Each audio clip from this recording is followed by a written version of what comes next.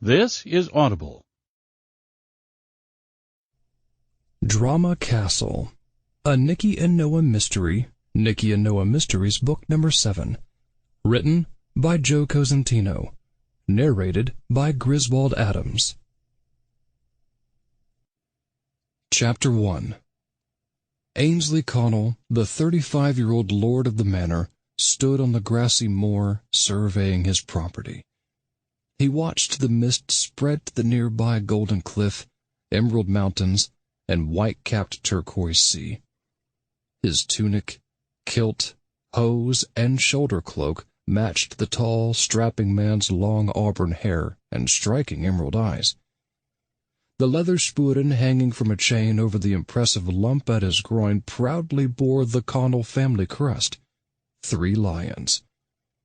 As he rested his size 10 leather brogue on a rock, Ainsley proudly gazed out at the ancient lighthouse, old abbey, and most importantly, Connell Castle standing majestically in the distance.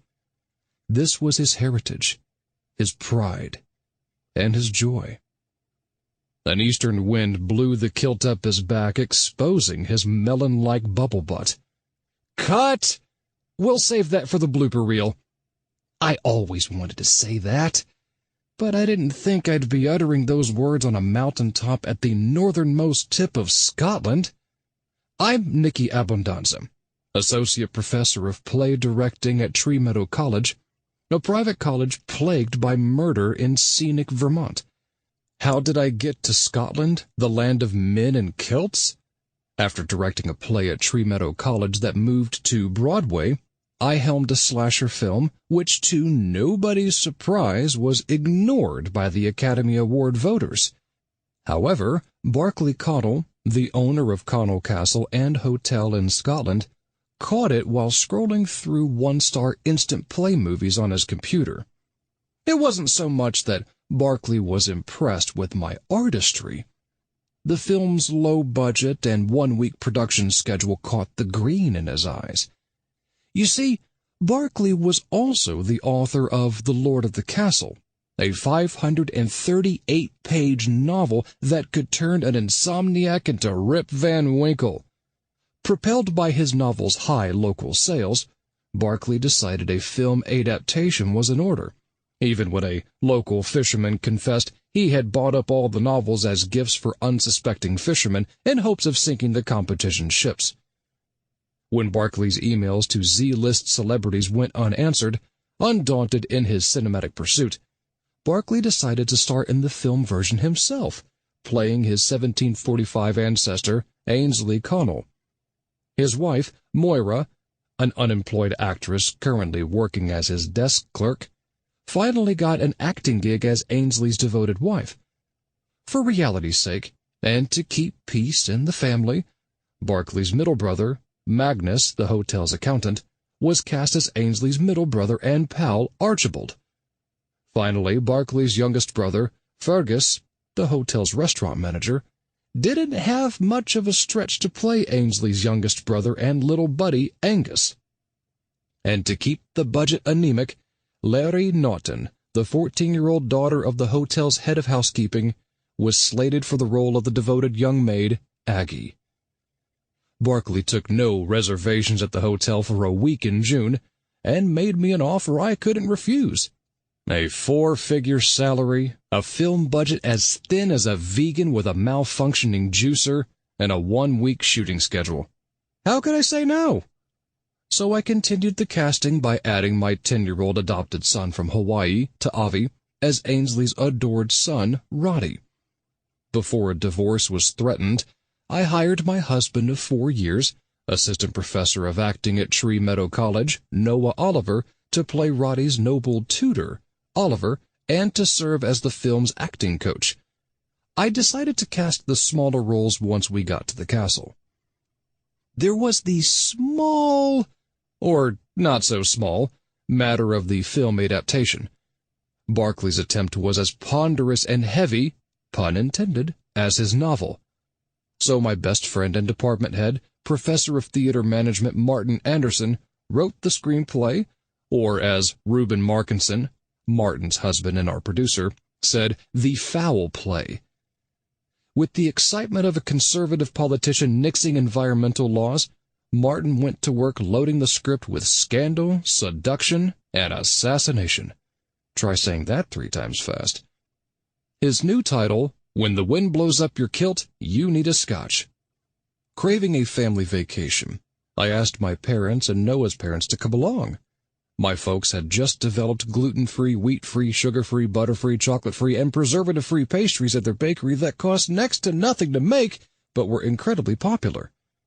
With their sudden windfall, like the Wizard of Oz, they didn't want to leave Kansas.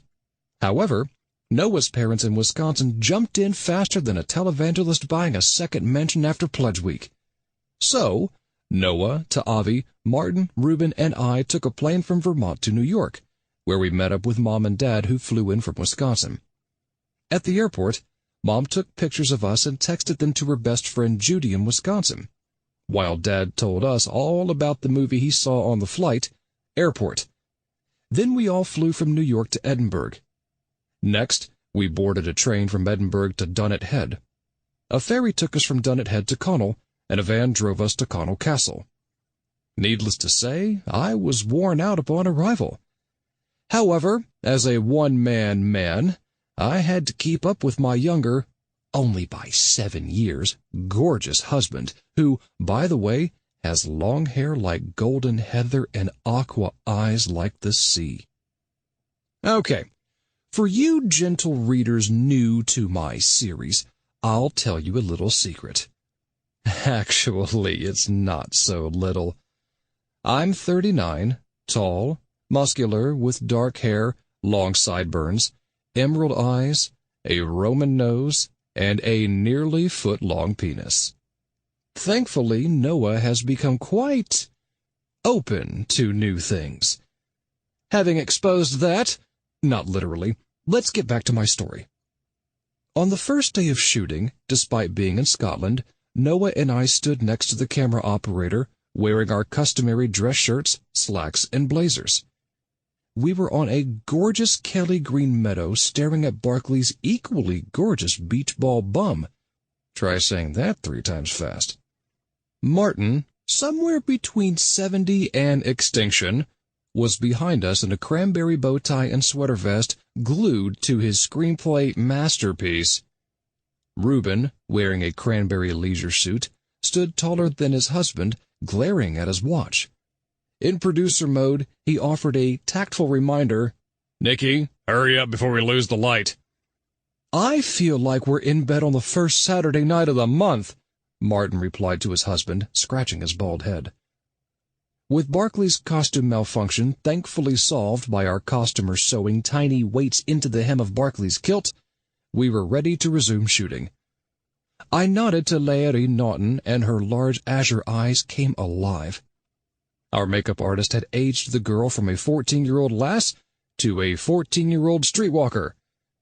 She was dressed in her maid's costume, a ruffled white blouse, scarlet vest and matching ankle-length skirt, chocolate-colored shawl, and leather gillies tied above the ankles. The girl excitedly took her mark next to Barclay on the cliff's edge. Roll sound, camera speed, slate, background action. I love saying that. Reuben ran a liver-spotted hand through his salt and pepper hair. "We can't afford background players in this film, Nicky. So move on. As the Scottish ancestor said, head down, arse up." As often as I say to Noah, "Action!" Barclay, as his ancestor Ainsley, ran his strong, thick hand through Larry's long golden hair. "Ye are a might pretty sight, lass." She giggled and ran away, beckoning him with her gaze to follow. Barclay obliged until his wife, Moira, as Fiona Connell, blocked his path. She was dressed in the same style as Larry. However, the wool in her outfit seemed more expensive. "So, you've been dipping your finger into the new batter, have you, Ainsley? And the maid's so thin she doesn't have enough room inside her for a rheumatic pain." Suddenly, the right side of Moira's face drooped. "Cut! Make up for Moira, Maureen." Try saying that 3 times fast. As a young actress, Moira Dunn had done some theater, television commercials, and daytime drama. When she hit 30, the work dried up. So she applied for a job at Connell Castle and became the desk clerk, and Mrs. Barclay Connell, mistress of Connell Castle. Making her comeback in our film at 36 caused the actress to employ an old acting trick, using an elastic headband to stretch her face up under a wig for a temporary facelift. However, when a tree branch caught on the wig, Moira's face fell faster than the economy after the Republicans' bank deregulation. Noah placed a reassuring hand on my shoulder. "The scene looks good, Nicky, and the countryside is gorgeous. Like you," I kissed his cheek. "And you did a great job coaching the amateur actors." I ran my hands through his velvety golden locks and smelled a field of strawberries. "Are you sorry we came to Scotland?" "I'm happy to be wherever you are." He hugged my neck. With her face now tauter than a rubber band around a politician's benefits package, Moira resumed her position. I said, "Let's pick up from where we left off for take 2. I called out my usual director's jargon. Barclay's face turned as red as his kilt. "Nonsense! Ye bums out the windy, Fiona!" He laughed wickedly. "And ye are the wee hen who never laid an egg, aren't ye, temptress?" He yanked on his wife's long auburn hair, and Maya blue eyes bulged out of her head. So did her hair extension. "Cut!" After Moira's hair was repaired, we moved on for take 3. Barclay shouted, "I know ye and me mittle brother have been laying heather down the fields, Fiona." She clutched the brooch at her chest. "Ye are all bummin' parsley, Ainsley." "That's like our classy American expression. You're full of dog duty." Magnus Connell, as Archibald Connell, came out from behind a boulder. Dressed in the same manner as his older brother, he tripped over his cloak. "Cut!" For take 4, Magnus stood between his brother and sister-in-law. Except for his wide nose and shorter height, you could hardly tell the two brothers apart. Barclay spit in his brother's face. "You've been laying with my wife." "No! All ye eggs are double-yolked, brother." That's Scottish for nutty as a fruitcake. No pun intended. I whispered to Noah, "Either you're a terrific acting coach, or Cain and Abel have some competition with the Connell brothers." Magnus yanked Barclay's spuden from its chain. "Ye are not fit to wear the family crest and rule the castle." The veins in his neck bulged. "Or to lay with a woman like Fiona." Barclay rushed Magnus and, thanks to Noah's fight choreography, wrestled him to the ground. The two men rolled over each other until they approached the lip of the cliff, where Magnus dangled Barclay over the edge, with a hidden platform we built beneath him. "Tatty's over the side, brother." "Lad, help me up," Barclay called out. Magnus laughed wickedly. "A clean shirt will do you, brother, as ye go to your grave." Horror filled Barclay's face. "I am doomed. They have thrown a stone at my door." Moira stood above her husband defiantly. "Ye are Black Donald's now, husband. To hell with you." "Cut!" Our boom microphone operator helped Barclay to his feet.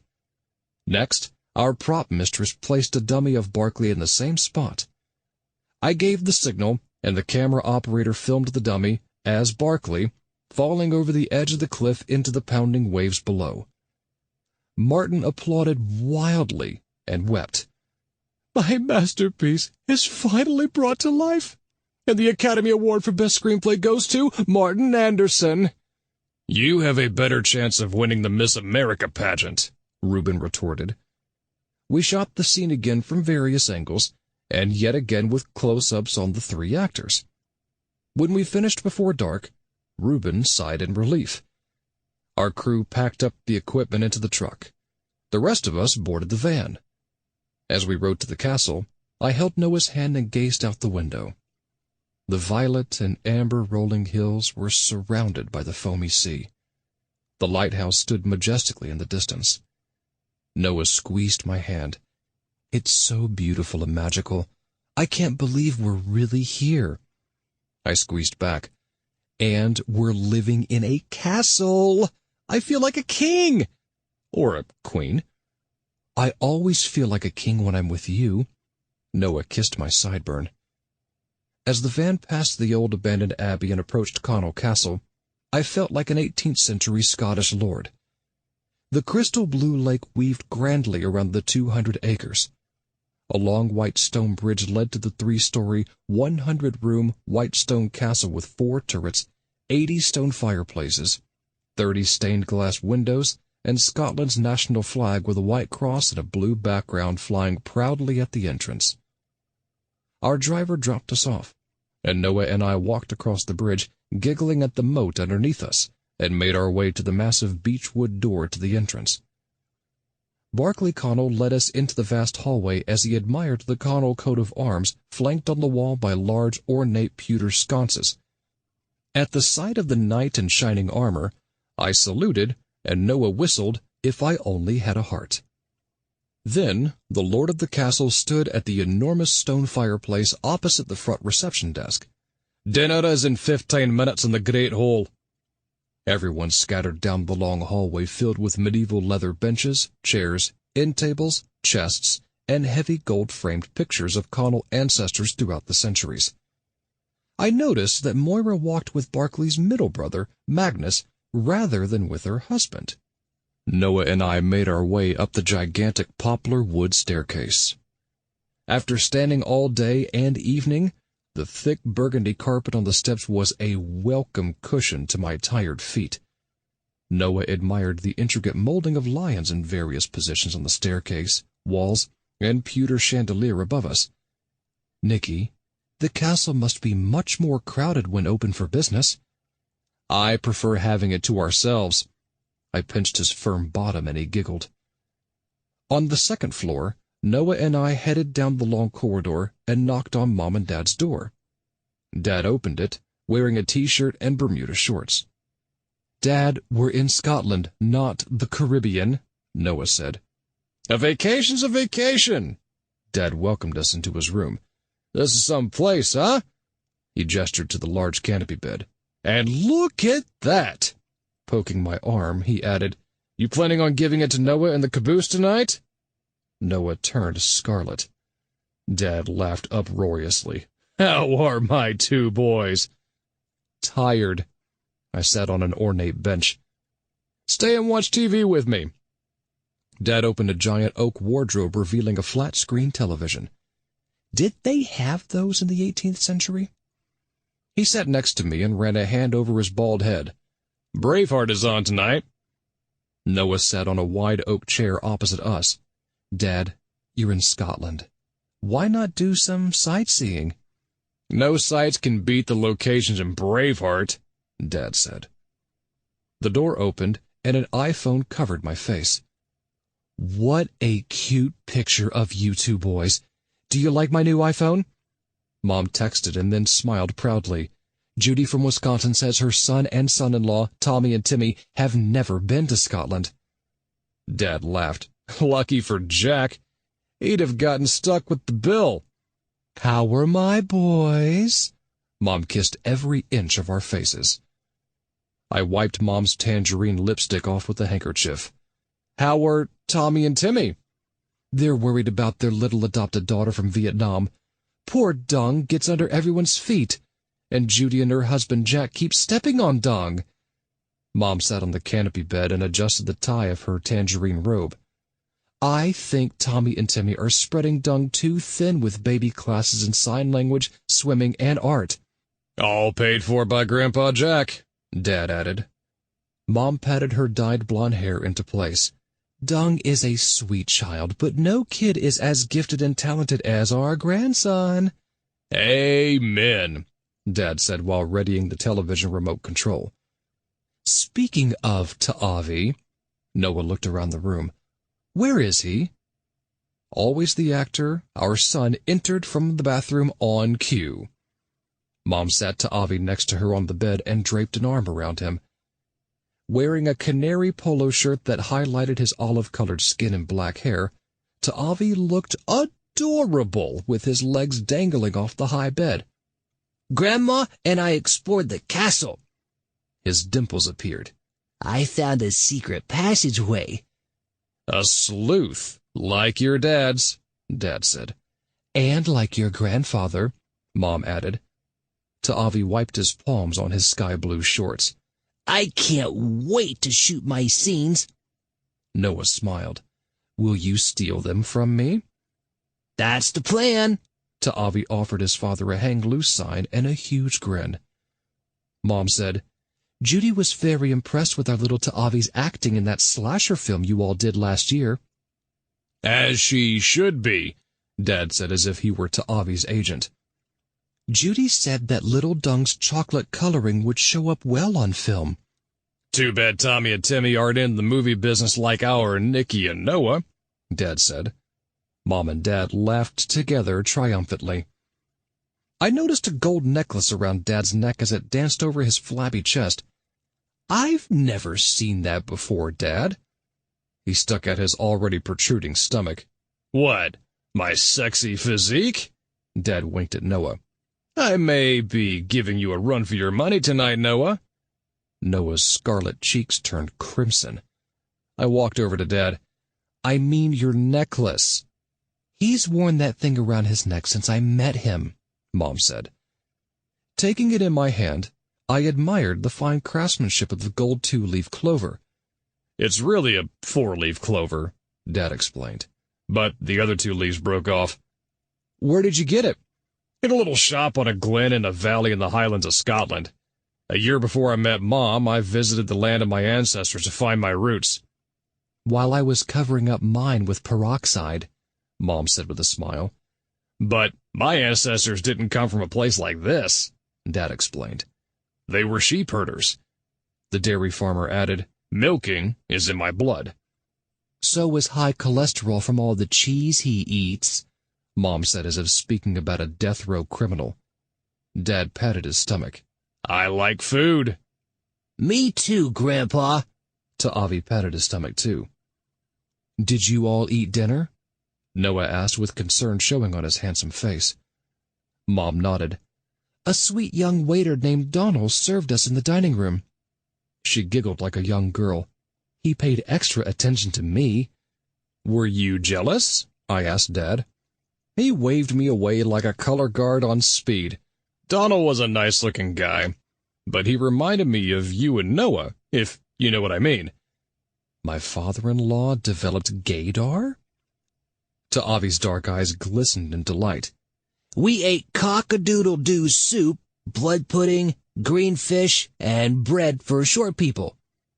As if a United Nations translator, Mom said, Ta'avi means cock-a-leaky soup. Okay, it's not what you're thinking.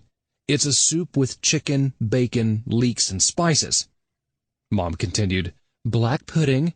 Get ready to be grossed out. It's pork fat, pork blood, oatmeal, and oat and barley groats. Scallops with cabbage and green apple sauce, and shortbread. I texted all my friends from school. I can't believe we're living in a real castle. Noah rose and took Ta'avi's hand. Let's get you into bed now, young man. Can't I stay up and watch a movie with Grandpa? Actors need their rest. I took Ta'avi's other hand. Mom, Dad, we'll see you both tomorrow. Mom took more pictures and then texted. Judy says even with her photo gallery full of dung, you are the most handsome family she knows. I blew a kiss to Mom, Noah, Ta'avi, and I said good night, and then walked to the next room. After Ta'avi changed into his t-shirt and boxers, he jumped into his high canopy bed. Noah placed the white silk sheet over him and sat on one side, while I rested on the other. The towering dark oak headboard hovered over him as if protecting our son from any harm. Are you happy we're here? I asked. Ta'avi nodded. Scotland is really cool, and I like being with you, Dad, Grandma, and Grandpa. Noah moved the hair off his forehead. And the movie? That's the best part. That's my son. Ta'avi smiled. Since it's my second film, will I get a raise? Special billing? That's definitely my son. Noah laughed and winked at me. "I'll speak to your agent." I started to rise, but Ta'avi pulled my arm. Pop, this week? Be careful. "What do you mean?" I asked. He sounded more like a 20-year-old than a 10-year-old. You know what happens every time you direct a show. Noah kissed his forehead. "Nothing bad will happen with the three of us together." If it does, can I help you investigate? Ta'avi asked like a second-string baseball player begging to leave the bench. "We're here to make a movie and have a vacation." I kissed his cheek. "Get some sleep. If you need anything while we're downstairs, Grandpa and Grandma are right next door." When will you be back? Ta'avi asked like a Dickens character left in the coal bin. I stood. "In about an hour." Noah rose. "And then we'll be in the adjoining room through that door. But we will check in on you when we get upstairs."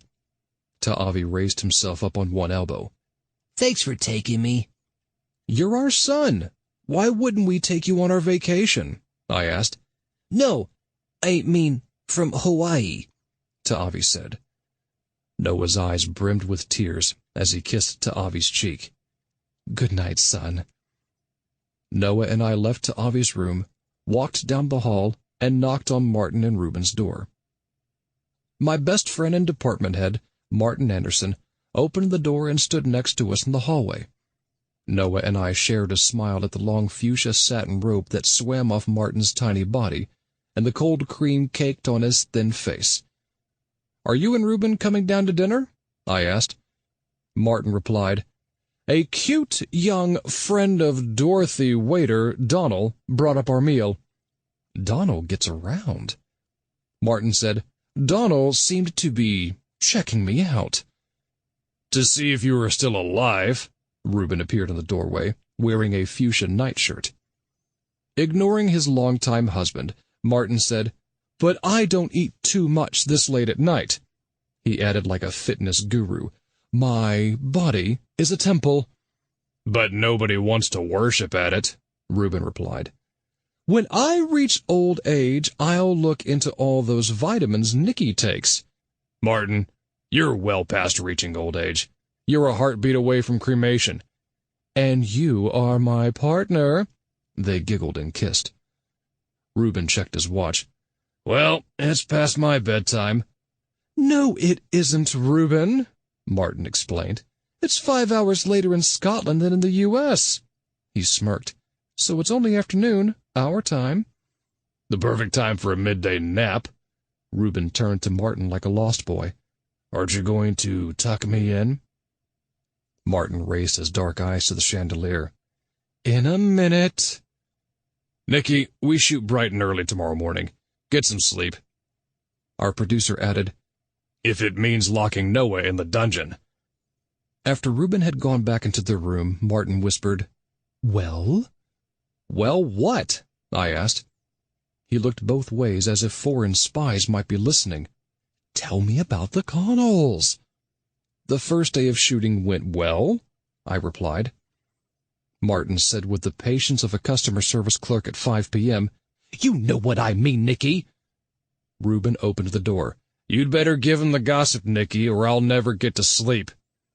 After Reuben closed the door, I said, "You may have ESP, Martin." "What do you mean?" He turned to Noah. "What does he mean?" Noah explained, "As in your film adaptation of Barclay Connell's novel with Ainsley and Fiona, there seems to be some strain in Barclay and Moira's marriage." "I knew it!" Martin jumped up and down like a rabbit in a minefield. "Down on her luck, actress Moira Dunn married the eldest Connell brother to be mistress of Connell Castle, but her untrue blue eyes are on macho middle brother Moneyman Magnus.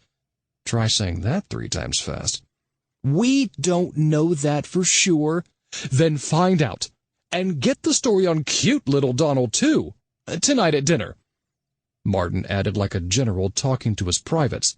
No pun intended. "Find out who's getting made in the Misty Moors, and report back." Having been given our assignments, Noah and I wished Martin pleasant dreams, and then we headed down the stairs to the great hall. The gigantic room was crowned by an enormous bronze chandelier hovering over numerous large wooden tables.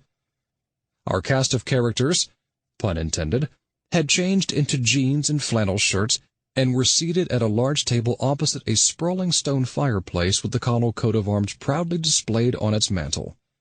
Noah and I took the 2 empty chairs at one end.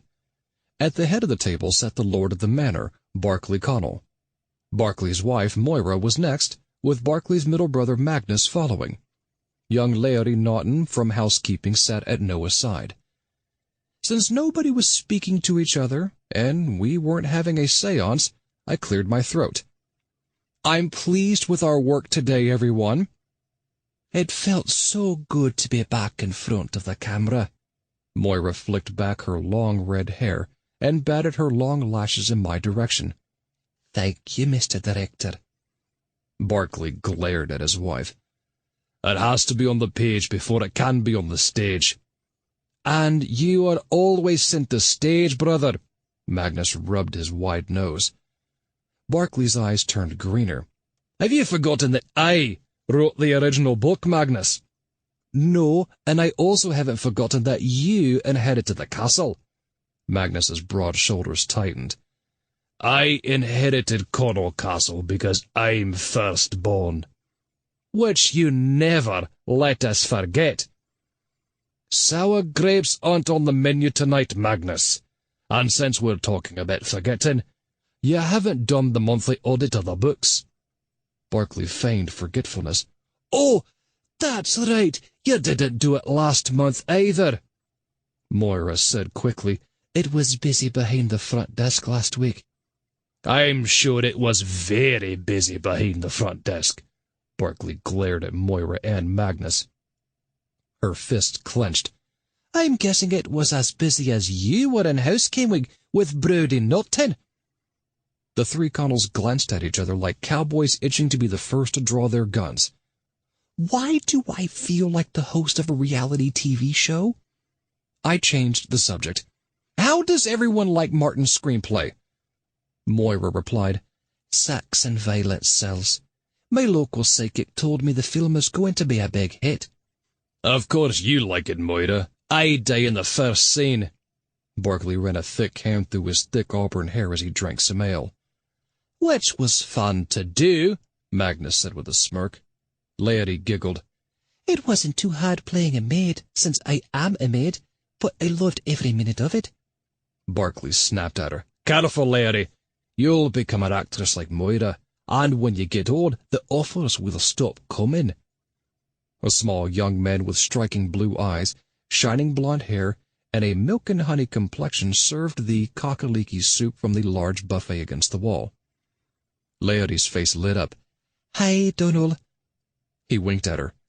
"I'm honored to serve such a famous actress."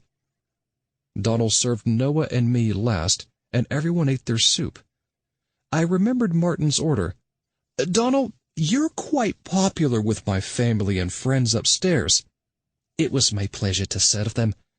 The square-shouldered young waiter, appropriately wearing a white shirt and black pants, offered a firm handshake to Noah and me. "I'm Donald Blair." "Nicky Abundanza." "And Nicky's husband and colleague, Noah Oliver." "Donald's my friend," Larry said. "Then he must be a good man," Noah replied. "Larry, what are you doing up so late?" A tall, handsome man with long blonde hair and a matching beard entered and stood above the girl. Donald replied, "Larry just returned from a film shoot on the moors." "This is between my daughter and me, Donald," he said. "Dad, Donald was just—" "I know what Donald was doing, and I should stick to serving the soup." "Larry has to eat dinner, Brodie," Donald replied. "She's my daughter. I'll decide when she needs to eat," Brodie said. Donald's eyes filled with tears. "I was just trying to help." "Don't!" Donald hurried out of the room. Is that regret in Brodie's blue eyes? Barclay picked up his soup bowl to drink the last few drops, and then wiped his mouth with his sleeve. "You gave your permission for Larry to be in the movie, Brodie." "I gave my permission for a lot of things that I later regretted, Barclay." I know the feeling, Barkley sneered at him. Magnus and Moira shared a telling glance. Barkley asked Brody, "Don't you have housekeeping duties to do?" Brody replied, "I want to make sure Larry is all right." Larry rose. "Dad, it was so amazing being in the movie." His face softened. "I'm glad, honey." "After I finish dinner, I'll come up and tell you all about it." Brody placed a gentle hand on his daughter's cheek. "Sure, honey." Barkley said, "Now go back to cleaning the sheets, Brody, or whatever you were doing." Larry's eyes thinned. "There's no reason to be rude. My father was concerned about me." "Watch your tongue, lass." Brody's nostrils flared. "Don't talk to my daughter like that, Barkley. This is my castle. I'll speak however I like." Donald entered with the next course. Brody said, "Donald, I'm busy. I have to serve dinner." Donald rushed past him. Brody growled and then stormed out. Barkley rose. "Leave it alone, Barkley," Moira said. "I left it alone a long time ago." Barkley sat and lifted his fork. "Let's eat and go to bed." Magnus smiled devilishly at Moira. "That sounds good to me." "I'm not surprised," Barkley said. After I finished dinner, I swallowed my vitamins with a sip of ale. Larry pointed to one of them. "What's that one?" "Milk thistle. I read somewhere that it's supposed to be good for your liver." Ironic that I just drank it with alcohol. After dinner, Noah and I climbed the long staircase, checked in on Avi, who was sleeping soundly, and went to our room. We stripped to our T-shirts and shorts faster than a priest meeting an altar boy in the church supply closet. Then we leapt, literally, into the enormous bed and rested our backs on the tall oak headboard. I wrapped my arm around Noah's smooth shoulder, and we shared a strawberry-scented kiss. Then I said, "Avi was right. Blood pudding was on the castle menu tonight." Noah kissed the cleft in my chin and then rested his head on my chest. "The Connells certainly aren't one big happy family." I said, "I think Moira is cheating on Barkley with his brother Magnus. And did you see the sexual tension between Barkley and Brody from housekeeping? It was as palpable as the tension between Brody and Donald, the waiter." "True. I'd like to cast Brody as Prince Bruce in our movie, and Donald as older Roddy." Speaking of our cast of characters, where was the youngest brother, the restaurant manager, Fergus? Barkley said Fergus is engaged to one of the waiters.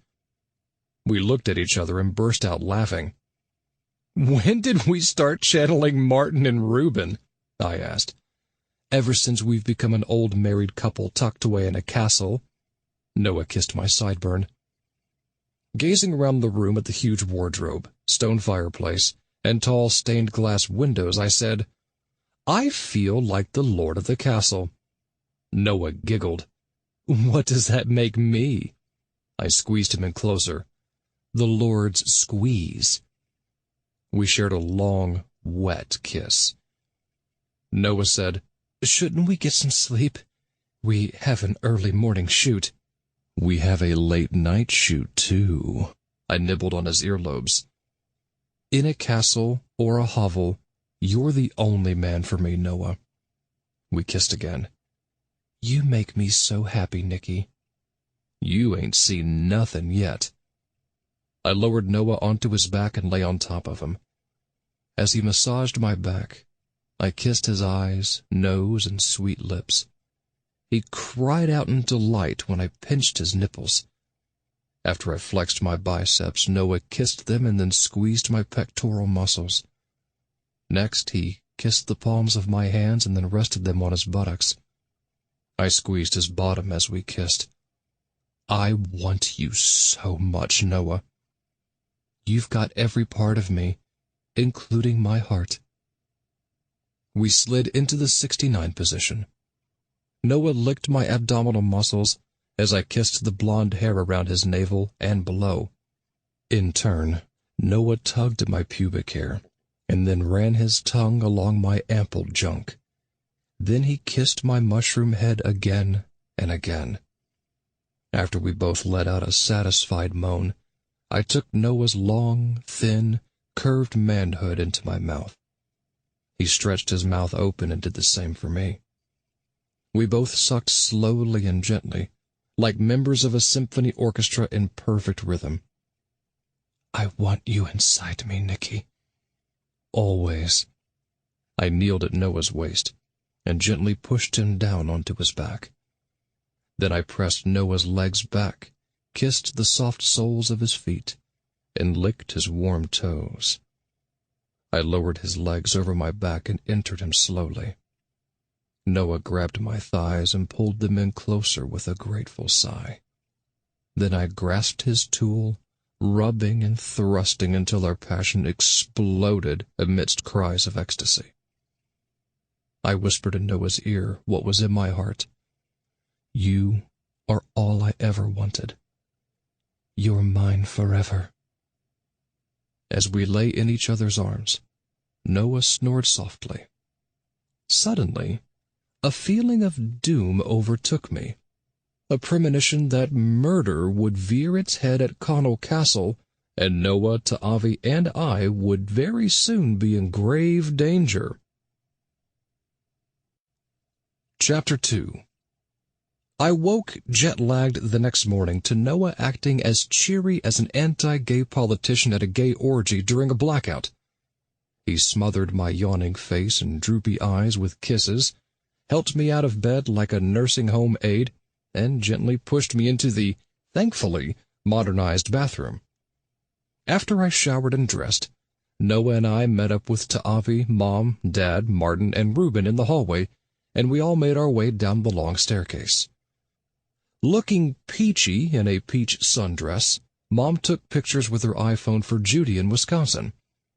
After nearly tripping while texting, she said, "Judy wishes Tommy and Timmy would take her to a fancy place like this."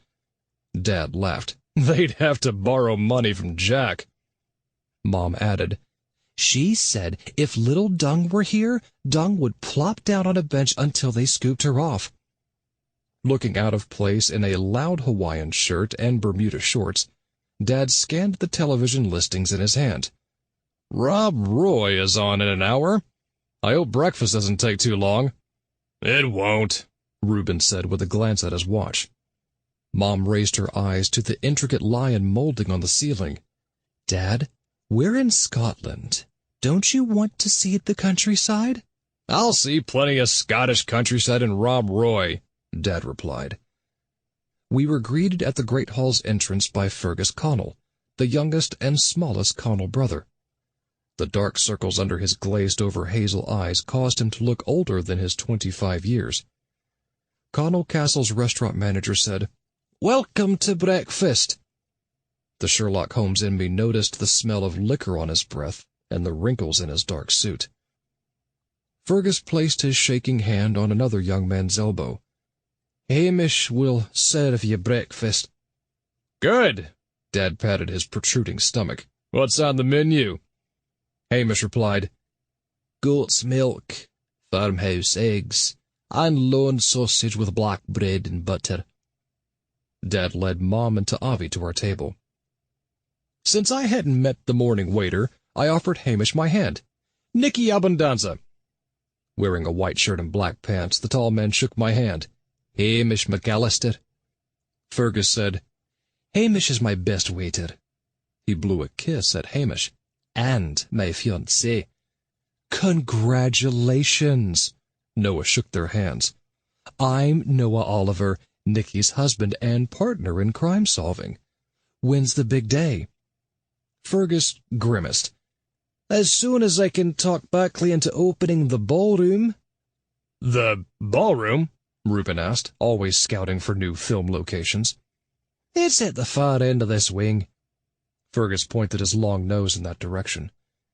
Hamish explained, "I have my heart set on us marrying there, but due to its immense size and antique furnishings, Buckley keeps it locked." "And it will stay locked." Barclay entered looking like the laird of the castle in a turquoise dress shirt, black vest, and black dress slacks. Like my father who ran Connell Castle before him, my brother is somewhat of a skinflint, Fergus said. Barclay stared down his youngest brother. With the drop in hotel revenues, we can't afford to waste money on frivolity. Fergus's temper flared as red as his hair. I didn't realize my wedding was a frivolity. Well, now you know, Barclay said.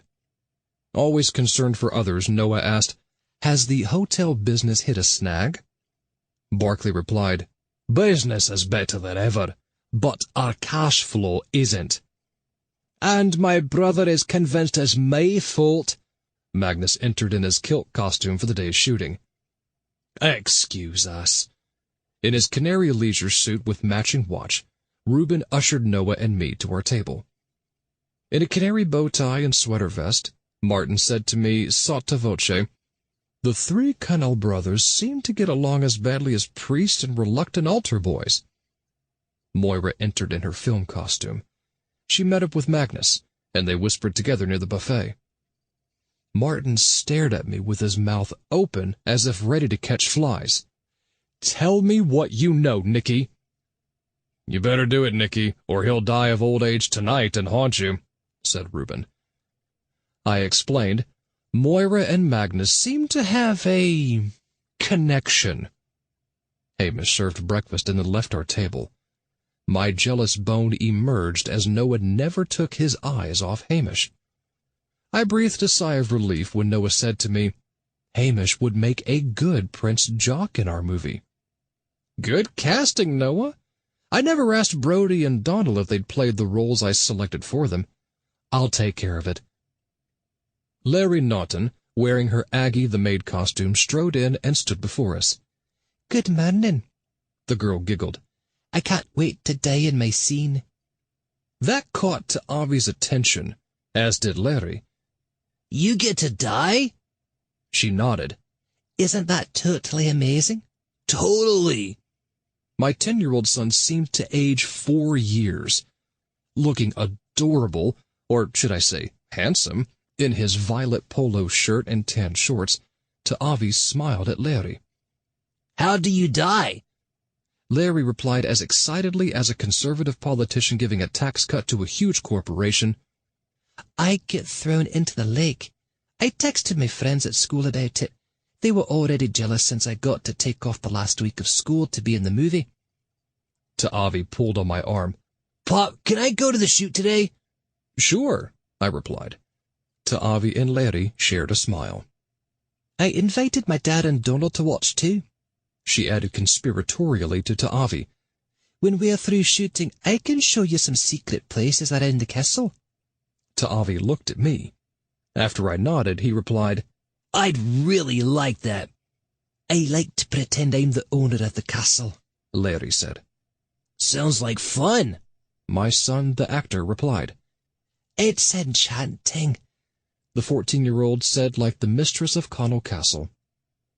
Noah poked at Avi's shoulder. You can write that word on your vocabulary pad for us to go over tonight before bed.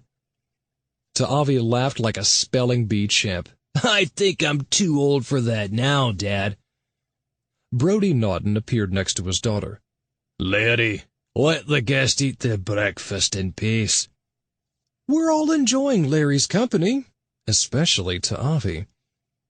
Upon seeing him, Mom asked the head of housekeeping, Brody, when you get a moment, can I have a second pillow? Noah did a double take. You never slept with 2 pillows. Mom replied, and I don't want to now. The pillow is to put over your father's face when he snores. Hey, I don't snore, Dad said, seeming offended. Mom laughed. Right, and I don't take pictures. Fergus joined us. Brody, is there a reason why you aren't in housekeeping? I was looking after my daughter, Brody replied. You looked. Now, scurry off. The restaurant manager gestured to the door. Brody glared down at Fergus. I can be with whomever I like. Fergus snickered. That theory didn't work out so well with Barclay now, did it? One day you, or one of your brothers, will push me too far, Brody said. Larry glared at Fergus. Then she kissed her father's cheek. I'm fine, Dad. Why don't you visit with Donald? He's off this morning. Fergus smirked. I wonder why you would be visiting Donald. Donald's our friend, Larry said. You make trouble for Donald, Fergus, and you'll answer to me. Brodie stormed off. Larry followed him. The Connells aren't with your anger, Dad. They're self-centered bullies, the lot of them. As Hamish replenished our drinks, his chestnut-colored hair flew in various directions, but his umber eyes were focused on his fiancée. Fergus, don't you think you were a bit hard on Brodie? Fergus pulled back his shoulders. Actually, I don't. Now, do you have any other questions for him, Hamish, or are you ready to focus on our other guests? Hamish gasped, and then rushed off with Fergus following him. Martin looked as if his appendix would burst. Do you think there is something going on romantically between Barclay and Brodie, or Brodie and Donald? I shrugged. Well, find out! Martin finished his hot cocoa. I swallowed my vitamins, minerals, and milk thistle with, appropriately, a glass of milk and braced myself for the day's shooting. We all headed out of the great hall and walked through the long hallway. Once outside, we crossed the stone bridge and boarded the van. All, that is, except Dad, who had an appointment with Rob Roy, and Mom, who ventured out to the Abbey, iPhone in hand, to take pictures for Judy in Wisconsin. The crew members left first in a truck with the equipment, and our van followed. Larry and Ta'avi sat together in the back of the van, sharing their passion for popular movies with special effects that gave me motion sickness. Magnus and his sister-in-law, Moira, sat next to them, running their lines for the upcoming scene, and sharing furtive glances. The youngest Connell brother, Fergus, was in the middle section of the van whispering with his fiancée, Hamish, the morning waiter. Sitting in front of them, I couldn't help overhearing their conversation. Since I stretched my neck backwards and tilted my ear in their direction. What time did you get back last night? Hamish asked. Not too late, Fergus replied. I woke at 3 a.m. and you weren't there, Fergus. Are you keeping tabs on me? To be honest, I am. Then stop. No, you stop, Fergus. Stop behaving like a spoiled teenager. Hamish, if my brother wasn't so stingy, there wouldn't be a problem, Fergus said. You can't blame everything on Barclay, his fiancée replied. Aye, I can, and I do. Next to them sat Brodie, the head of housekeeping, and Donald, the evening waiter. I'm looking forward to watching Larry's scene, Donald said. It's all she's talked about for weeks, Brodie groaned. I hope she doesn't lose her job at the castle. She won't. Larry's a good worker. But Barclay isn't a good boss. You would know more about Barclay than I, Brodie. Are you ever going to stop throwing ancient history with Barclay and me in my face? Obviously hurt, Donald blurted out, I don't blame Fenella for leaving you when Larry was a girl. I don't blame everyone else for leaving you too. My parents didn't choose to leave me, and you know it. They died in that plane crash 3 years ago. And Barclay didn't leave me either. We weren't a couple. I wouldn't want to be with anyone, but... Brodie looked away. Donald bit his lip. I'm sorry. Brodie softened. I'm sorry too. Maybe someday somebody won't leave you? He smiled. If you let him in. In the front row, Martin, Reuben, and Noah sat to my left, deeply immersed in their conversation about the subtext of the screenplay. According to Martin, the battles between the Connell family members in the script are symbolic of the Anglo-Scottish Wars. I turned to Barclay on my right. His broad shoulders were squeezed in between mine and the side of the van. You've been a good sport about the screen adaptation veering a bit from your novel. A bit? That's like saying Moira's a bit starstruck. As we drove on the steep cliff, Barclay stared out the window at the azure sky, rendezvousing with the cerulean sea. How did you lose your parents? They died in a car accident off this cliff a year ago. I'm sorry. His voice cracked. Kendrick, and Amelia Connell. They're in the Connell graveyard on my property. I admire you for keeping Connell Castle all in the family. His handsome face hardened. You have an expression in the States. If you want something done right, you'd better do it yourself. That pretty much sums up the worth of Magnus, Moira, and Fergus at Connell Castle. Barclay folded his strong arms across his wide chest. My father knew what he was doing when he left Connell Castle to me. Do you and Moira have children? Moira doesn't want children. Your staff must be of help to you. Donal is focused on Brodie. Larry is focused on play pretend. Barclay's biceps pressed against his shirt. And Brodie is focused on trying to get into my bed. We're here! Reuben rushed us out of the van to an iridescent lake surrounded by a hunter-green meadow. As the crew set up the lights, camera, and boom microphone, Noah worked with the three actors on their actions, objectives, and emotional beats. At the same time, our wardrobe mistress checked the actors' costumes, and our makeup woman applied the makeup. I stood under the shade of a sprawling old oak tree with Ta'avi, Martin, and Reuben. Martin squinted up at the golden sun rays bathing the area. Thank goodness for this tree. I wouldn't want the sun to wrinkle my skin. Says the prune who thinks he's still a plum, Reuben said. To the next prune in the jar, Martin retorted. Ignoring his husband, Reuben took in a deep breath. Thank goodness the weather is perfect again today. Yes, what a romantic spot. Martin took Reuben's hand. Bending back Martin's hand to check his watch, Reuben asked, When will you start shooting, Nicky? As soon as the DP gives me the high sign, I replied. With his own romantic notions stifled, Martin whispered in my ear, Maybe you should welcome our visitors to the set, Nicky. Find out which Scot is girding his loins and lifting his kilt for which other Scot. I bent down to Ta'avi. Will you be all right here with Martin and Reuben? Of course he will. Martin pushed me away. We adore this child. Then he turned to Ta'avi. Now go play with the camera operator. Mesmerized as usual by the movie equipment, Ta'avi helped our director of photography and camera operator set up the shots for our upcoming scene. I headed over to a large rock where the visitor stood and said to Brodie Naughton, Your coming means a great deal to Larry. The head of housekeeping scratched at his blond beard.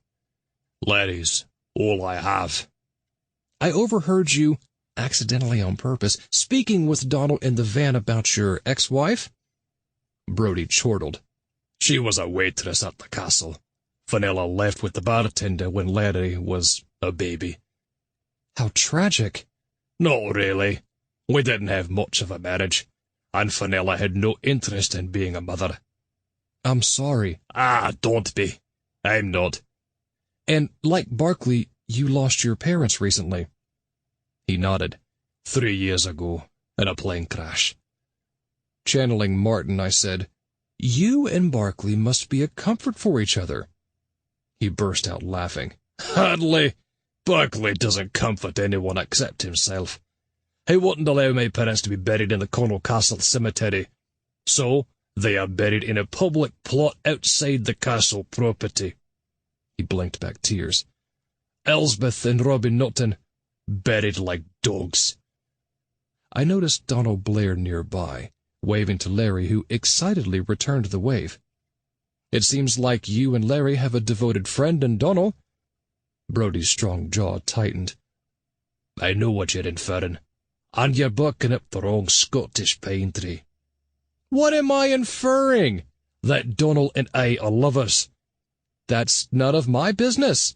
You're right. But since you have so many questions about Barclay, Donald, and me, I'll give you an answer. A man can't love another man. Are Noah and I goldfish? As my father said, 2 men can have a sexual release, but love, no. My husband and I disagree with you. So do Martin and Reuben, who have been together for 40 years of squabbling, having raised 2 grown daughters. Brodie rubbed his thick neck. That's how I was brought up. In honor of my parents, I aim to stick by that. We love who we love, just like your parents did. Would they want you to be alone? Nobody loves me. Maybe you need to give others a chance. I glanced over at the sun lighting Donald's hair a burst of gold. It's never too late to see the light, Brody. Reuben called for quiet, and I led a rehearsal of our scene. When I was satisfied with the acting and technical elements, I stood behind the camera operator and called out, "Lights! Roll sound! Camera! Slate! Action!" I really loved doing that. Moira as Fiona and Magnus as her brother-in-law Archibald kissed on the meadow. When they parted, the large brooch at her chest caught on Magnus's tunic. Cut! As our costumers separated them, I glanced over to the viewers on the rock and noticed Barkley gritting his teeth. When everyone was ready for take two, the couple, having thrown Barkley, Ainsley, off the cliff into the sea in the previous scene, fantasized about being Laird and Lady of Connell Castle. Larry, as Aggie the maid, entered the shot. "I were watching ye, and I saw what ye two did to the lad." Magnus winced. "Don't be a wee clyte, lassie." "I'll tattle all right. Try and stop me." Magnus moved toward her. Moira held him back by grabbing his Spuden chain. When he wriggled free, the chain snapped into his groin. "Ah!" Cut! While Magnus regrouped, literally, in his kilt, I scanned the guests again and noticed Brodie Naughton shooting dagger eyes at Barkley Connell. When we shot again, Larry cried out, "Because I loved the master." Moira laughed wickedly, and the left side of her face fell. Cut! When Moira was pulled up tighter than a woman's girdle on the first date, in take 4, Moira called out to Larry, "A pretty young face like yours suits the dishcloth, lassie. Stay there." Larry, quite the little actress with tears brimming in her eyes and her face filled with pain, cried out, "I won't. I'll tell everyone what you did." "I'll scalp your wee behind." Moira held Magnus's strong arm. "She's just up to Heido. I'll bring her down a peg." The older woman took a few more steps toward Larry. Since Moira's tight face was incapable of registering an emotion, the actress squinted her eyes and racked her body to portray her rage and venom. Larry screamed as Moira wrapped her hands around the girl's throat. "I've always hated you, you old witch! To the lock with you!" A la Dynasty, the two women wrestled at the water's edge. Then Moira threw Larry into the lake and held the girl's head under the water. Either they're both terrific actresses or they despise each other. Cut! A crew member helped Larry out of the water. As the onlookers applauded, Larry stood on the meadow with water dripping from her long blonde hair, blouse, vest, shawl, and skirt. She bowed deeply, enjoying the accolades. Avi called out, "Bravo!" Larry blew him a kiss. Noah appeared at my side. "We created another young drama monster, Noah, and we wouldn't have it any other way." We shared a quick kiss. After our costumer dried off Larry, we repeated the scene in close-up on Magnus, and then Moira, and finally on Larry. By the end of the shooting, Larry was waterlogged but ecstatic. She ran toward her father, who enveloped her in a huge hug. She embraced Donald next. Noticing Barkley wasn't with the other onlookers, I searched around the vicinity and couldn't spot the laird of the castle. As it was afternoon, I called for lunch. The crew packed the equipment into the truck as the actors and spectators headed to the van. I peered over the cliff into the sea, where I spotted Barkley Connell's lifeless body on the rocks. A scotch on the rocks. Chapter 3. An hour later, we were all in a castle sitting room with huge windows overlooking a running brook dancing through the meadow. Noah, Avi, Martin, Reuben, and I rested on a circular red velvet window seat housed inside a turret. To our right, Moira Connell and her brother-in-law, Magnus Connell, occupied a medieval-style carved oak bench. To our left, head of housekeeping Brodie Naughton, his daughter Larry, and the evening waiter Donald Blair sat on a long leather sofa. Next to them, youngest brother Fergus Connell and his fiancée and morning waiter Hamish McAllister were perched on tall oak chairs. A brawny man of about 30 years old with russet hair and matching eyes stood in front of the enormous stone fireplace at the center of the room. His dark suit was a size too small, his shoes were scuffed, and his hair was unkempt. "I am Chief Inspector Lennox Fraser of the Police Service of Scotland." A tall, rail-thin young man with carrot hair and high cheekbones stood next to him in a suit that hung off his body. "Since some of you are from the States, I'll tell you that the Chief Inspector is very high up on the ladder here. Not as high as Chief Constable Webster, but very high indeed." He looked at Fraser adoringly. "And the Chief Constable is quite anxious for me to solve this case quickly." Fraser motioned toward the younger man. Inspector Stewart will be assisting me with the investigation." "Which is my pleasure." Owen blushed. "It's not my pleasure that Mr. Connell is deceased. It is my pleasure to assist Lennox, that is, the Chief Inspector." Fraser turned toward Moira. "Our condolences for your loss, Mrs. Connell." Moira looked about as upset as a lottery winner. "Thank you, Chief Inspector." Fraser nodded. Inspector Stewart and I interviewed and released the film crew. Given the unfortunate circumstances, I assume you will end production of your movie." Martin clutched at his chest, and Reuben groaned.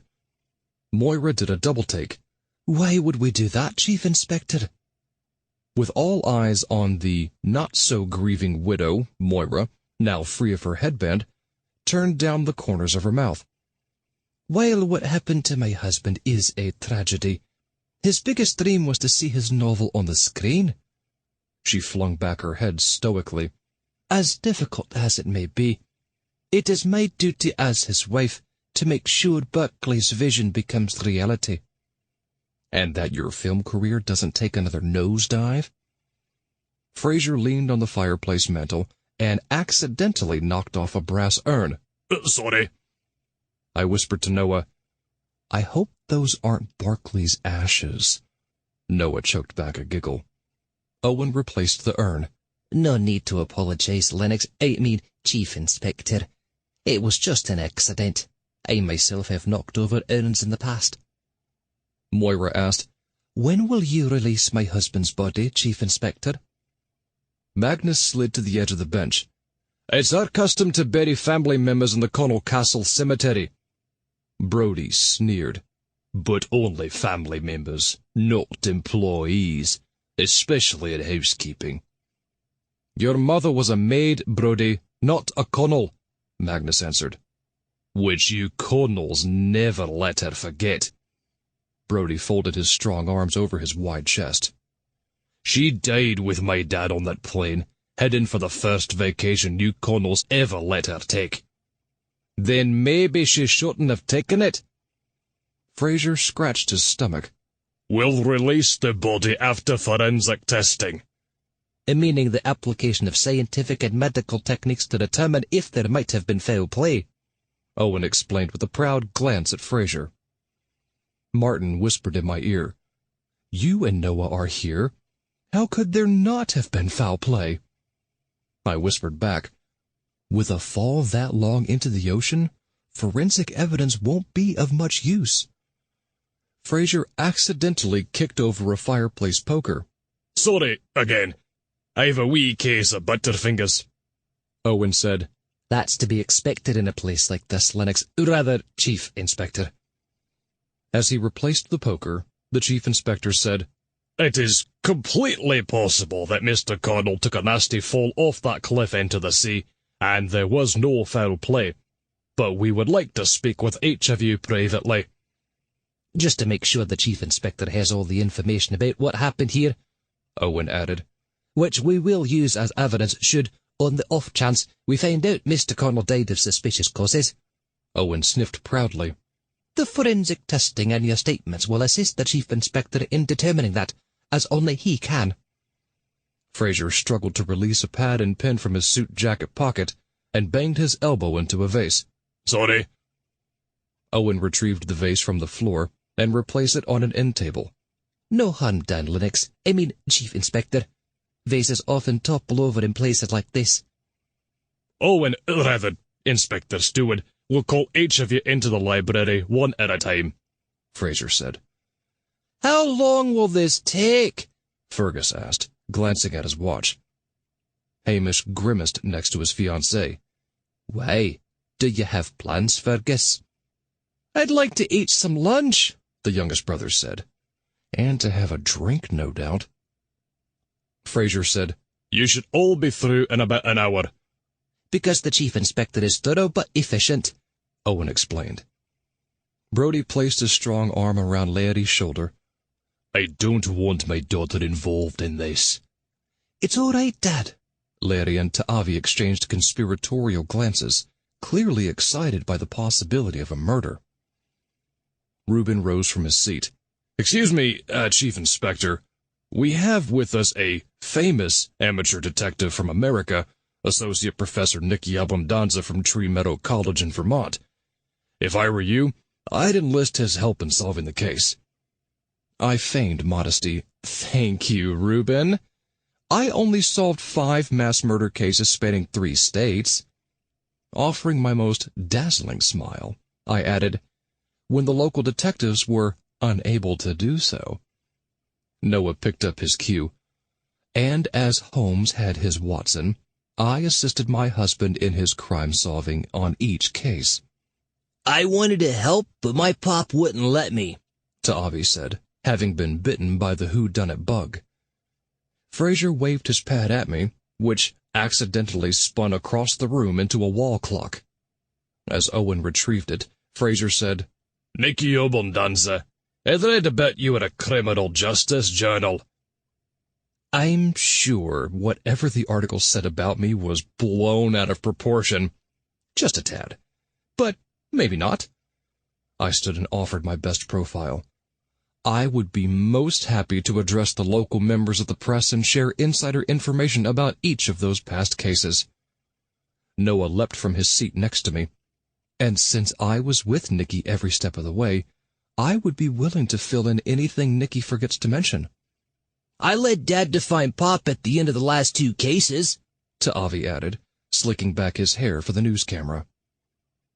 Unleashing a row of yellow teeth, Fraser replied, We don't have press at the northern tip of Scotland, but I would be honored if you'd joined me in the interviews, Professor Abundanza.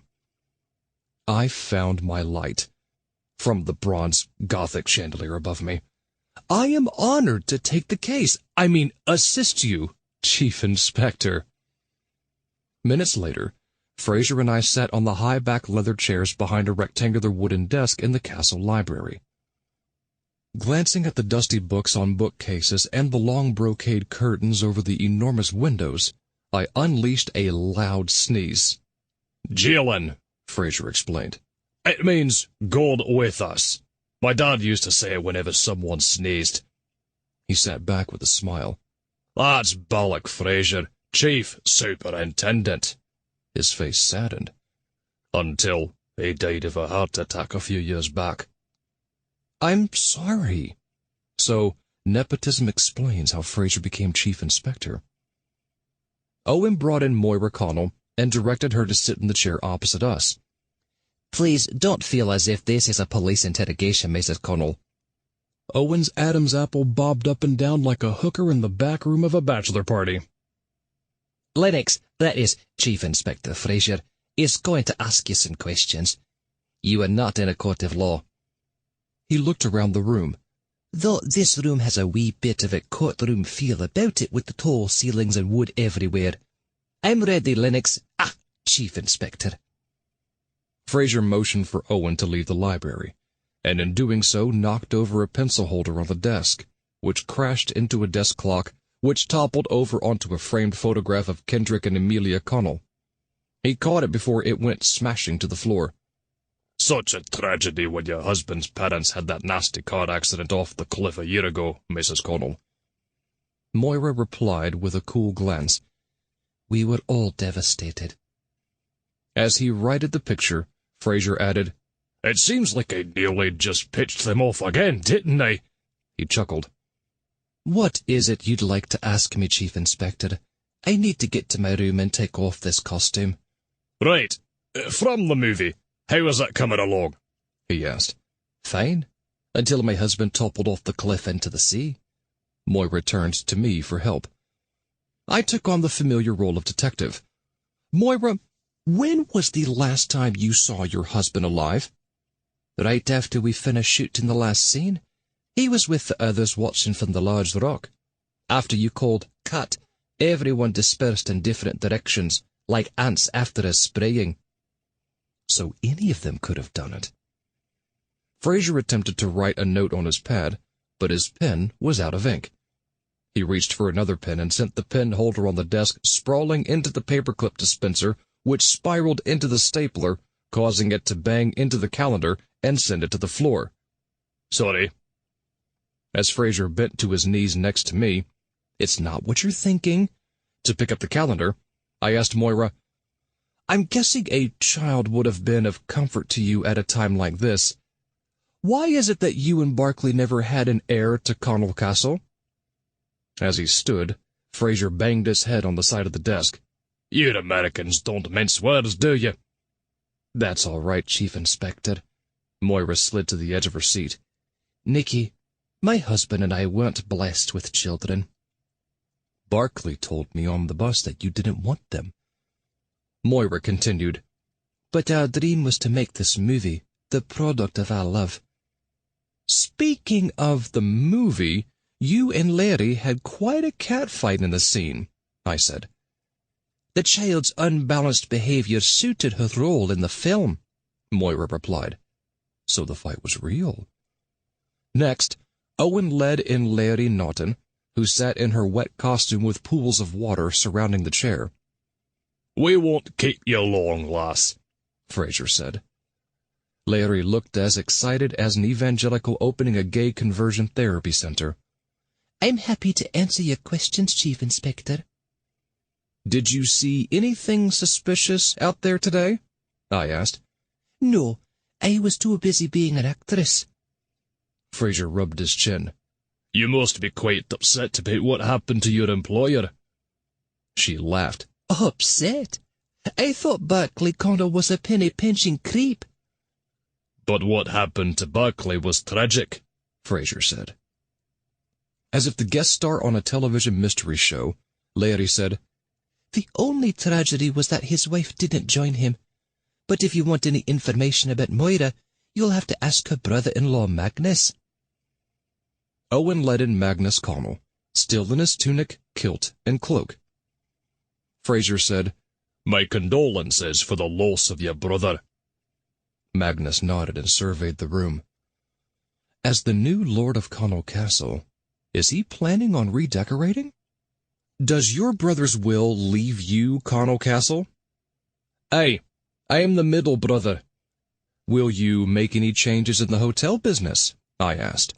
Aye, I'll be the owner instead of Barclay. Magnus, did you see where your brother went after you finished acting in your scene? Fraser asked. The accountant shook his head, and shafts of red surrounded his face like flames. My brother liked to stroll around his property and play the laird of the land, rubbing it in my face, and in Fergus's too. But did you rub out Barclay? Next was youngest brother Fergus, who aimed his long nose at Fraser. I hope this won't take long. I'm famished. And by the look of your shaking hands in need of a drink. Before his death, your brother wasn't too happy with you, was he? My brother wasn't happy with anyone. Are you saying you believe Barclay jumped off that cliff? Fraser inadvertently wrote on his hand instead of the pad. Fergus looked up at the medieval chandelier. Only Barclay would know of that, and he's gone. Do you have any idea what happened to your brother? Fraser accidentally rubbed ink onto his thick thumb. The restaurant manager scratched his thick hair. Berkeley wasn't happy lately. He and Moira weren't getting along, and there was some problem between him and Brodie. About housekeeping? Fraser asked. The bags under Fergus's eyes bounced like pillows in a pillow fight. You'll have to ask Brodie. Brodie Naughton sat before us, tugging at his long beard. Fraser asked, Was there a problem between you and Berkeley Connell? Brodie's blue eyes turned to blue lines. Berkeley wasn't very kind to his staff. He saw only the faults in others, including his family and friends. Fraser leaned back in his chair. As it started to tumble backwards, I caught it. Thank you, Professor. Getting his bearings, Fraser asked Brodie, What did you have against Berkeley? It's not a secret. Brodie's strong jaw clenched. My mother, Elspeth Naughton, worked at the castle in housekeeping. My dad, Robbie, was caretaker. Fraser smiled. A big place like this requires a large staff. Most people who live at the tip in Cornwall work at the castle. My mother was bookkeeper until she passed a year ago. Brodie nodded. I know, and like Kendrick Connell, his son Berkeley worked the staff extremely hard. Aye, I remember my mother keeping long hours in the office. Fraser rested an elbow on the arm of his chair, which slid off, causing his side to bang into the chair and his pen to fall out of his hand. Leaning down to retrieve it, he banged his head on the desk again. Sorry. My folks were good people, like yours, and Berkeley refused to bury them in the castle cemetery. Fraser replied, Since my dad was chief superintendent, both of my parents were buried in the inspector's lot. Can we get back to the investigation? Fraser added with a proud grin, My dad taught me everything he knew. He turned over a page of his notepad and banged his wrist on the desk. Sorry. I wonder if his dad taught him coordination. Brodie, in the van on the way to the shoot, Barkley told me that you and he had a personal relationship. Fraser's wide jaw dropped. You and Berkeley got it on, Brodie? I mean, Mr. Naughton, you and the eldest Mr. Connell were intimate? Brodie looked out the window. It was a huge mistake. He glared at me. Something I'd like never to be reminded of again. By killing Barkley? The remaining interviews were uneventful, except for when Martin asked Fraser if Owen is in love with him.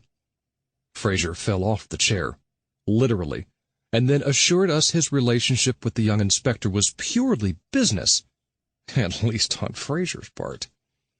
After the inspectors left, Fergus seated us all in the great hall, where Hamish served lunch. Noah and I again shared our table with Ta'avi, Mom, Dad, Martin, and Reuben. Dressed in another loud Hawaiian shirt and Bermuda shorts, Dad was first to dig into his pie. Hey, Hamish, this is terrific. What's in it? Standing at our table, Hamish's button nose turned red. Pieces of steak, carrots, mushroom, tomato paste, and spices.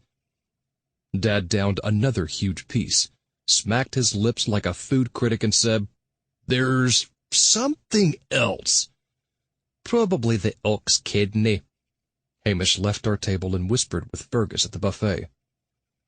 Dad moved on to his Scottish pudding, and the scent of cinnamon, fruit, and butter surrounded us. Mom, looking like a lemon drop in a yellow top and culottes, pushed away her plate. How can you eat at a time like this, Dad? Yeah, I know it's a tragedy, Dad said, continuing to gobble down his dessert. It sure is, Mom sighed. A man was killed, and I didn't get a picture for Judy in Wisconsin. Then she glared at Dad as if interrogating him under a spotlight. Are there nuts in that pudding?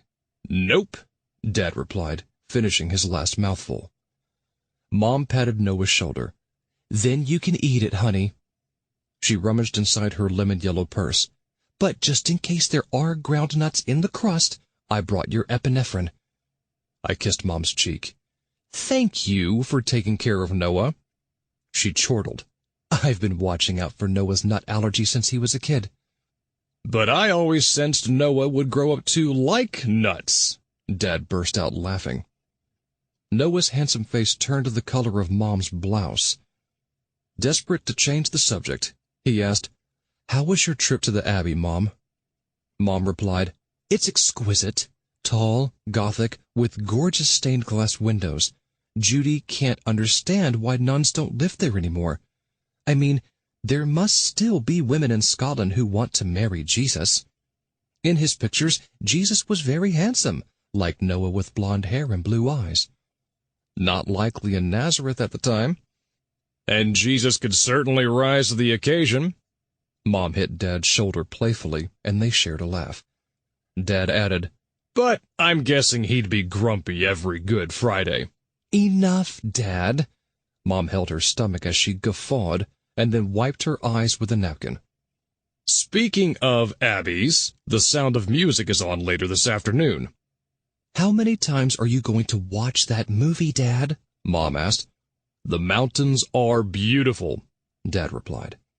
"There are mountains and an abbey here in northern Scotland." "It's not the same." Mom slid to the edge of her seat. "There's one thing the Connell Abbey has that was definitely not in The Sound of Music." She looked from side to side and then said, "When I was leaving, a leprechaun appeared at the doorway and wished me a nice bide. That's Scottish talk for a nice stay."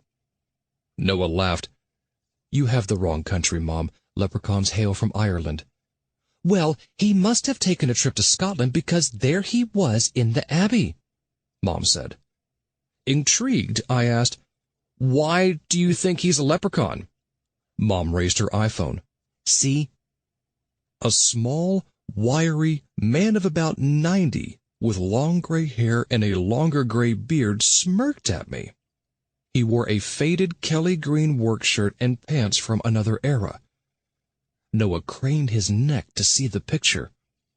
He's probably a poor local who finds shelter in the Abbey when needed. Mom stuck to her guns, or to her iPhone. "He had a mystical quality about him, as if he could read my thoughts." "I'll take a walk over to the Abbey sometime and see if he's there." My inner Sherlock Holmes appeared.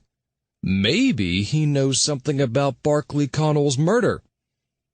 Sipping his hot cocoa, Martin asked, "Speaking of which, what did you and the chief inspector uncover in your interviews, Nicky?"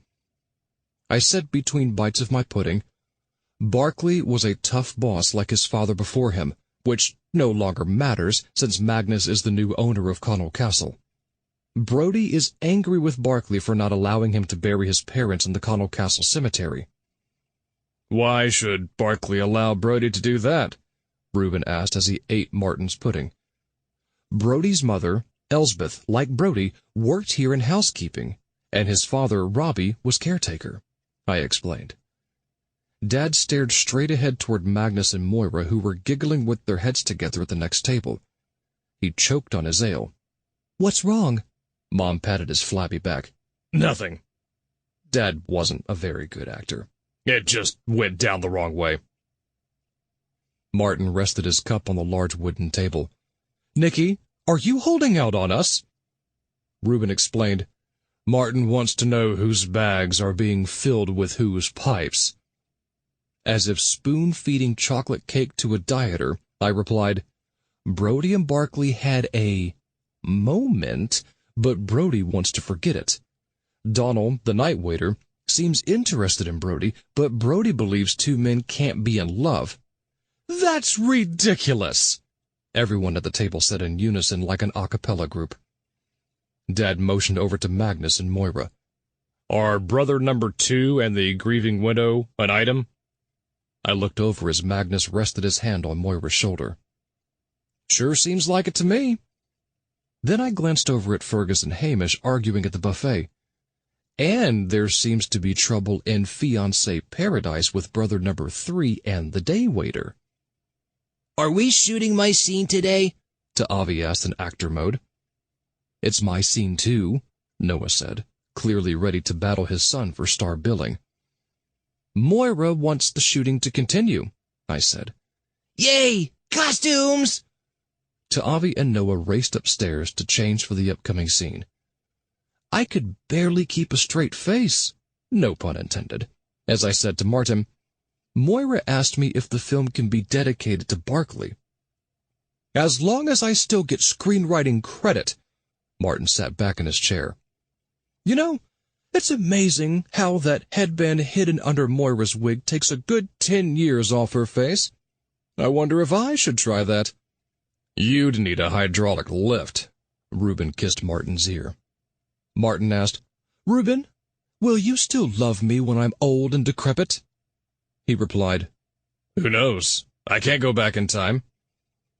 I downed my usual supplements, plus the milk thistle, with Martin's hot cocoa. Then Martin, script in hand, Reuben, watch on wrist, and I headed over to the library. Thanks to the technicians, the camera, lights, and sound were already set for the upcoming scene. Noah, Ta'avi, Magnus, and Fergus arrived in their tunics, kilts, hose, spuren, brogues, and cloaks. Since Ta'avi and Noah looked like Scottish dolls, I couldn't help giving them each a big kiss on the cheek. Careful not to ruin the makeup. My husband and son hurried to the makeup woman for a touch-up. Moira appeared in her blouse, vest, long shawl, skirt, and gillies. The headband pulled her face tighter than a priest at the communion wine. After I checked in with the DP, I asked Noah and Ta'avi to sit at the library desk for a rehearsal. Noah, a skilled actor, had clearly worked with Ta'avi on listening and reacting with emotional intensity. Though at first glance, the scene appeared to be about a tutor teaching the Lord's son, the subtext was quite evident. The tutor, Noah Oliver, was the only person at the castle who Ta'avi, Roddy, could trust. When the lesson was over, Ta'avi rested an elbow on the desk. I feel like a wee child who nobody ever notices. I notice ye, Noah said with a warm smile. A tear filled Ta'avi's large dark eyes. I know, Oliver. He stood and gazed out the window. But, with my father passed on, how will I ever be laird if nobody takes me seriously? Noah's paternal love for Ta'avi made the scene all the more touching. He stood next to Ta'avi. Roddy, I have taught ye a great deal about numbers, words, history, Scotland, and even about God. Let me teach ye one more thing. It's a long road that doesn't have a turn in it. Kind of like our It Gets Better slogan. Ta'avi threw his arms around Noah's neck and they shared a hug. When they released, Noah said, Now tend to your studies, lad. I shall be back in a wee bit. The rehearsal ended. The crew applauded and wiped the tears from their cheeks. Though the acting in the following two-shot was terrific, we had to reshoot, since Noah and Ta'avi kept leaning in closer to the camera, covering the other. After I threatened to tie them to their chairs, my two little Scottish hams behaved, and the scene went fine. Next, we did the close-ups. Each take was equally heart-wrenching. Reuben breathed a sigh of relief as we moved on to rehearse the next scene. Magnus, Archibald, enters the library and lures Ta'avi, Roddy, into the hallway with the fake story that Oliver has asked to see him. With Reuben waving his watch like the revolutionary flag in Les Miserables, we ended the rehearsal and shot the short scene in one take. The crew reset to shoot in the hallway. Noah coached the actors as Martin made sure they said every word exactly as written in his masterpiece screenplay. After I conferred with the DP, we rehearsed the scene. Finally, we were ready to shoot. Ta'avi searched the hallway. I don't see Oliver. Follow me, laddie, and I'll take you to him. Magnus led Ta'avi around the corner and down a hidden passageway. The crew followed, noisier than a rock concert ending with fireworks during a volcanic eruption. Cut! Once the crew quieted down, we continued the scene. Ta'avi exclaimed, Where is he? Your tutor isn't here, laddie, but your Uncle Archibald wants to talk to ye. Magnus grinned and rubbed his wide nose. "I want Oliver! Quiet now, laddie." Magnus pulled on a brass wall sconce, and the walls spun open, smack into Magnus's nose. "Cut!" An ice pack was applied. Upon removal, Magnus's already wide nose was doubled in size. We picked, no pun intended, up the scene at the reveal of the hidden room. Magnus pushed Ta'avi inside and then slid the wall closed as Ta'avi cried for Oliver.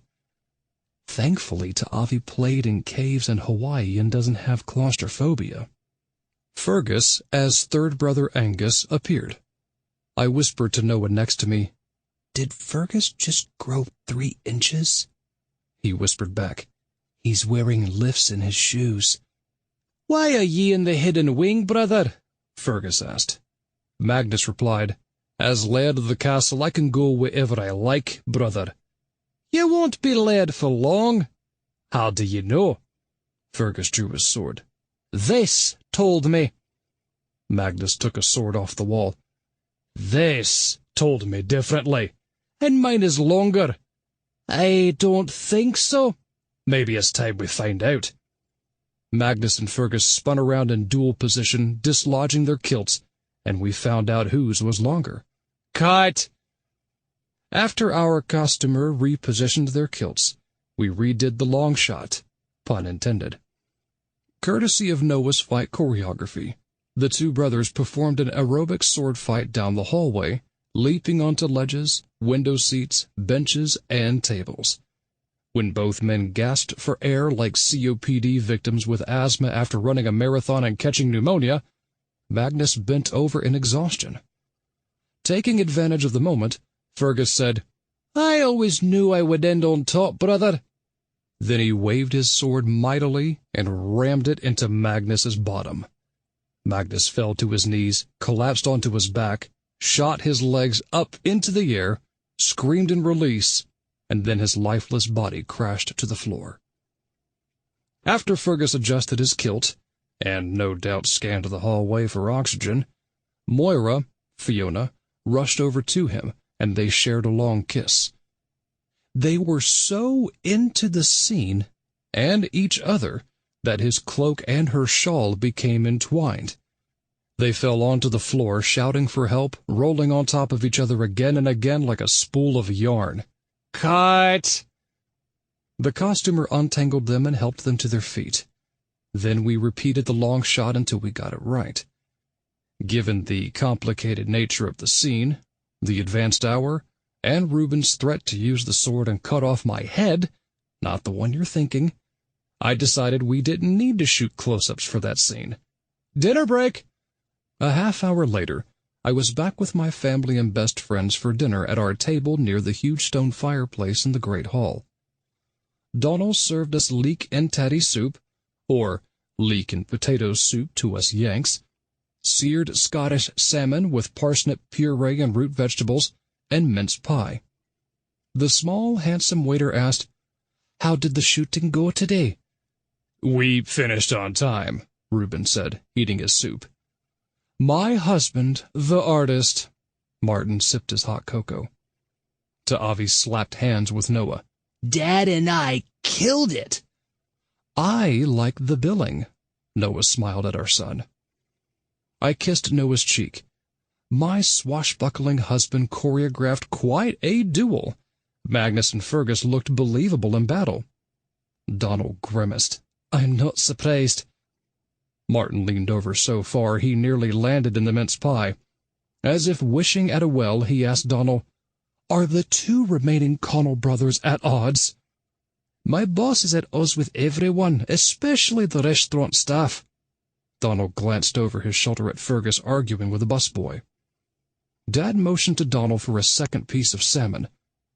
"It's not as good as meatloaf, but it hits the spot." He glanced at his watch. "I better eat fast. Highlander is on TV in a half hour." Young Larry appeared in front of us wearing a white dress. "Are you all enjoying your dinners?" Mom took a picture of Larry and texted. Then she said, "Judy from Wisconsin thinks you look like a little angel." Larry giggled and pranced around the table. Sometimes I pretend to be a ghost haunting the castle. Other times I imagine I'm a princess trapped here, or, my favourite, the lady of the castle." Eagerly connecting with another thespian, Ta'avi asked, "How come you didn't watch us shooting today?" Larry sighed like a has-been movie star. "I wanted to come, but my father made me strip all the beds and bring the sheets to the laundress." She leaned on the table and posed with the back of her hand over her forehead. "How I miss acting." "Seems like you're doing a pretty good job of it right now." Ta'avi milked it more than a goat farmer. "I have 2 scenes with my dad, and then Magnus pushed me into the hidden room that you showed me."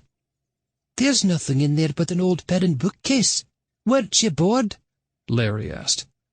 "Fergus and Magnus were sword fighting outside," Ta'avi explained.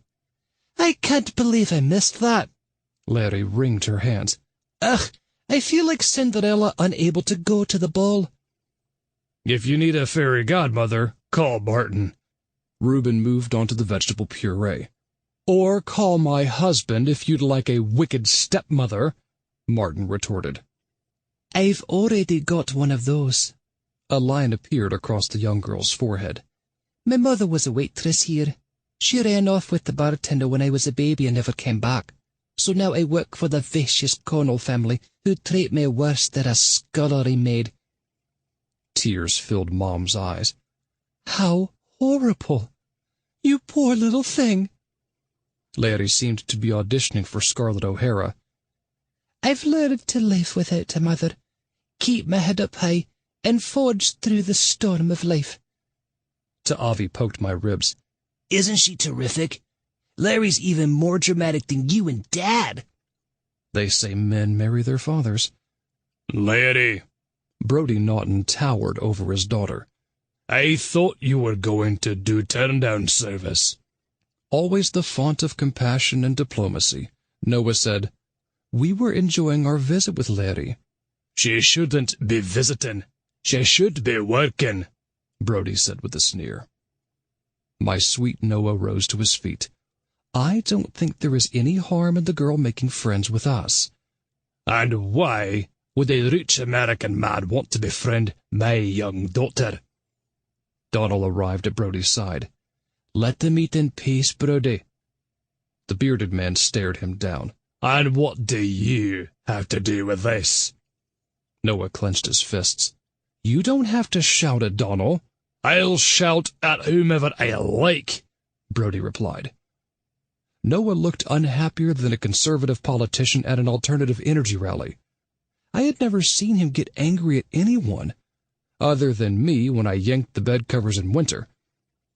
Dad glanced up at Noah. "Sit down, boy. There's no need to make a scene."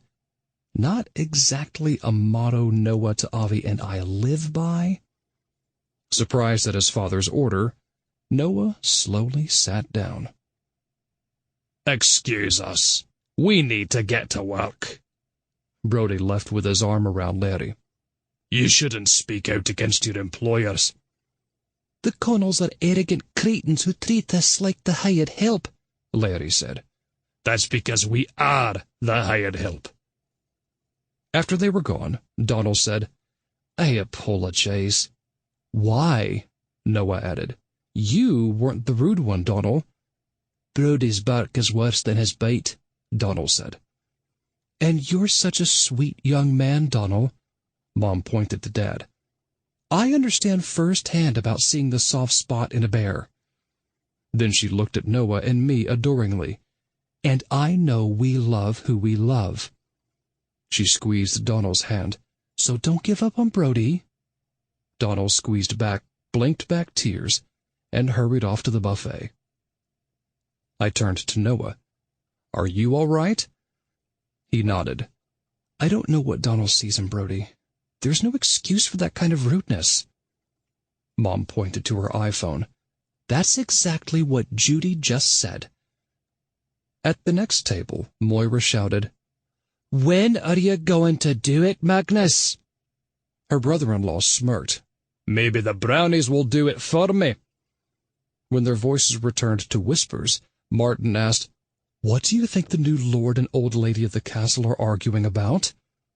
Magnus not doing the audit is my guess, Reuben said, eating Martin's mince pie. What's a brownie? Ta'avi asked. Dad must have recalled the Scottish folklore he learned on his trip to Scotland as a young man. A brownie is a good-natured elf. He pointed to Martin. They look like Martin, if he was green. Noah and I froze. An invisible Scottish light bulb appeared over our heads.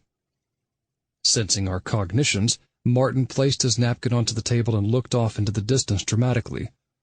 I hear the stage calling me. Brownies usually travel in pairs.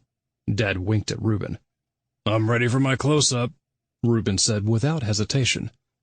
Judy wants to know what everyone is talking about, Mom said. Martin explained. The chief inspector and his young, lovelorn assistant inspector are as incompetent as a politician doing a government ethics probe. And as annoying as a proctologist with a neurological disorder and long fingernails, Reuben added. I slid to the edge of my seat. So, it is up to the Sherlock Holmes and John Watson of Connell Castle to delve into the den of drama, try saying that 3 times fast, and investigate the case. I winked at Martin and Reuben, with a little help from our friends. Noah grinned maniacally. Good thing I packed my makeup case. Later that evening, Noah and I peeked out from behind a stone wall. The silver stars in the cobalt sky were our only company. On cue, 2 brownies arrived in front of the case room. That's Castle E's for the Lord's bedroom. Courtesy of Noah's makeup skills, Martin and Reuben sported green faces and hands. Thanks to our film's costumer, our friends wore green shorts, stockings, high-backed shoes with tassels, tunics, and pointy caps. My touch as director led my department head and his husband to walk on their knees, with their shoes attached to them. Reuben said, I feel like a character in The Wizard of Oz. Toto? Martin asked. Reuben glared at his spouse. No. The Wicked Witch of the West? No. Miss Gulch, an evil monkey. A munchkin, of course, Reuben shouted. Focus, guys. Magnus came to the turret window in his boxer shorts and did a double-take. When Martin and Reuben, or rather, the brownies, motioned to him, Magnus climbed out through the window and followed them to a grassy knoll nearby. Clearly having had 1 scotch too many, no pun intended, Magnus squinted his green eyes at the green elves. Are you wee guys real? Martin and Reuben giggled together, holding hands. They tried to jump up and down, but toppled over. I whispered in Noah's ear, Hopefully they won't need knee replacements. After taking a swig from his glass, Magnus rubbed his wide nose. What do you brownies want with me? They were back on their knees, no pun intended. I was surprised when Martin's high-pitched voice didn't crack Magnus's glass. His accent was a cross between Scottish, Yiddish, and Hungarian. We came from the world underneath the glass, tree roots, and sheep poop. Sheep poop? Reuben sounded like a train whistle blown under a helicopter during a tornado. His Scottish had a Transylvanian flair. We are here to welcome the new Lord of Connell Castle, and to lead you to the pot of gold. Noah whispered in my ear, Isn't that only for leprechauns in Ireland? Surprisingly, greedy Magnus bought it. Where is it? Not so fast. Martin waved a tiny finger at him. We need to know if you are worthy. And if you aren't, you'll come up short-handed like him. Reuben laughed at Martin. Can the comedy, guys? Magnus ran a hand through his red hair and his bicep bulged out of his T-shirt. How will you know if I'm worthy? If we find you to be honest with us, Martin said. And if I'm not?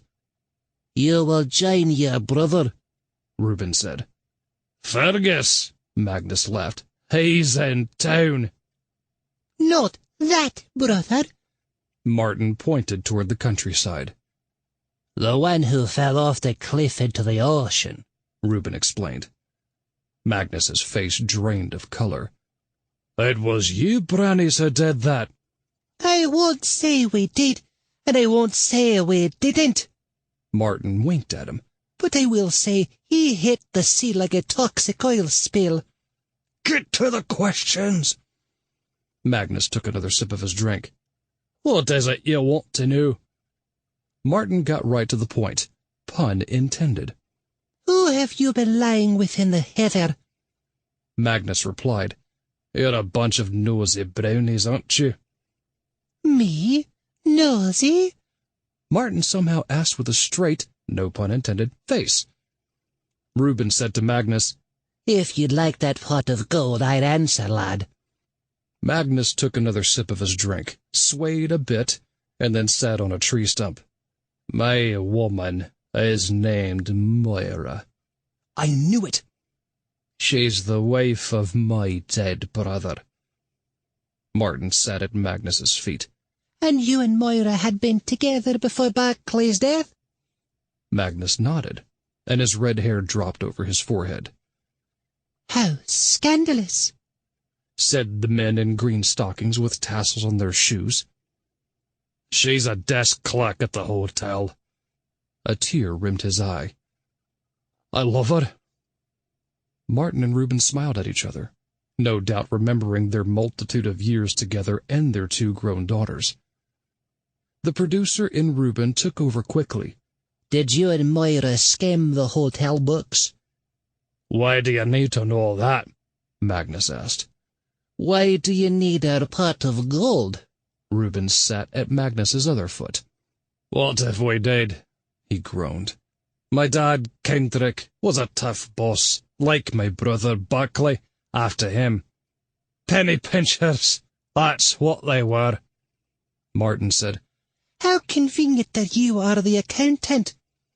Magnus stared up at the sky as if watching his life in scenes of star constellations. "There was nothing convenient about it, with my brother watching every move Moira and I made in the office." "So when your brother caught on to you stealing, you threw Barclay off that cliff and took his wife as your own?" Martin said, as if reading the happily ever after ending of a children's story. "Right, no, I didn't kill my brother," Magnus said. "Did Moira?" Reuben asked. "Moira wouldn't kill anyone," Magnus replied. "Neither would Lady Macbeth." Magnus stood on shaky legs. "You 2 brownies are putting words in my mouth." After a gulp of his drink, he asked, "Now I told you what you want to know. Where's my treasure?" Martin and Reuben giggled. "You'll have to catch us first." "Even with him drunk, my money's on Magnus." Martin and Reuben hurried on their arthritic knees toward a side entrance into the castle. Magnus followed them, swaying like a flag in a hurricane. When they had disappeared, Noah and I headed inside after them. After my eyes adjusted to the light, I followed the younger, Noah down a long hallway and then into another passageway. Suddenly, a hand grabbed my arm, and I fell backwards. I soon realized I was lying on a bed with Noah on top of me.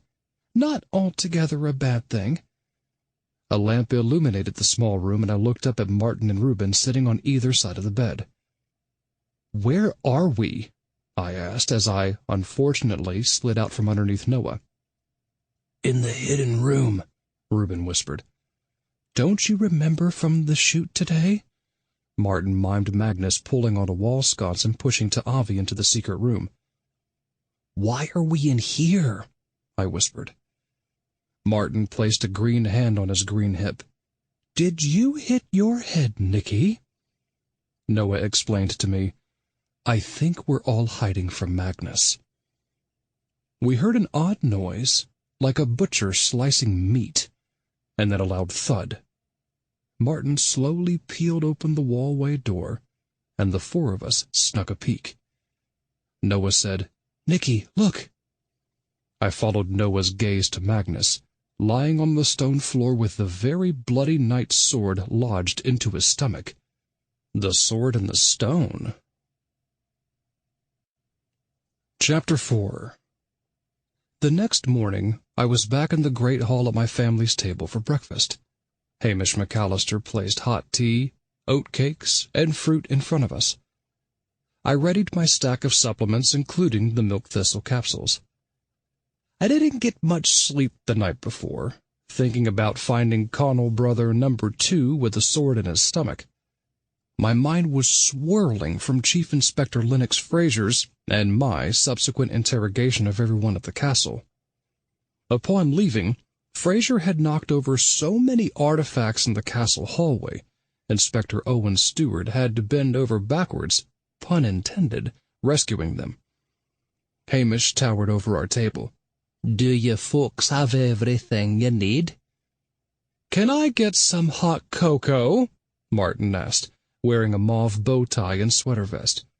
"Without cocoa, I feel dried out and decrepit." "As you can tell by looking at him," Reuben added in a mauve leisure suit. Martin glared at his husband. Then they both burst out laughing and shared a kiss. The waiter smiled.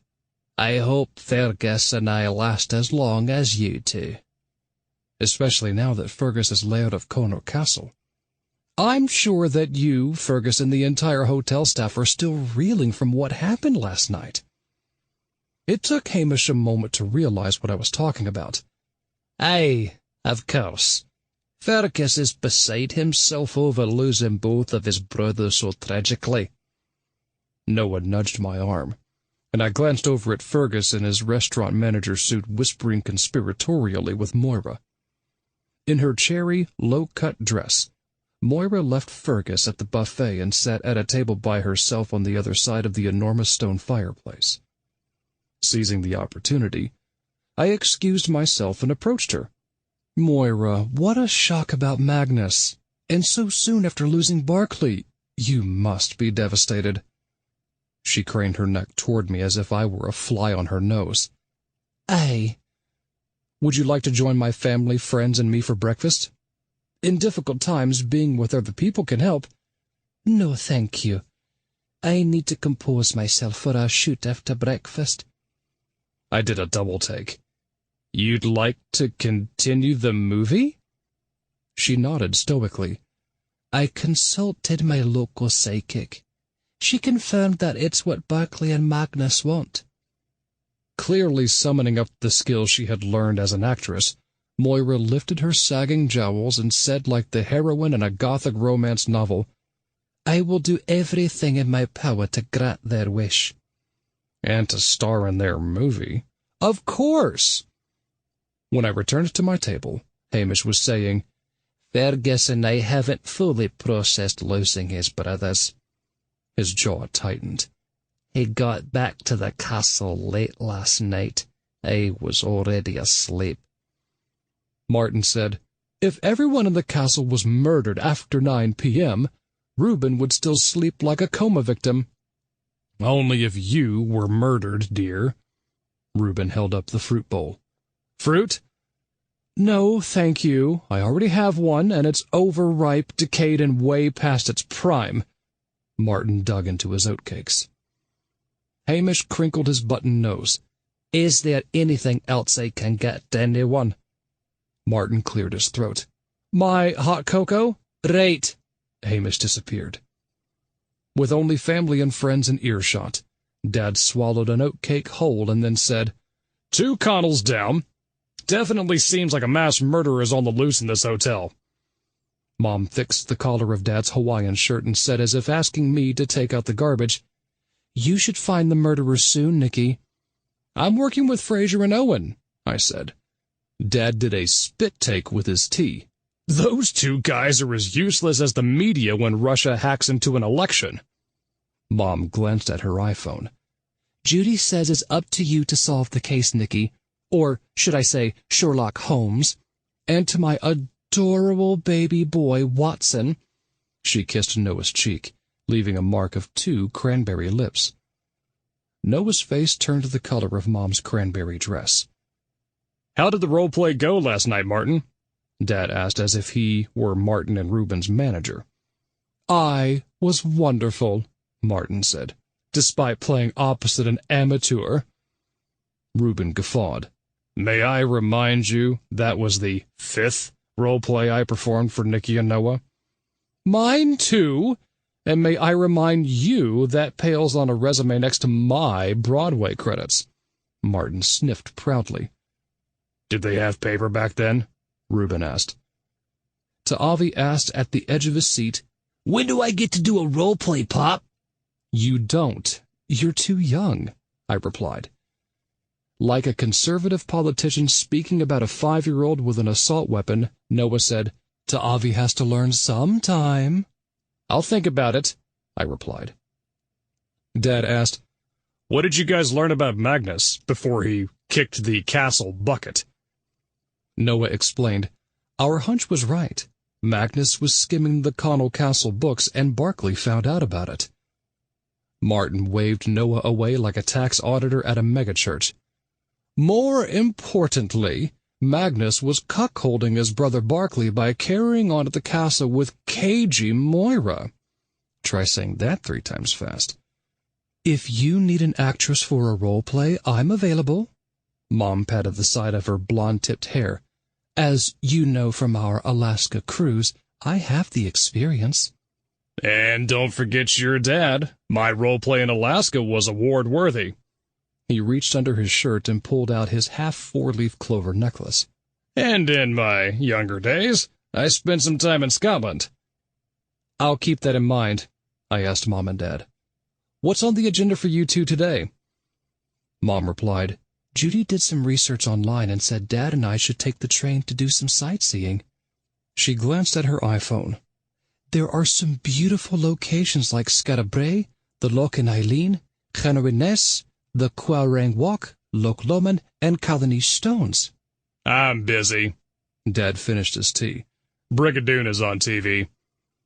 Undaunted, Mom flipped through photos on her iPhone. There's also the Falls of Foyers and Plata Falls. Not happening, Dad said. Niagara Falls comes on next. And I want to see the Great Moor of Rannoch. No can do. Dad stuffed a banana into his mouth. Wuthering Heights follows. Mom sighed. Well, I'm not missing Dunrobin Castle, Urquhart Castle, Cador Castle, Dunatar Castle, and Blair Castle. I am. They're showing the last castle before the news. You are the most impossible man to travel with, Dad. Mom rose in anger. No, he isn't. Reuben pointed to Martin. Meet the man who packed enough diapers to transport a daycare center across the globe. Martin slammed his fist on the table. At least I didn't pack a dildo in the shape of an alien from outer space. That's a low blow, Martin. Obviously. As Martin and Reuben argued, and Mom and Dad bickered, Ta'avi cried, I want to do a role play and help you and Dad solve the case, Pop. Noah let out a piercing whistle, and everyone froze. After he pointed to me, I said like a teacher calling an end to recess, Mom, we are at the northernmost tip of Scotland. The places you mentioned are hours away in various directions. There's no way you can see all of them by train. Go to the front desk and ask for information about the available day tours. You'll be safe sightseeing on those. Dad, retire to your room and watch as much television as you like. Martin, Reuben, Noah, and Ta'avi, come with me. We have a film to shoot. Before we all shoot each other. Ta'avi and Noah slapped hands. You're playing our song. Noah, Ta'avi, and I headed to the main hallway, where we found Larry and Brody in jeans and sweatshirts standing near the grand staircase. Please, Dad. Larry clutched at the wooden sculpture of a lion on the banister as if it were her Academy Award. There is a lion in my heart, begging to be let out of its cage. If I don't act, I'll expire. You aren't a warranty, Larry, said Brody.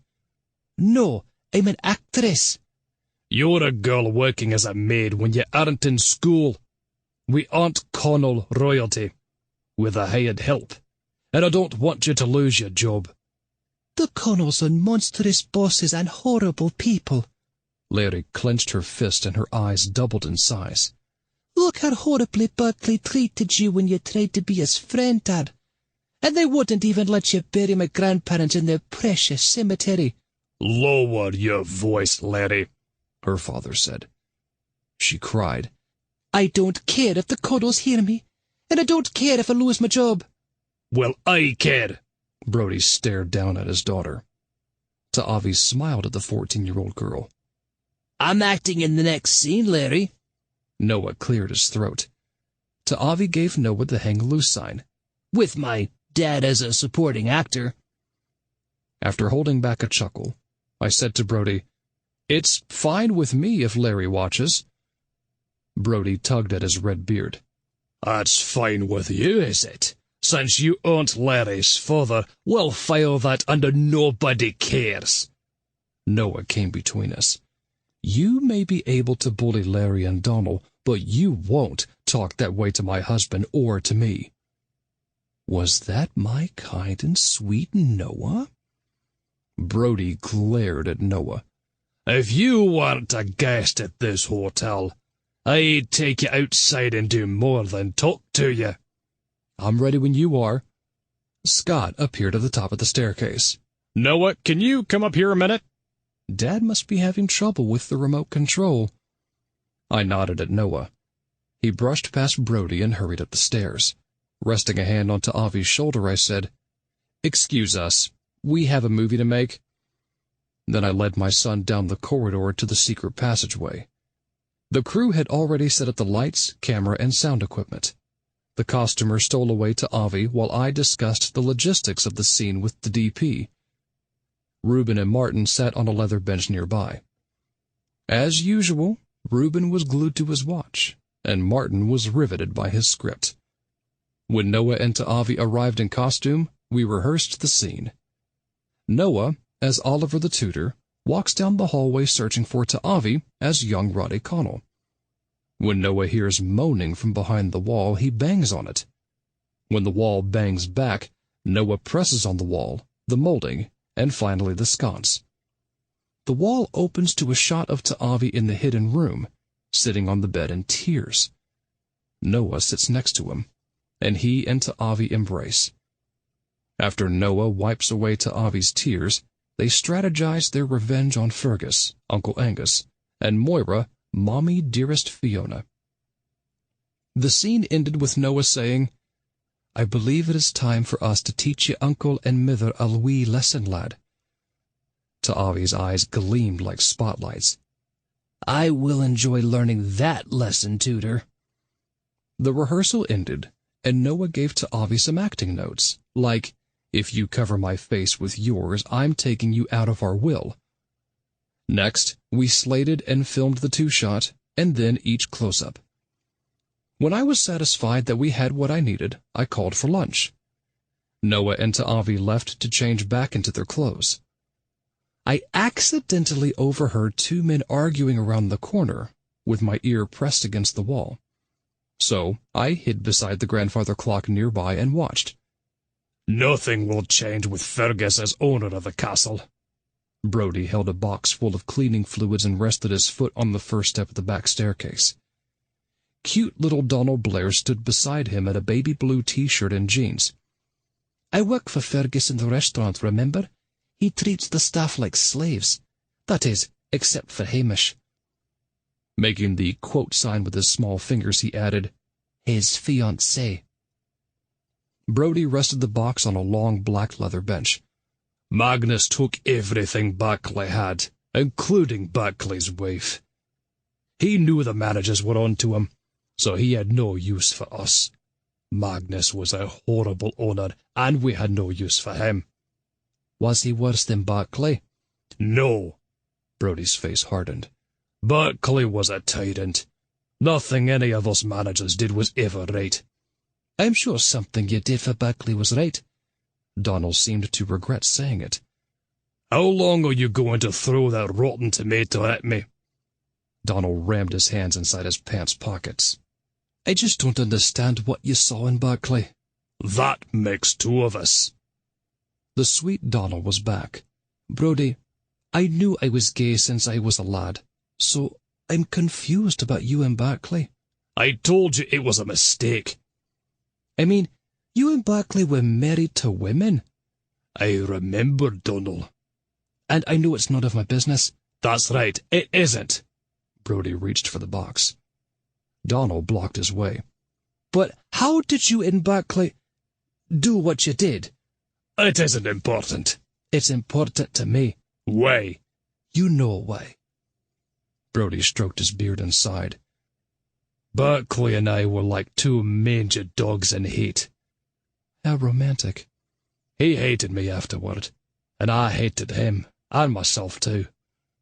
Donald asked, "Because you two were in love?"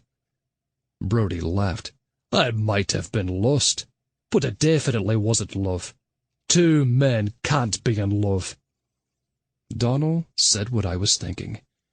"So you can have sex with a man but not be in love with one? Don't you think you're cutting yourself short? Or prompting someone else to do it?" Brodie ran a thick hand through his blonde locks. "Why do you do this, Donald?" "Do what?" "Try to get inside my mind." "I think Donald wants to get inside something more than your mind." Donald said, "I thought we were friends, Brodie." "We are." "Can't friends talk about their feelings?" "Not men friends." "Then let's break the mold." Brodie laughed bitterly. "Aren't you the wee psychiatrist, Donald?" "Brodie, I'm not trying to psychoanalyze you. I'm asking these questions because I care." "Don't care." "I can't help it." "Yes, you can." Donald gasped. "How can you be so cruel?" Their blue eyes met. Suddenly, Brodie threw his arms around Donald, drew him in close, and kissed him forcefully on the lips. After Donald came up for air, he kissed Brodie back, massaging the rippling muscles on the bigger man's mountainous shoulders and wide back. Brodie cupped Donald's bubble butt and squeezed. They kissed again, more passionately. "I should have filmed that instead of Martin's movie." Then Brodie released him. "This can't happen, Donald." "Why? Because you want to continue living in the shadows, hiding from your real feelings?" Brodie's face filled with rage. "I don't have feelings for you." "That's not what your body just told me. You're hearing your father's voice in your head, saying you aren't a real man because you love another man. But your father died with your mother in that plane crash. His homophobic thoughts should have died with him." Brodie pushed Donald away. "You don't know what you're talking about." Donald landed on the bench with tear-stained eyes. "I know what to feel, and the ghost of your dad can't change that." Brodie clenched his fists. "Don't speak about my parents." The tears slid down Donald's cheeks.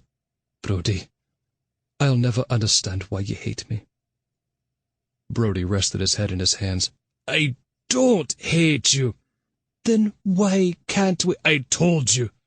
I can only do that with somebody I don't like." "And what does that say about you, Brodie?" "It says there's no future for you and me. So get off my back, Donald." Donald groaned as if hit in the stomach. "All of your horrible words won't change what I feel for you, and what I think you feel for me." "I don't want to hurt you, Donald." "Then stop hurting me." Brodie rubbed his forehead. "I want to love you, like you want." "Then do it. Please, Brodie, love me." Donald stood and walked toward him with outstretched arms. "I can't." Brodie hurried up the steps. As Donald wept like the star of a daytime drama, I slipped away. Trying to find my path back to the main staircase, I must have taken one turn too many. As I reached an unfamiliar hallway, I heard a loud crash. Walking backwards, I tripped over something in my path.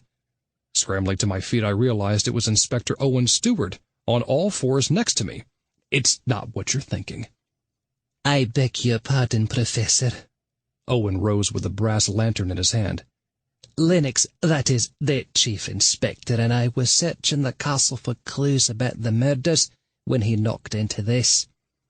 His large Adam's apple bobbed up and down like a rubber ball on a trampoline. He put the lantern back on its shelf.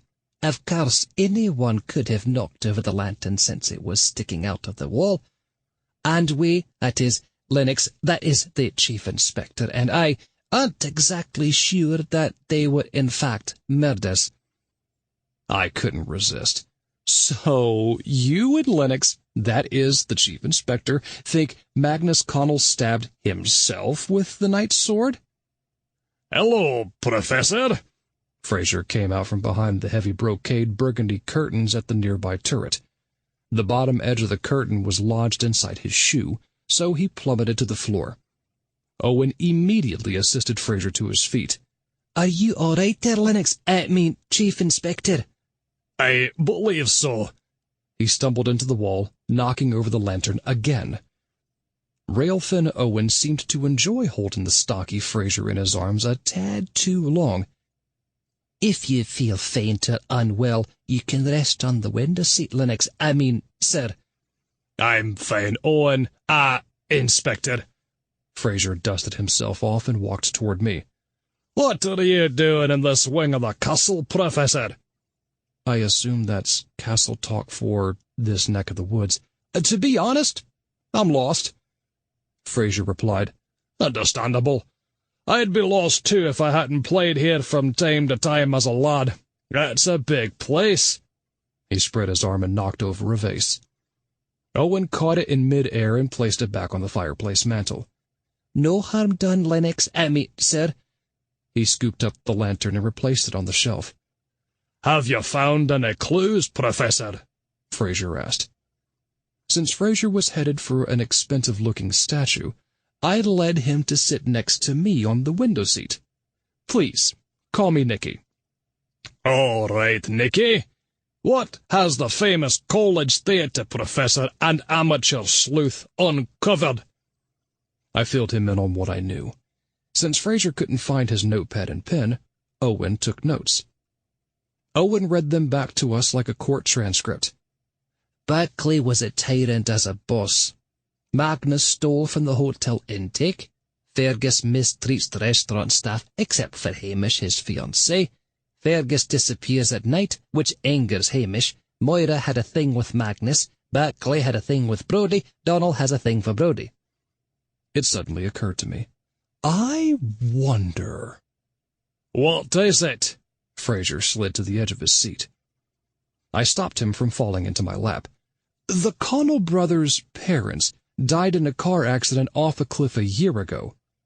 I wonder if that has anything to do with somebody bumping off Barclay and Magnus Connell." "I doubt that." Fraser scratched at his shaggy dog-brown hair. "Brodie's folks died in a plane crash recently. My dad passed from a heart attack, and my mum from cancer.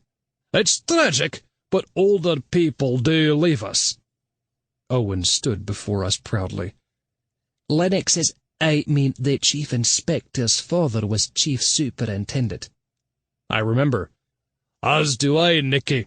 Dad taught me everything I know." Fraser stood and stepped on my toe. "After I screamed," he said. "Sorry, my fault." Owen said, "But it could happen to anyone, Lennox. Sir." As they led me back to the main hallway, I ducked, leaned away, and cringed as Fraser knocked over artifacts, pictures, a maid, and a window washer. Like a circus juggler, Owen caught each one, avoiding disaster. At the main staircase, I asked, "How is your investigation coming along, Fraser?" "Just fine," Owen replied. "The Chief Inspector is a mastermind investigator." He smiled proudly. "I'll bet you thought I was going to call the Chief Inspector Lennox, as I do the police service station. But I remembered this time to address Lennox as Chief Inspector." He whispered, "Since we are on a case." "What exactly have you found out?" I asked. Fraser replied, There were no prints or fibres on either of the dead bodies, or on the knight's sword. We spoke with everyone at the castle, and nobody saw or heard anything. Everyone had the opportunity to kill both Barclay and Magnus. So you have nothing, I said. Not true, Professor. Owen waved his notepad. Based on what you've told us, we now have a motive for each suspect. He nodded toward Fraser in awe and respect. I believe the Chief Inspector is off to a very strong start. After Fraser and Owen left, I took advantage of my break from filming. Weaving through the castle corridors like an intoxicated mouse in a maze, I stopped at a large bar to pilfer a bottle of whiskey. Then I continued past the armor in the front hallway and opened the heavy wooden door to daylight. Walking along the bridge and then on the cobblestone walkway, the sun bathed my face in warmth, and the emerald green grass waved to me in the soft early summer breeze. In minutes, the sprawling, decayed stone of the old abbey appeared stoically. As the structure grew larger, I marveled at the conal crest on the white stone molding and the beautiful stained glass windows. Arriving at the front of the abbey, I made my way up the white stone steps and pulled on the large bronze latch fastened to the wide birch door, just escaping a hernia. Upon reaching the entryway of the historic structure, the colored shafts of sunlight, cool air, musty odor, and aura of ancient secrets permeated my senses. I walked into the worship area and stood beside a stone column opposite the altar.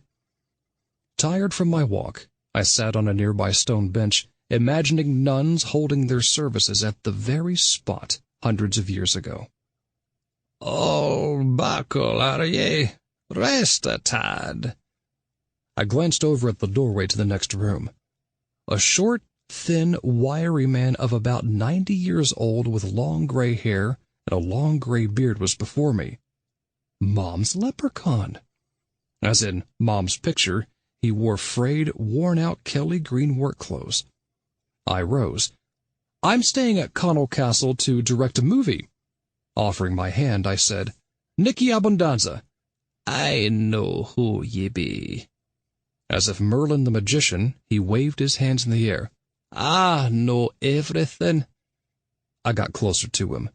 "Do you live here in the Abbey?" He nodded. "The going on 70 year. Me father were caretaker for me." I saw the light. Literally, a shaft of golden light from a stained glass window blinded me, so I stepped to the old man's other side. "You were caretaker of the Abbey?" "I were." "And you still live here?" He shrugged his narrow shoulders. "Where else would you expect me to live?" Sitting on a stone bench nearby, I said, "You must have seen quite a lot over the years."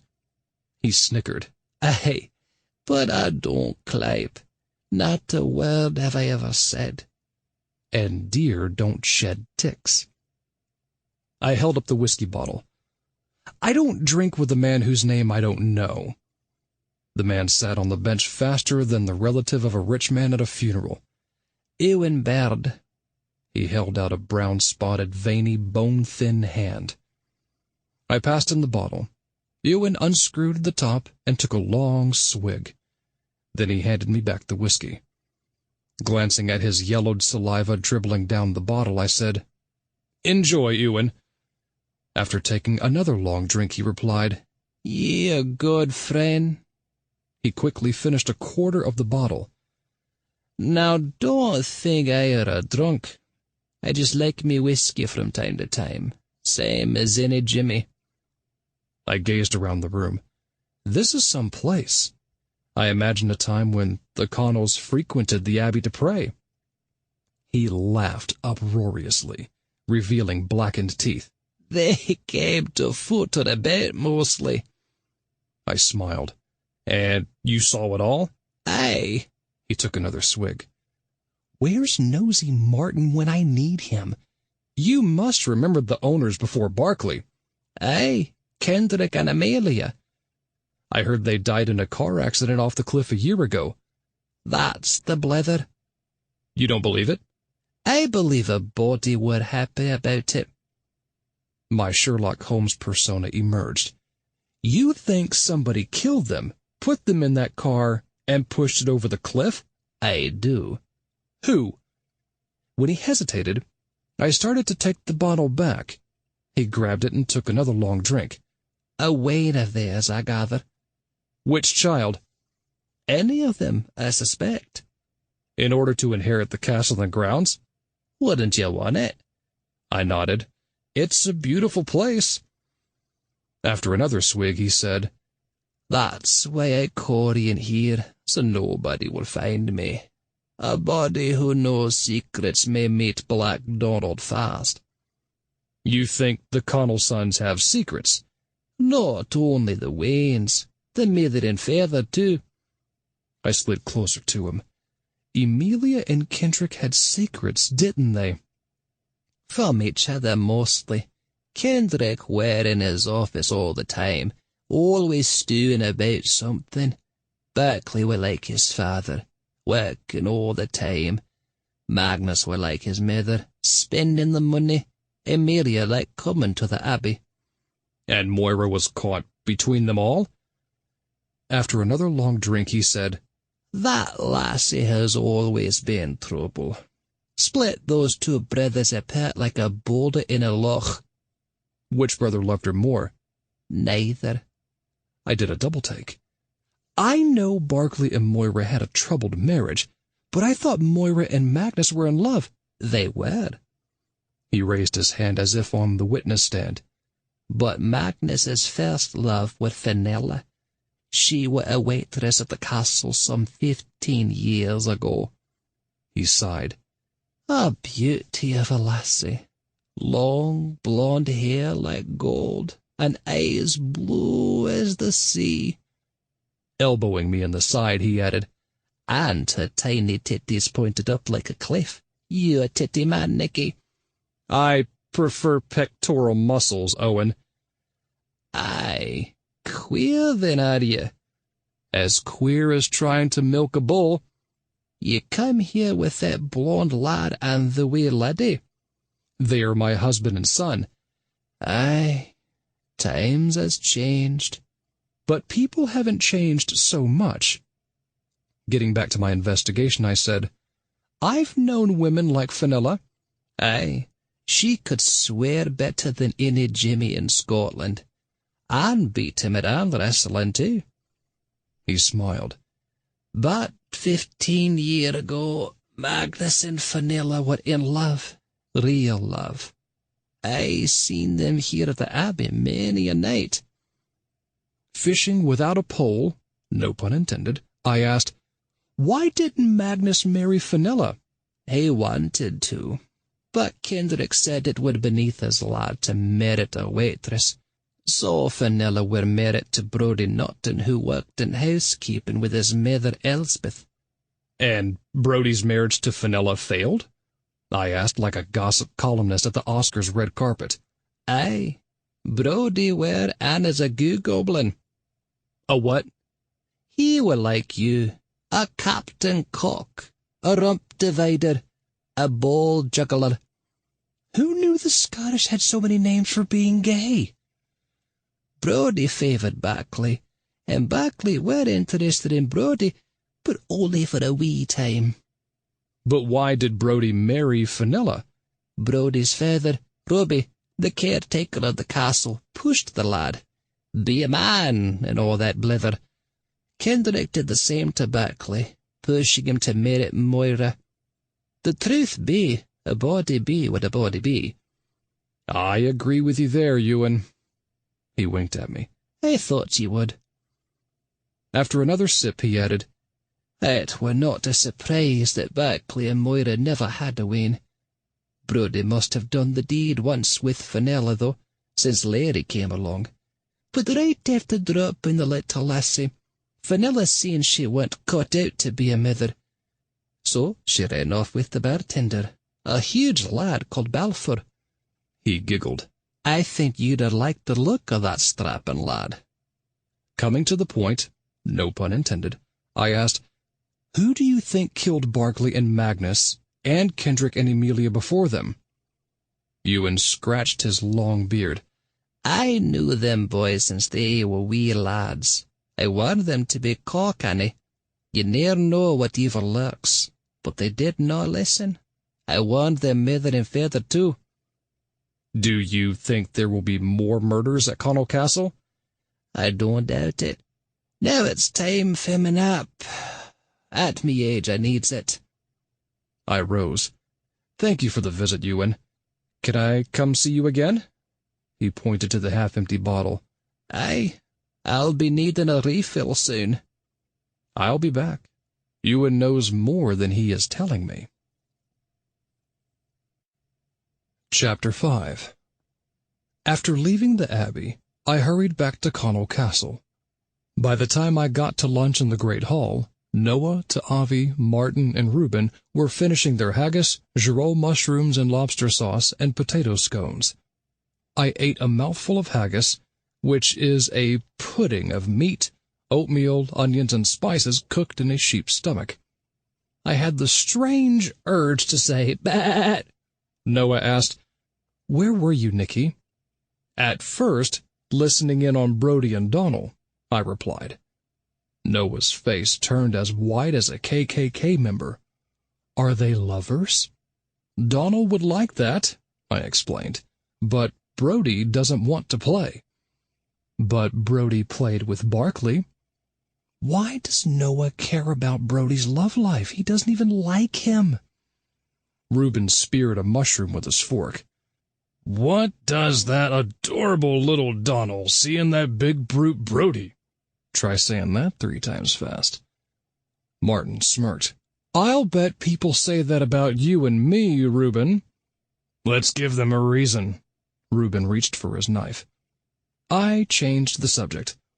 "I also ran into Fraser and Owen, who no doubt haven't a clue," Martin added, in more ways than one. Getting his color back, Noah's blue eyes softened. "I think it's sweet how Owen adores Fraser." "Like Reuben adores me," Martin kissed Reuben's cheek. I said, "Then I walked over to the Abbey and met Mom's leprechaun, the old caretaker at the Abbey." "Did he shed any light on the murders?" my Watson asked. "Unfortunately, no, but he mentioned that Magnus was in love with another woman before Moira. Martin was at my side like a dog meeting a generous butcher. Who? Fenella, a waitress here 15 years ago. But Magnus's father and Brody's dad intervened, and Fenella married Brody instead. But the moment Larry was born, Fenella ran away with Balfour, the beefy bartender. Try saying that 3 times fast. "Let's hear more about him." Martin licked his full lips. Reuben checked his watch. "Time to start shooting again." "I'm not finished with my lunch." Reuben stuffed a scone in my mouth. "There, let's go." Ta'avi tugged at my arm. "Can I go with Larry to the dungeon? She likes to play mistress with me as her slave." Noah whispered in my ear. Kink at Ta'avi's age? I gave Ta'avi permission and then grabbed a mushroom for the road. As we passed by the buffet, I noticed new laird of the castle Fergus in whispered argument with his fiancée, waiter Hamish. For the rest of the afternoon, we shot exteriors outside the castle. It was a pleasant task, since the Connell property was truly breathtaking with its rolling emerald hills, golden heather on the meadows, violet moors, turquoise rivers, majestic cliffs, and sparkling sea. Back in the great hall early that evening for dinner with my family and friends, Mom chattered on about her day's sightseeing, while Dad discussed his television watching like a film critic. As Ta'avi relayed his activities, I couldn't tell whether he was more enamored with Larry or the castle dungeon. Martin and Reuben continued their usual war of the pink roses. I ate my Scottish lamb with sweet potatoes and then moved on to the apple and bramble dessert, contemplating who killed Barkley and Magnus Connell and why. When Donald came to our table to ask if everything was all right, Noah asked him, "Where's Brody?" "Why is Noah asking about Brody?"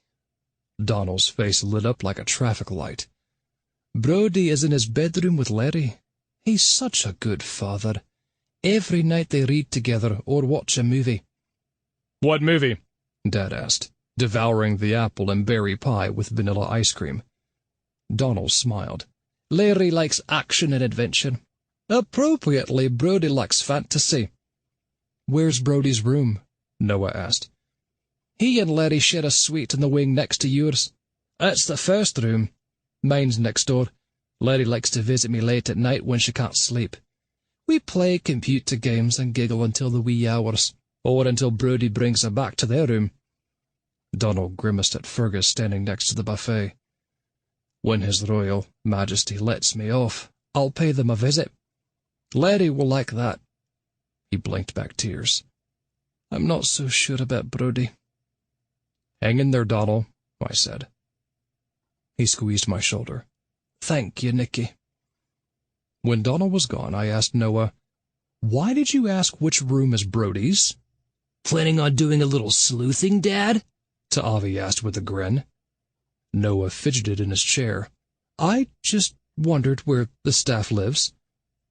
Martin sipped his hot cocoa. Have you figured out who the murderer is yet, Nicky? I sighed. Barkley and Magnus weren't exactly popular around here. It seems that everyone wanted them dead. Especially the new laird of the castle, Reuben said. Fergus joined Moira at the next table. That's my cue. I excused myself and walked over. Fergus and Moira were dressed in a dark suit and clinging lime cocktail dress. You both look elegant this evening. Moira raised her napkin and wiped her dry eyes. The Chief Inspector won't release Barclay's and Magnus's bodies, so we can't have a funeral. So we wanted to honor my brothers tonight here at dinner, Fergus explained. Or to celebrate your newfound fortune. Moira drank her wine. We missed them both terribly. I wish there was truth serum in that wine. Moira acted badly, concerned. My psychic said Barclay and Magnus are in the third world, restless, wanting to rest in peace. Fergus laughed. Your psychic? Didn't all that go out with the Brian Seer? Brian Seer? I asked. Fergus motioned for me to take the seat next to him. The Brian Seer was a famous teller of the future in 17th century Scotland, only it was a fairy tale. He never existed. That's not true. Moira's face turned as red as her hair. The Brian Seer told the future, and his descendants still live in Scotland. Fergus guffawed. Is your psychic a Brian, then? No. Moira pulled back her bare shoulders. But the Brian Seer is proof that some people have the gift, the sixth sense. That's it. Moira, how would you like to have a session with a family descended from the Brian Seer? I would love it, but I don't know any of them. I do. I smiled like the Cheshire Cat. As a matter of fact, I have an in with the Brian family. Who? Moira asked. I pointed to my table. As you know, Scott and Bonnie's ancestors hail from Scotland.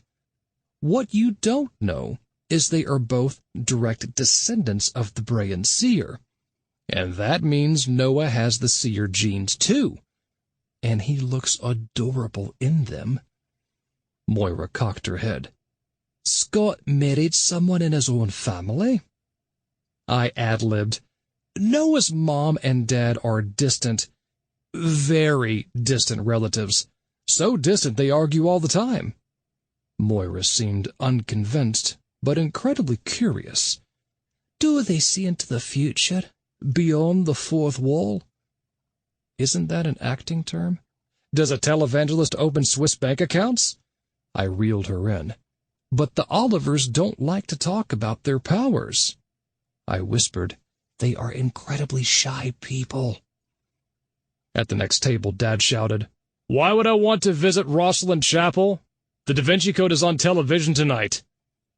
I continued, and they don't seek notoriety. Noah instructed to Avi, when we do interviews promoting this film, Please don't refer to me as a bit player in your movie. Talking over my family, I said, I wouldn't ordinarily do this, Moira, but since you have been such a hospitable host to us, I might be able to set up a sitting with you and the the Olivers. Could you? Would you? Moira looked more excited than a priest in the altar boy's shower room. I leaned back in my chair. I think I can arrange something. Let's meet in the library at 9 p.m. She hugged me, and I smelled lilacs and wine. Thank you, Nicky. I'll be there. After I returned to my table, I swallowed my vitamins and milk thistle capsules with goat's milk. Mom, Dad, you're getting your wish. They're showing the movie Brave on TV tonight? Dad asked. You're doing a role play, I replied. Noah, too. You'll be like a vaudeville family. Goody! Dad kissed the top of Noah's head. I've been in retirement too long. I better watch Police Academy to get ready. Mom waved her iPhone. Judy said she wishes she could be a spy like me. Can I role play too? Ta'avi asked. No, I'm sorry, son, I replied. Ta'avi pouted. Mom wrapped an arm around his shoulder. But you'll always be my favorite actor. And my favorite grandson. Dad kissed Ta'avi's forehead. Reuben said, You can stay with us this evening, Ta'avi. And watch Reuben snore, Martin added. After I explained my plan, Noah said, Mom, Dad, we need to see the costumer, get into makeup, and do some rehearsing. Martin announced, Curtain going up on The Late Show. At 9 p.m., I led Noah, Mom, and Dad into the library. Highlighting their characters, Mom wore a flowing white dress with a huge crystal pendant dangling from a chain around her neck. Noah and Dad were decked out in white suits. A lavender turban with an amethyst in its center adorned Noah's head, and Dad sported a moonstone on his belt buckle. Moira was sitting on a tall leather chair next to the massive white stone fireplace. I said, like the host of a television show, Moira, may I introduce the Oliver family, direct descendants of the Brayan seer. She motioned for us to sit on a leather sofa opposite her. Of course, I already know Noah. I shrieked, Please! His spiritual name is Hona. Calling Hona by that other name might cause him to come out of the trance. The trance? Moira asked. I nodded. Prior to a session, the Olivers move into a deep trance. How do they do that? Not as skilled in improvisation as Noah, I looked to him for help. Dad replied, By watching the movie The Sixth Sense. Moira looked skeptical. Noah added, And then we chant and breathe with crystals into a deep meditation. Seeming to accept it, Moira asked, Have you done sittings with other actors? Of course, I replied. Which ones? She inquired. Dad rattled off the names of the cast members he recently saw in old films on television. Moira seemed impressed. Mom added, And Judy, Jack, Tommy, Timmy, and Dung. When Moira looked confused, Noah said, A new rock group. I constructed the anagrams in my head. Tosk will channel his dear ancestor, the Brayan seer. Neaneb and Hona will channel the great Brayan seer's wife and son. Yes, I will contact the Grand Seer and permit him to take control of every part of my body. Dad rubbed the stomach protruding over his belt buckle. It's ironic that Dad's a seer, since he has cataracts, Mom added. Noah cleared his throat. Shall we begin? I'm ready, Moira said. I removed sage from my jacket pocket, lit it at the fireplace, and waved it around the room. This is to purify the space. Then I rolled my hips in a circle, hopped on one foot, and threw the sage over my shoulder into the fireplace. Unfriendly spirits, be gone! Next, I flailed my arms like a seizure victim on a raft down the rapids. We now summon the great Brayan Seer and his family to visit with us. Break through the barriers of the spirit realm. Use your descendants as a channel to share your wisdom with the still living. Help this questioning widow who so desperately needs your supreme guidance." Moira glanced from Noah to Dad to Mom as their bodies collapsed, and then leapt up, shook from side to side, and finally stiffened in their seats. "I believe the Brayan family is with us now," I said. Surprisingly, Moira seemed to buy it. "What should I do?" "Ask a question." I waved my hand as if it were a magic wand. Moira swallowed hard. "How do I address them?" I whispered, "Powerful Brayan Seers is fine, or Powerful Bra for short." "Powerful Brayan Seers, thank you for your audience," Moira said. At the word audience, Noah couldn't stop himself from gazing around the room hopefully. Dad said in a bass Scottish brogue, "We see dead people." Noah jumped in with a high nasal twang. "And the Brayan Seers see you, lass." Try saying that 3 times fast. "We can see deep, deep into your soul," Noah added. Without Moira noticing, Mom took a picture of her with the iPhone. Mom sounded like a Scottish televangelist. "Judy believes you're a very troubled woman. Lassie." "Judy?" Moira asked. Noah covered with, "That is Jude, the patron saint of psychics." "The seers share information with the saints," I explained to Moira. "But don't worry about your secrets getting out. The saints keep everything under their wings." "Ask a question, troubled one," Noah said, "so the seers can see, show, and tell." "Yes, ask your question," Dad said, like the magic mirror in Snow White. Moira slid to the edge of the sofa excitedly.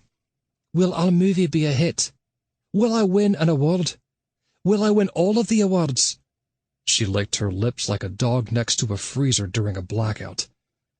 Noah rested his hands on the turban, did a head roll, and then his eyes bulged out like birds in a cuckoo clock. "Your movie will be a resounding success. You will win many awards and thank your acting coach." "Really, Noah?" Moira clasped her hands to her chest. "That's wonderful." Dad said, "And then a younger actress will work for you, befriend your friends, and steal your next film role." "All about Eve?" Noah spoke over his father. "But you will heed our warning, save your career and make another movie." "Will it be successful?" Moira asked. Noah held out his palms. "Stop! In the name of love." "Come again? No pun intended, Noah?" Noah said, "The seers must ask you a few questions before we can see deeper into your future. You see?" Moira seemed taken aback. "What is it that you want to know?" Dad asked. "Tell us, little lassie, how was it that you came to walk on the moors with Heathcliff?" "Wuthering Heights," Noah interrupted. "How did you come to Cornwall Castle?" Moira pulled her dress over her knees. "My acting work had drained me, so I applied for a job here as the desk clerk by filing an application with Berkeley." "Then you and the lad Berkeley, Cornwall became a couple?" Mom said. Moira sighed. "You were right the first time. Magnus and I got together first, but I thought—" She stopped herself. "The seers cannot give you a true reading unless you were truthful with them," I said. Moira nodded.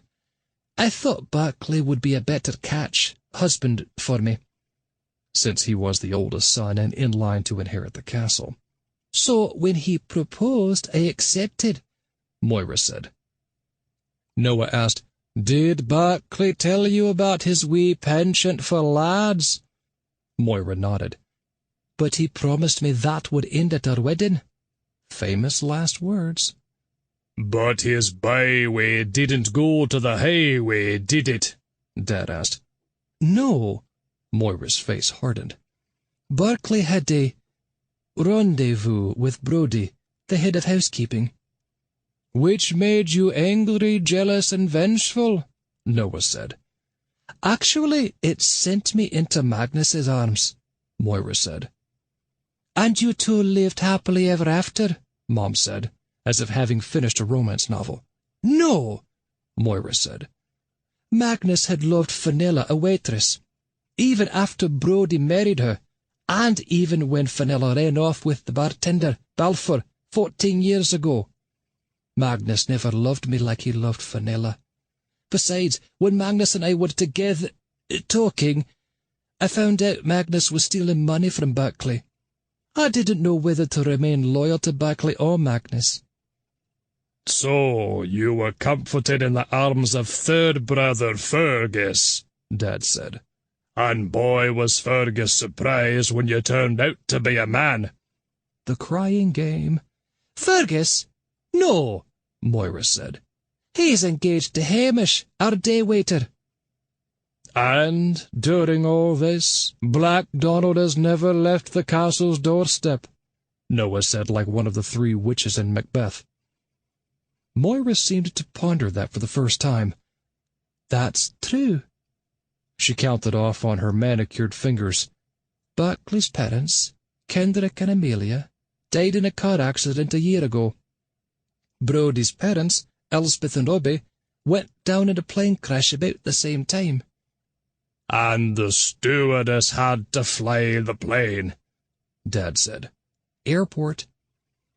Dad asked, "Were Amelia and Elsbeth beautiful lasses like you?"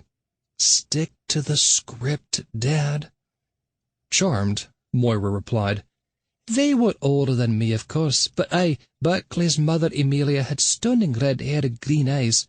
Brodie's mother Elspeth was a blonde beauty with piercing blue eyes and a terrific figure even at her age," Dad said. "Is that so?" Mom stepped on Dad's foot. Continuing, Moira said, "Then, of course, poor Barclay and Magnus were taken from us. I cried myself to sleep the last 2 nights." "No doubt because Fergus inherited the castle and not you." Dad said, "And now each member of your household and staff are in danger, lass, as the murderer might kill you one by one." "And then there were none?" "This isn't helping me," obviously growing impatient, Moira said. "When will you answer my last question? I've answered all of yours." "All except one," Noah said. "Did Fergus ever mention his desire to be laird of Connaught Castle, even if it meant killing his parents and his brothers?" Moira nodded. "But I didn't take him seriously." Her hands covered her mouth. "Maybe I should have. Oh, what have I done?" Moira leapt up and hurried to the doorway. "I need to speak to Fergus." She ran back into the room. "Wait! Will I become a movie star?"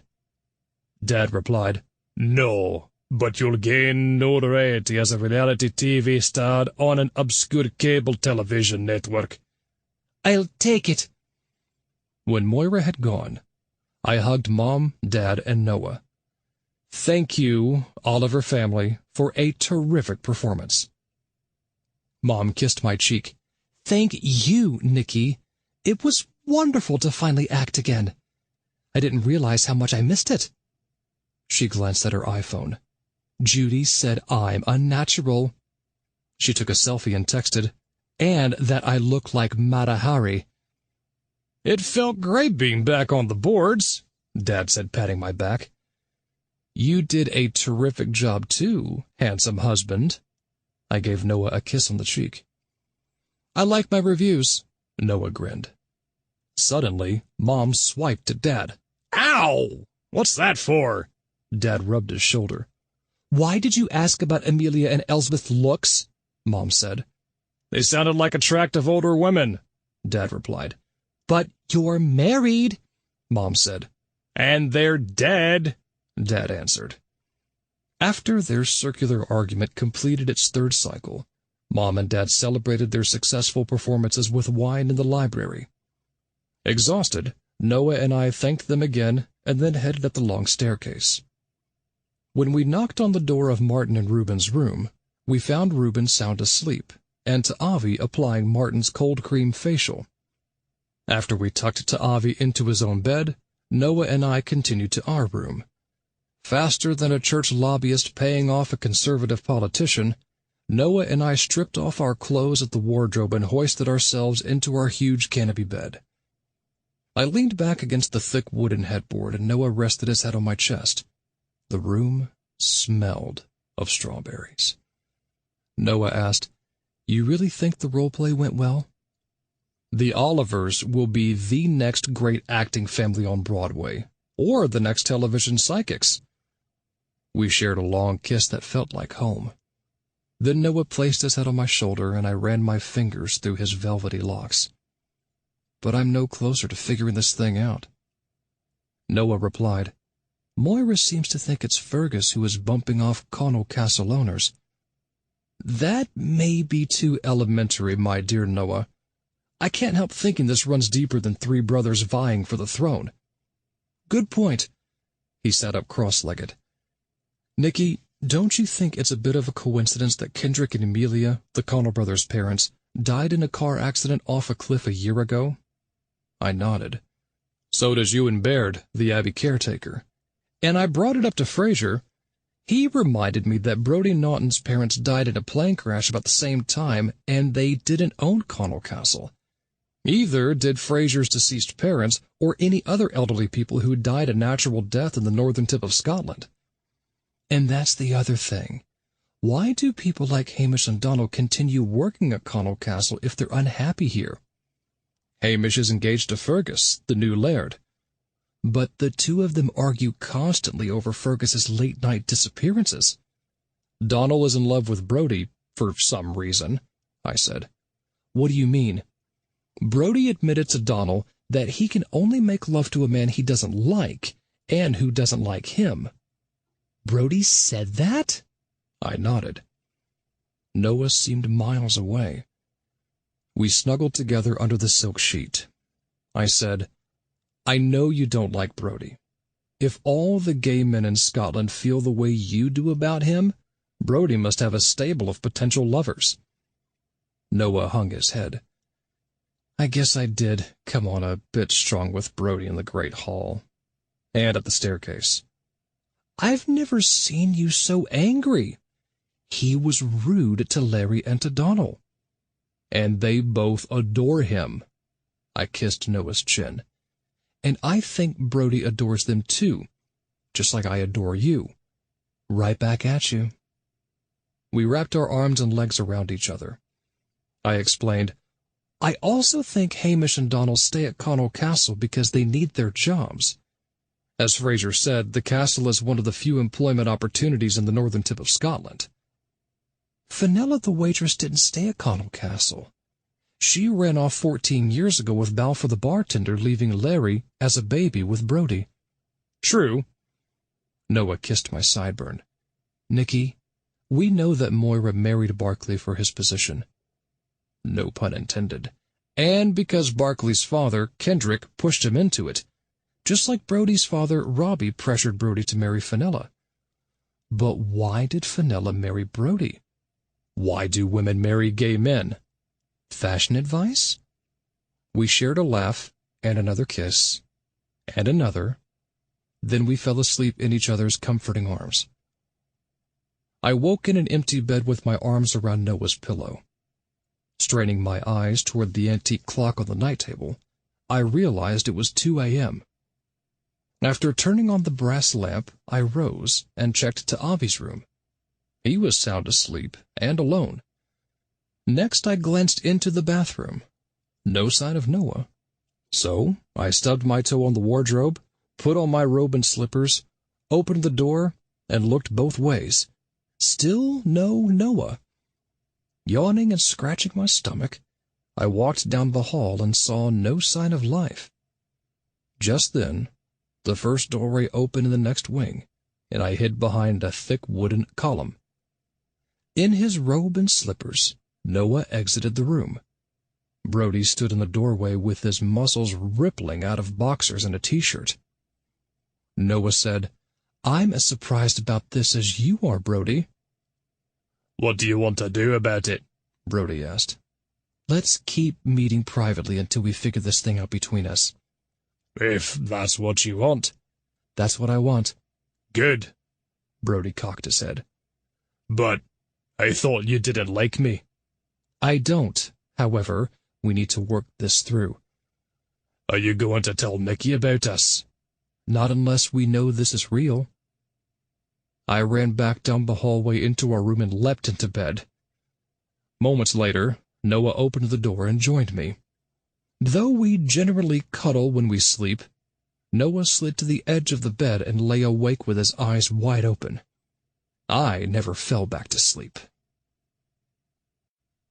Chapter 6. Noah and I woke, showered, and dressed quickly and quietly the next morning. Before we headed into Avi's room, I asked him, "Did you sleep well?" Yawning, Noah said, Not really." "Me either. I'll put ice under my eyes before we shoot the scene today." Noah walked past me. I grabbed his arm. "Why did you visit Brody last night?"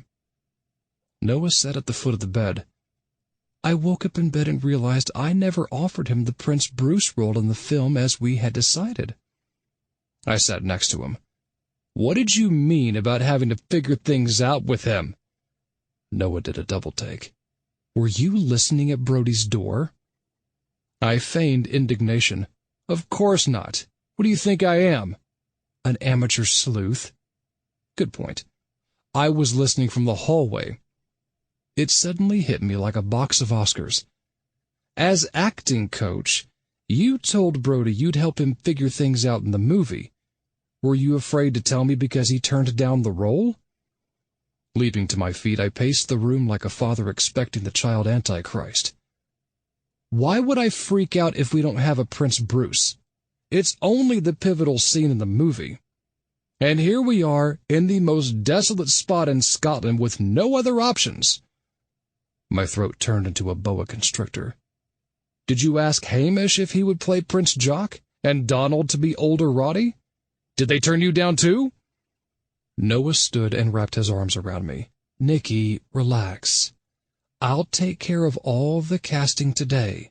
Concentrate on directing the film." He kissed my Roman nose, which felt out of place in Scotland, and on loving me.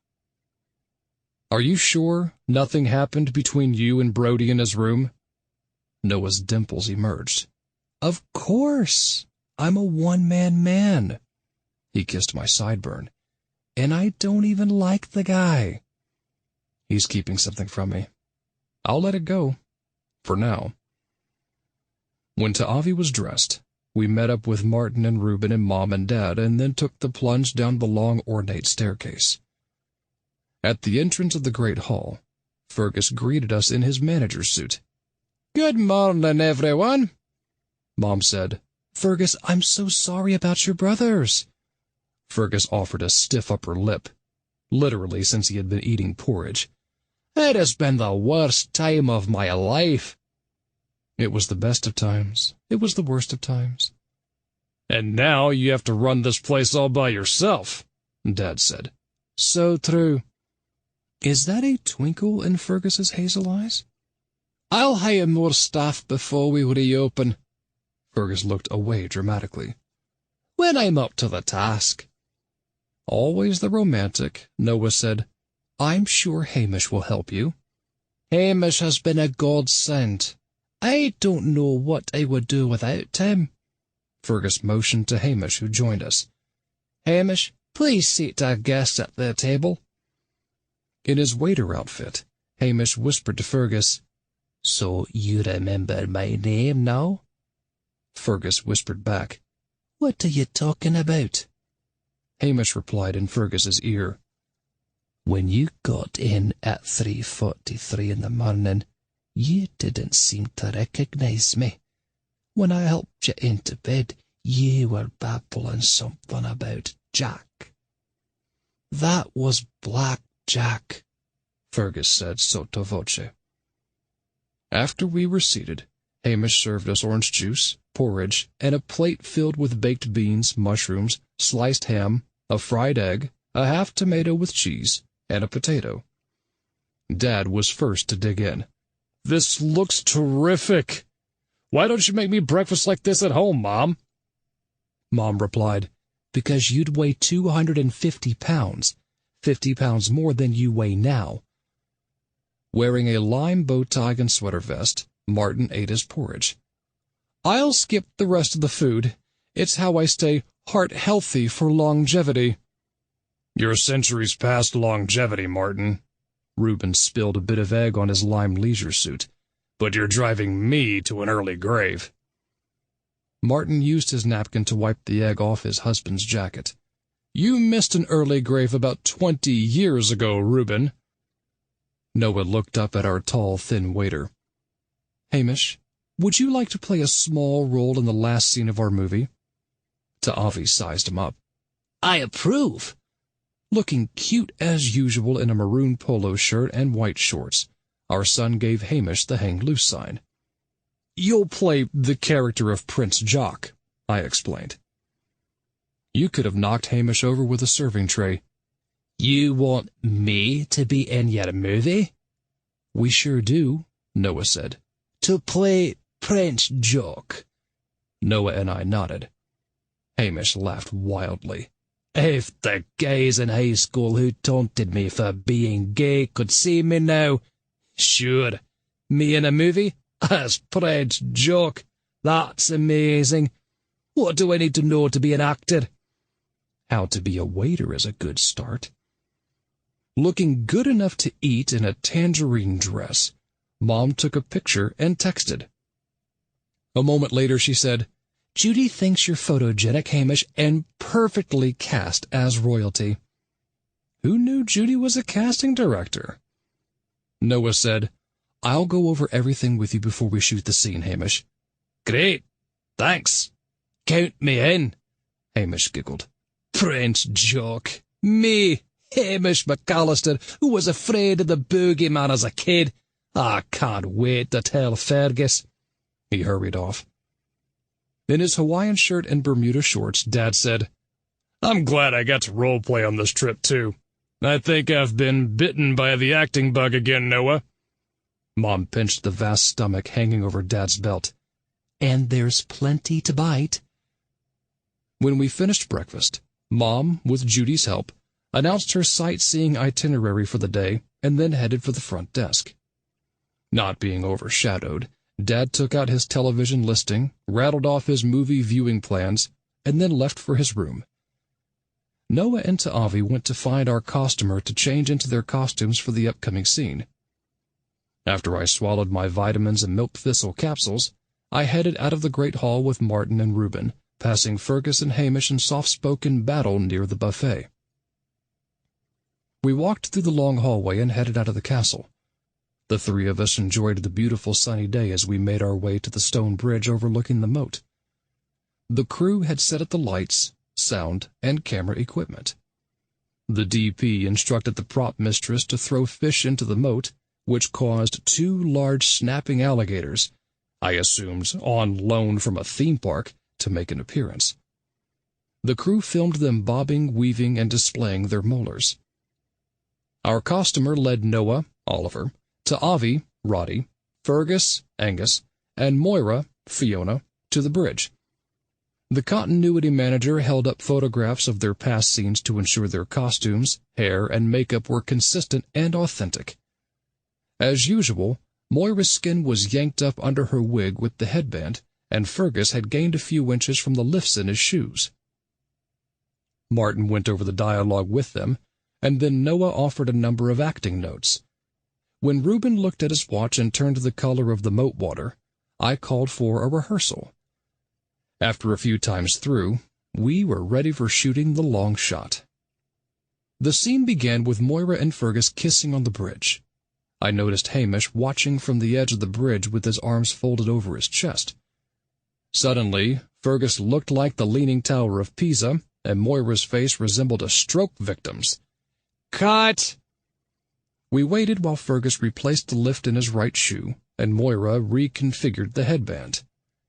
Continuing the scene, Noah and Ta'avi raced onto the bridge. Noah said, "Ye will pay for locking this boy up in the secret room." Fergus spun toward Noah, tripped over his sword, and landed on the stone floor. "Cut!" After a crew member helped Fergus to his feet, Fergus continued the scene. "Ye are off your head, touter." "It were them!" Ta'avi screamed, pointing at Moira and Fergus. "Me mither and me uncle." Moira cornered Ta'avi at the edge of the bridge. "Ye don't want to sass me, lad." Her acting training came in handy. In a wild rage, Moira grabbed Ta'avi by the throat. "Ye are not my son, lad. Your dad got Harmagandy with a kitchen wench who spawned ye. She's a long time dead, thanks to me. Now, with my two brothers at Black Donald's side, Fiona and I rule the castle." Fergus glared at Noah. "And no galoots like ye two can stop us." Moira went for Ta'avi's throat. Thanks to Noah's fight choreography, Ta'avi pulled his arms up quickly, releasing Moira's grasp on him. As she teetered back and forth like a broken umbrella in a storm, Ta'avi ducked away and pushed at her back. Our prop person released a mannequin of Moira into the moat, no doubt confusing the alligators. Fergus raised his sword to Noah. Then, a la Errol Flynn, Noah leapt onto the ledge of the bridge and drew his sword. Fergus joined him on the ledge, and they executed a nail-biting sword fight. When Fergus knocked Noah onto his back over the ledge, Noah slipped closer and closer toward the moat.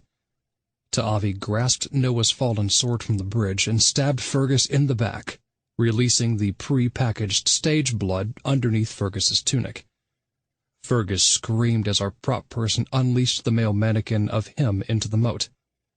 "Cut!" I breathed a sigh of relief as the long shot was completed successfully, without anyone really getting killed. We repeated the scene with close-ups on each of the four actors. In Fergus's close-up, the blood pack malfunctioned. Ta'avi had to stab, punch, kick, and bite at Fergus's back until Fergus finally bled. Moira's face fell so many times during her close-up that she finally crazy-glued her face to the wig. By the time we finished shooting, it was way past lunchtime. So, Hamish served us lunch on the bridge. After he distributed cloth napkins and silverware, he gave each of us a small shepherd's pie and a cup of ale, except for Ta'avi. As Noah, Ta'avi, and I sat on the ledge where Noah, as Oliver, nearly met his death, Fergus and Hamish stood on the opposite side of the bridge in heated discussion. Fergus raised his long nose up toward Hamish's button nose. "I said no, Hamish." "Why?" "Because my brother was right. It would cost too much money." Hamish groaned. "The staff can do the renovations." "It would take a lot more than our skeleton staff to bring that old ballroom back to life. The curtains are frayed and worn, the chandeliers are tarnished, and the floor is cracked and unsafe." "Fergus, please." "We don't have the money, Hamish." Hamish replied under his breath, "And we both know why." "Why? Why?" Fergus placed an arm around his fiancée. "Now that I own the castle, once we open for business again, we'll be back on our feet soon enough." He kissed Hamish's cheek.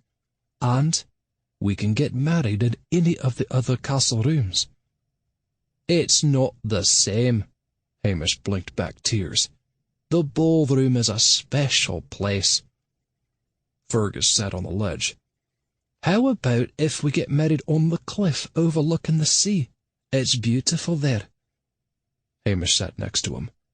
"It's also where Barclay fell to his death."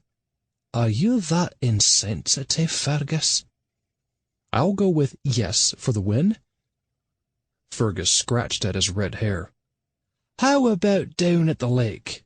It's a peaceful and pretty setting. You know I don't like lakes. Because of some dreams you had as a wee boy?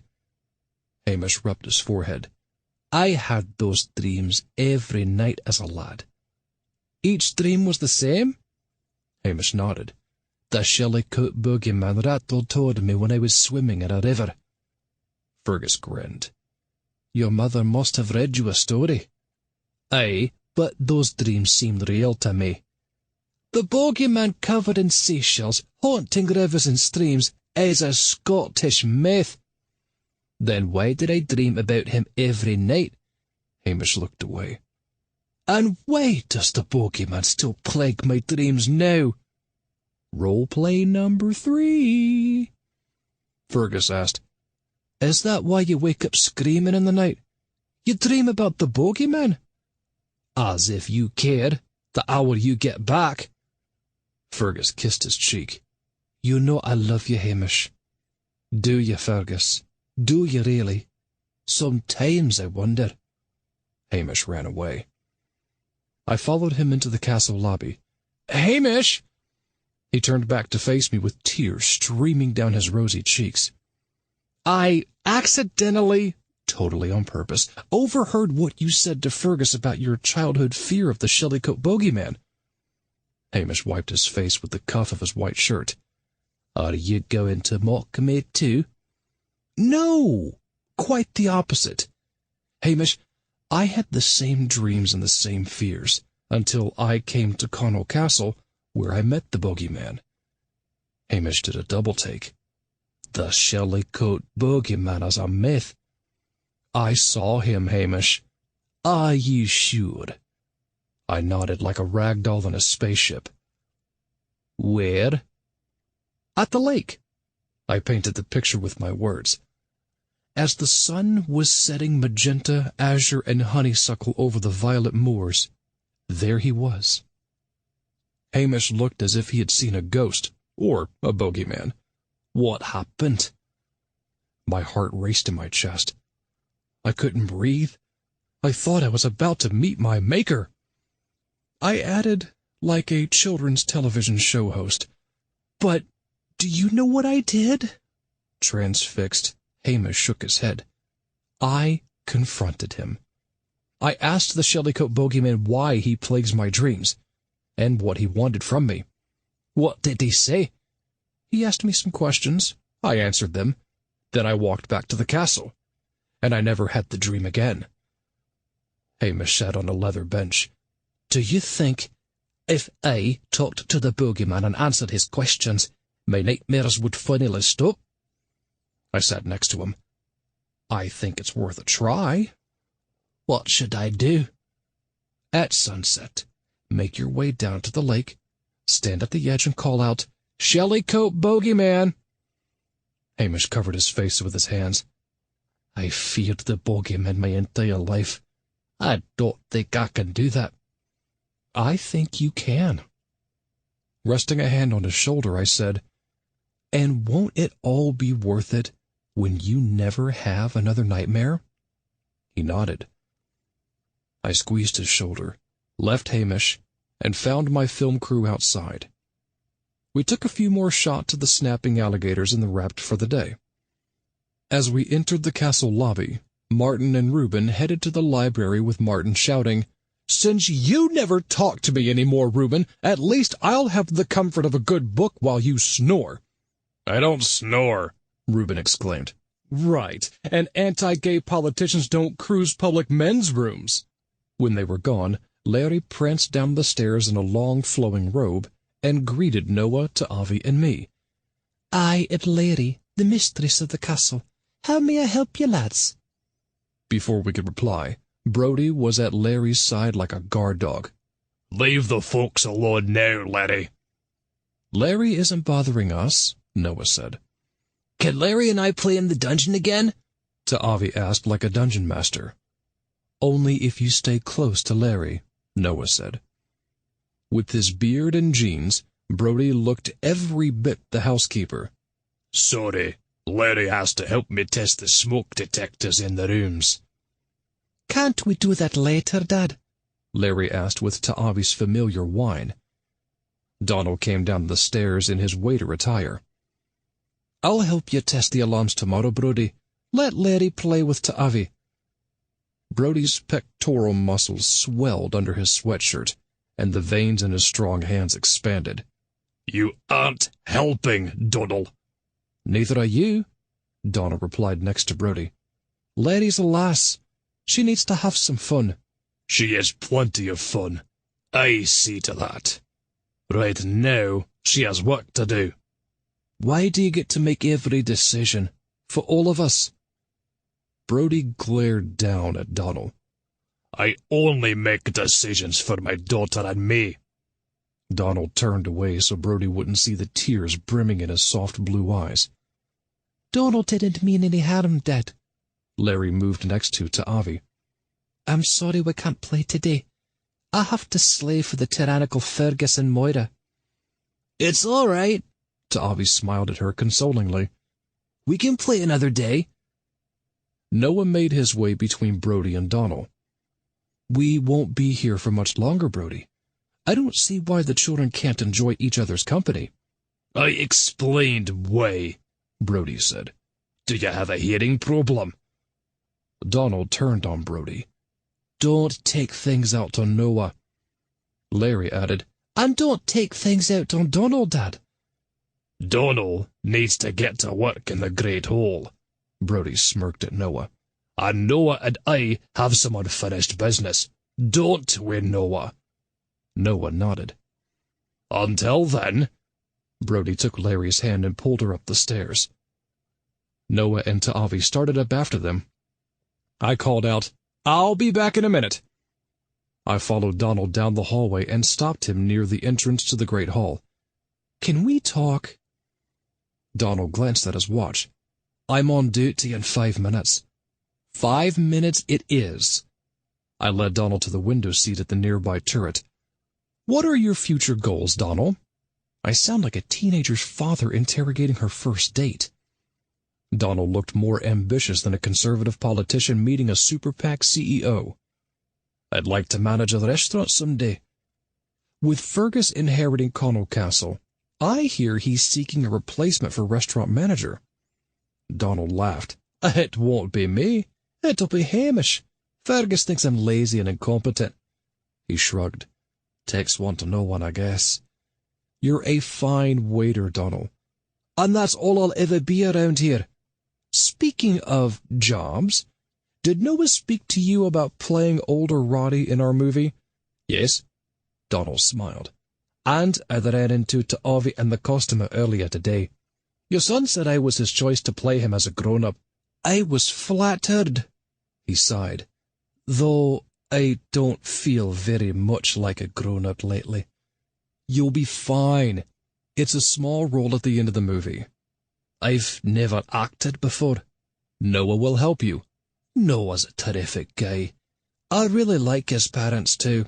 And, like Larry, I'm wild about Ta'avi. How about me?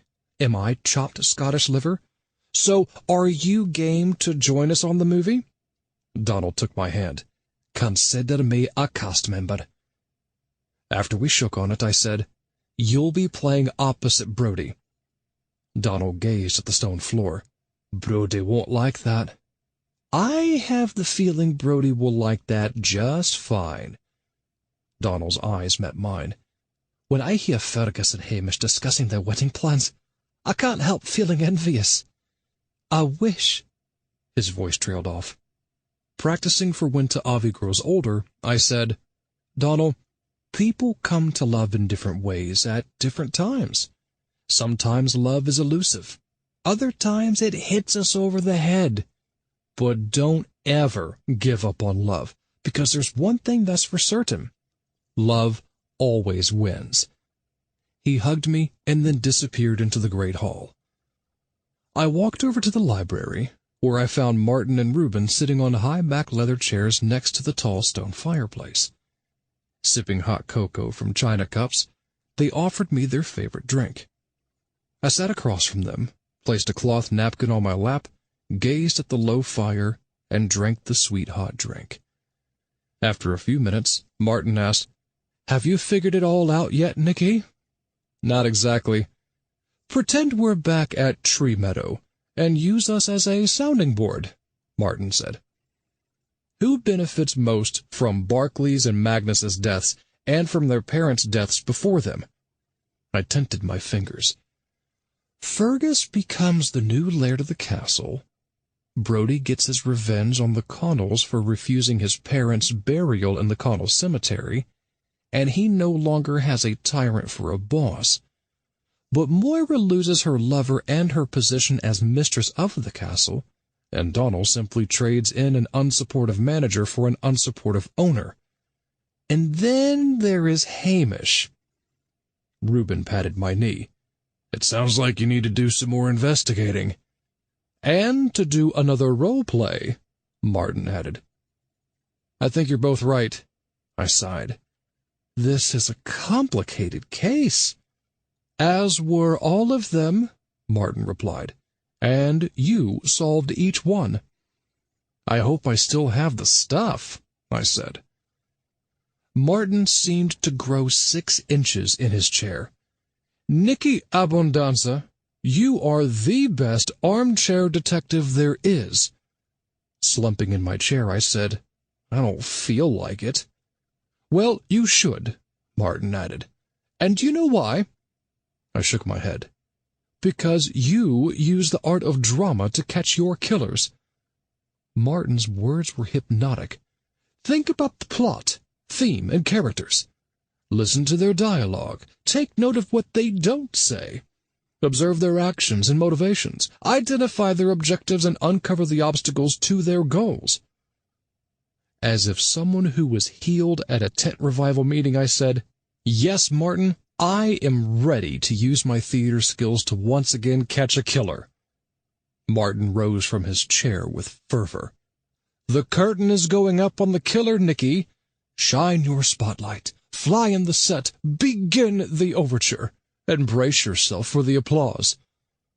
I leapt to my feet, ready to face my appreciative audience, waiting to hear "Bravo." However, Noah, Ta'avi, Mom, and Dad stood in front of me. "Dinner time," Dad said, patting his bulbous stomach. Reuben rested his cup on an antique end table and tapped at his watch. "Yes, my bedtime is approaching, Nicky." Back to reality. We walked down the hallway, entered the great hall, and Fergus seated us at our usual table near the large stone fireplace. 2 seconds after we were seated, Fergus shouted, "Donald, stop dawdling and see to our guests." Donald served us Scottish trout, tomato couscous, fennel salad, and pumpkin crumble with sweet mint iced tea. Mom took a picture of the table and texted, "Judy said this is a feast for a king in a castle." That was a big leap, Judy. "And she thinks you are the cutest little thing, Donald." Donald blew Mom a kiss, and she giggled like a young girl meeting a movie star. Then, looking down at her dessert, Mom said, "I make pumpkin crumble, too." "Not like this, you don't." Dad started his meal off with the huge dollop of whipped cream on the spicy dessert. Donald came to Mom's rescue before she could empty her iced tea on Dad's bald head. "I'm sure your crumble is even better than this one, Mrs. Oliver." "Thank you, Donald." Mom winked at him. "Call me Bonnie." Is Mom flirting with the waiter? "And Bonnie is the perfect name for such a beautiful woman." Donald grinned. Eating it up, no pun intended, Mom replied, "And you are a sweet young man, inside and out. Brodie is foolish not to notice that." Donald's cheeks reddened. "Leave Brodie alone, Mom," Dad said. Tearing into his trout, Martin happily joined the gossip bandwagon. "Are you and Brodie an item then, Donald?" He shrugged. "I wish I knew." Donald smiled. "Actually, I wish I was with the man I loved for 40 years like the two of you." "Careful what you wish for," Reuben replied. "You would die without me," Martin exclaimed, eating Reuben's salad. "Yes," Reuben said, "a peaceful death." After Donald left, Ta'avi drew the attention to himself, a family trait. "How did my scenes go today, Dad?" Noah kissed Ta'avi and then wiped couscous off the boy's cheek. "You were terrific, son, brimming with emotion and fearless in your acting choices." "I had a good teacher," Ta'avi said to Noah's delight. "I'm really proud of you both," I added. Mom and Dad raised their glasses. "Hear, hear!" As if he were 90 years old and retiring, Ta'avi said, "After my last scene is shot tomorrow, I'll miss acting." Noah rested a hand on his shoulder. "There will be more roles for you, young man." As his Brian Sear character, Dad said, "I see an Oscar in your future." "And a Tony and an Emmy," Mom added in psychic wonder. "I'd like to do a role play and solve this case." Ta'avi cleared his throat in my direction. "That reminds me, I'm doing a role play tonight." I filled them in on my plan to question Hamish at the lake. Everyone wished me luck. Then Mom told us all about her sightseeing, displaying more pictures than the Louvre. Dad was next, offering his review of National Lampoon's Vacation and European Vacation. After downing my vitamins and milk thistle, I left Ta'avi with Mom and Dad, and then Noah and I searched for the customer. Later that evening, Noah hid behind a grassy knoll and I stood near the lake. I heard Noah giggle at my muddy hair, hands, face, and feet, as well as my leotard and tights, covered with seashells. I took a step toward the lip of the lake and the shells rattled like maracas on a roller coaster. Hamish appeared at the opposite side of the lake. "Boo! Ah!" I laughed. "I'm just playing with you, sonny," he asked in a voice that shook more than an intoxicated flight attendant during turbulence. "Are you the Shellycoat boogeyman?" Either that or I have a strange fetish for seashells. I was going for Dracula, but what came out was a combination of Yiddish and Polish. "Sure, I'm the bogeyman of the loch. Who else would I be with mud all over my body and seashells dangling off me like gold jewelry?" "I thought you were a legend." "I am, in my own mind." I let out a harrowing guffaw. Hamish took in a deep breath and then said, "Why do you terrorize me in my dreams?" "I'm the bogeyman. What, do you expect me to meet you for brunch?" Summoning up his courage, Hamish asked, "How can I get you to stop?" I took a step forward and 3 shells fell off my leotard. "Let's have a chat." "Why?" "You rather I go back to scaring you?" "No, but I don't understand." "The thing is, I don't have many friends. Being a bogeyman doesn't exactly make me A-list, sonny." More shells dropped off. "So, tell me all about yourself or I go back to the boo routine." "If I tell you about myself, will you stop haunting my dreams?" "Tell you what I'll do. Answer my questions honestly and I will plague your dreams no more. I'll even sell you some seashells at discount." Try saying that 3 times fast. More shells slid off. "What do you want to know?" Sounding like a matchmaker, I said, "So, tell me, are you single?" Hamish ran a hand through his brown locks. "Why do you want to know all that?" "It gets lonely in the marshes. Maybe I want to live my life vicariously through yours." "You wouldn't want my life." "What could be worse than looking at nothing but fish and seaweed all day and spooking nice people in their wet dreams each night?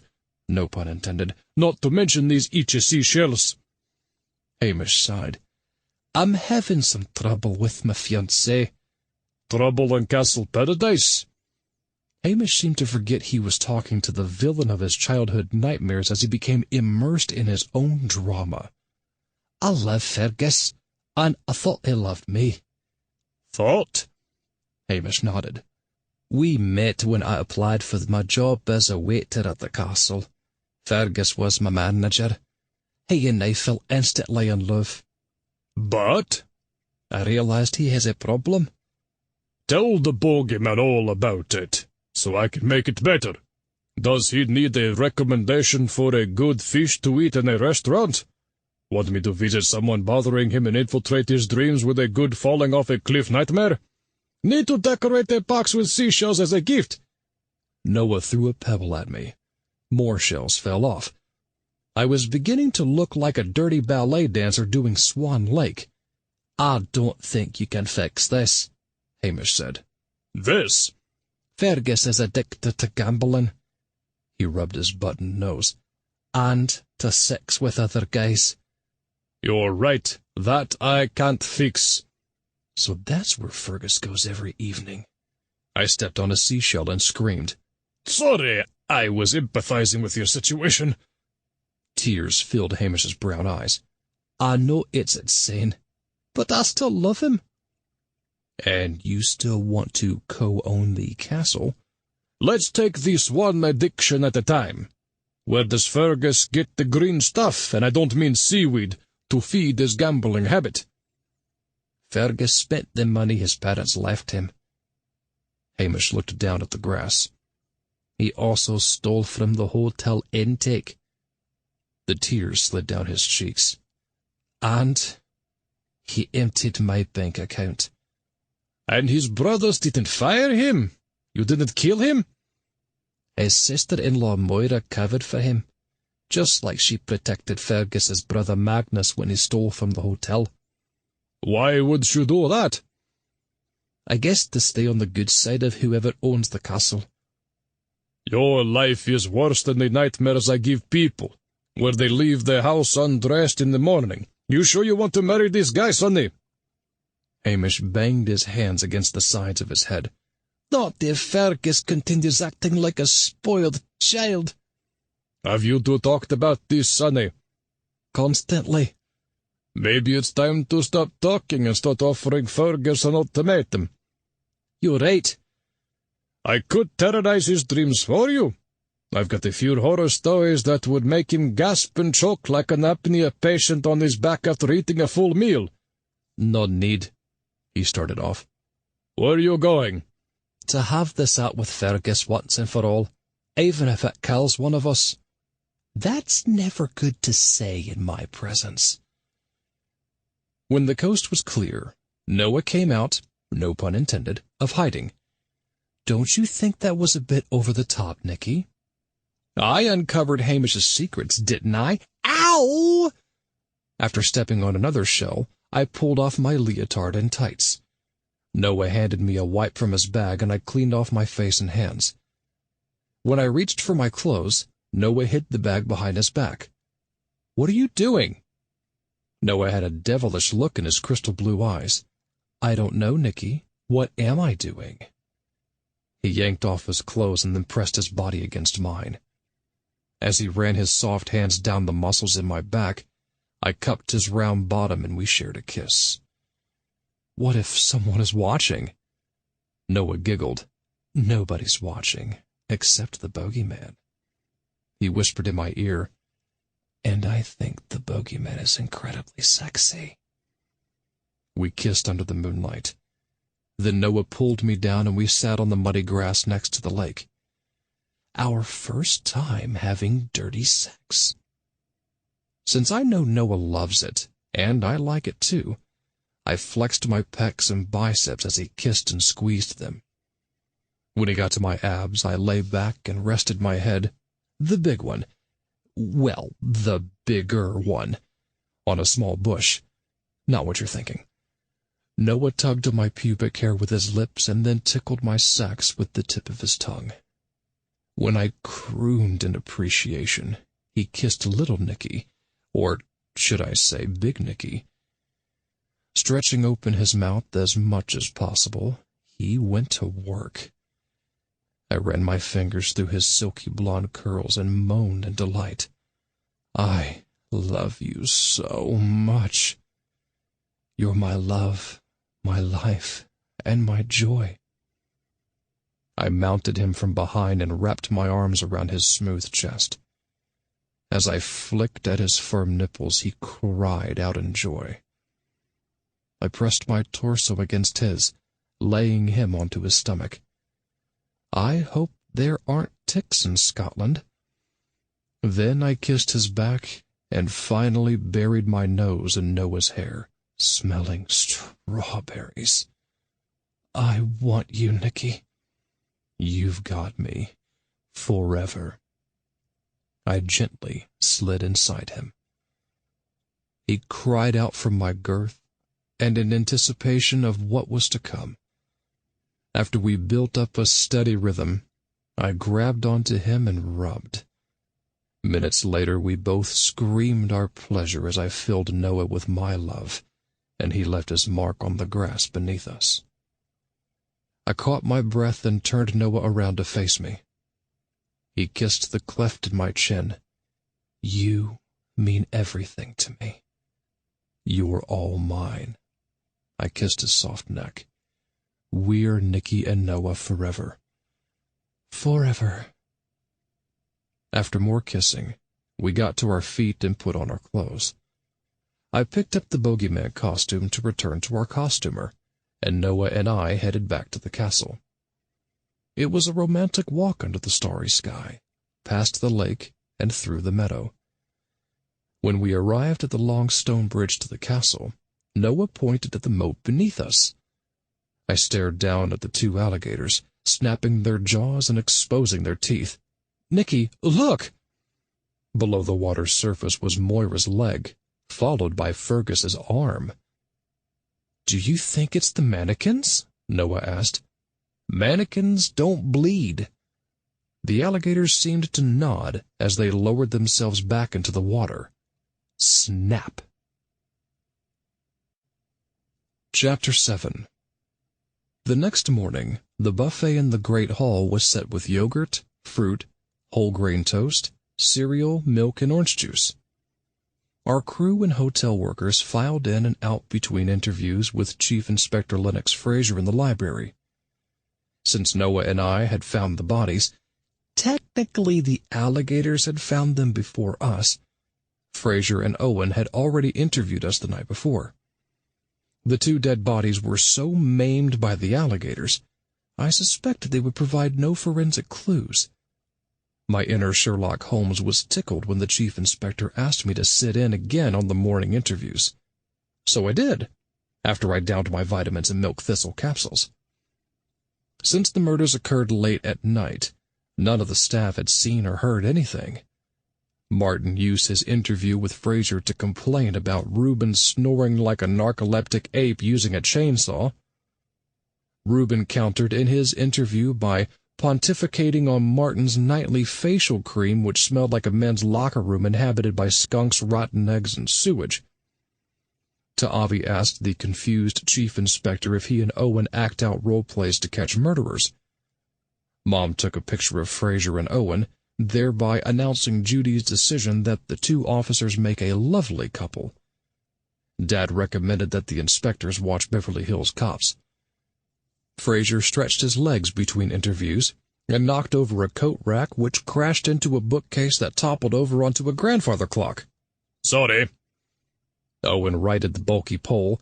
It's not what you're thinking. Bookcase and clock. No harm done, Lennox. I mean, Chief Inspector. Would you like me to bring in the next suspect? Interview? Give Nicky and me a few moments, will you, Owen? Inspector Stewart. Of course. The tall, thin man stood at the library door like a frame. On the other side of the doorway, please. Right. I knew that, sir. Owen left the room and closed the heavy wooden door behind him. Fraser walked over to the large stone fireplace, knocked into the poker, replaced it, and then tipped over the stand, sending all the tools sprawling onto the stone floor. Sorry. Feeling like Owen, I rose and righted the stand and gathered the tools. How do you think the interviews are going? Fraser yanked out the notepad and ripped his suit jacket pocket. I've got a few clues. My father, the ex-chief superintendent, would be proud. Or rather, turning over in his grave. I leaned on the fireplace mantel a la Holmes. What are your clues?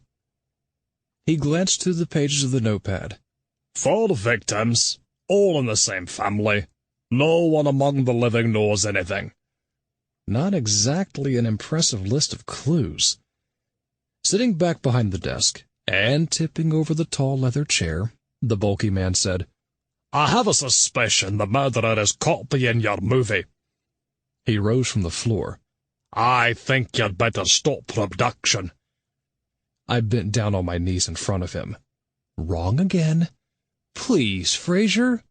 We only have a few more scenes to shoot. Channeling Moira, I added, let us finish the film to honor the deceased. He scratched his square chin and his elbow knocked over a paperweight. It's just a few more scenes, you say. I nodded like a buoy in the storm of the century. Then I suppose it's all right. I breathed a sigh of relief. Thank you, Fraser. But in return, I'd like to know your hunch about the identity of our murderer. Taking on my Sherlock Holmes persona, I jumped up and paced the room. I've narrowed it down to 4 suspects. Brodie Naughton, Larry Naughton, Donald Blair, and Hamish McAllister. Fraser sat. Having never righted the chair, he went crashing to the floor. How do you know they are the prime suspects? I tapped my temple. The little gray cells told me, and my inquisitive nature. Not to mention the other possible suspects have been murdered. Why do you suspect them? Fraser rose behind the desk and accidentally jabbed a pen into his palm. Ouch! I handed him my handkerchief. You'll see when we interview them. Please keep in mind that any of them could have been on the bridge last night. Owen peeked his head inside the library. Are you ready for the next interview, Chief Inspector? I replied, Yes, I am, Inspector Stewart. Please send him in. I reset Fraser's chair and sat next to him. Watch and learn. Brodie entered the room looking like a lumberjack in a flannel shirt, jeans, and boots. He slouched down in the tall leather chair opposite the desk. I didn't see anything, and neither did my daughter. I stood and leaned against the desk like a television attorney in a hushed studio courtroom. Brodie, isn't it true that you were miffed at Barclay Connell for his slam-bam-thank-you-man routine with you? Looking like a conservative politician being confronted with evidence of global warming, Brodie practically growled at me. The termination of my relationship with Barclay was mutually agreed upon. I sat on the desk. And aren't you enraged that your parents, Elspeth and Robbie Naughton, after spending their lives working for the Connells, were not buried in the Connell Cemetery along with Kendrick and Amelia Connell? And wasn't your rage directed toward the very people who prevented that burial, Barclay and Magnus Connell? Brodie said behind gritted teeth, Kendrick and Amelia were buried there. My folks should have been too. They worked hard for the Connells their whole lives. Fraser raised his hand, knocking over a pencil holder, which sent pencils rolling across the desk. I can bear witness to that. Is he the chief inspector or a character witness for Brodie? Kendrick Connell kept my mother working long hours in the office. Fraser gathered the pencils and put them back. He did the same with my mother in housekeeping, and my dad as caretaker outside. Brodie tugged at his beard so hard I thought it might tear out of his skin. And Fergus Connell worked my ex-wife Fenella the same way in the restaurant. He looked away. Before she ran off with Balfour the bartender years back. And that made you want to kill everyone who bore the Connell name, I said. Brodie did a double-take. No, I didn't kill anyone. He pounded his fist into his palm. But I sure thought about it. Fraser applauded my performance. Well done, Nicky. I bowed. Then Fraser cleared his throat. That's all we need for now, Brody. Larry was next, still wearing her long white robe. Standing over the 14-year-old girl, I said, "Back in the States, our juvenile prisons are full of girls like you who covet what others own." "What does covet mean?" she asked Fraser. He shrugged. "I'll redirect." Leaning over her, I said, "Why do you pretend to be mistress of this castle?" Her blue eyes widened. "Because it's fun." "And because you despise the Connells, the real owners of the castle?" "Yes, they are selfish brutes." "And that is why you took their lives." She giggled. "Are we acting in a scene?" She explained to Fraser. "I acted in the movie. It was so cool." Fraser whispered to me, "I think you're barking up the wrong juvenile." Witness released. For now. Donald took the hot seat next. I sat behind the desk. "You had good reason to kill the Connells, Donald." "I did?" Donald asked. "You were jealous of Brody's past relationship with Barkley, and you wanted Fergus's position as restaurant manager." His angelic face saddened.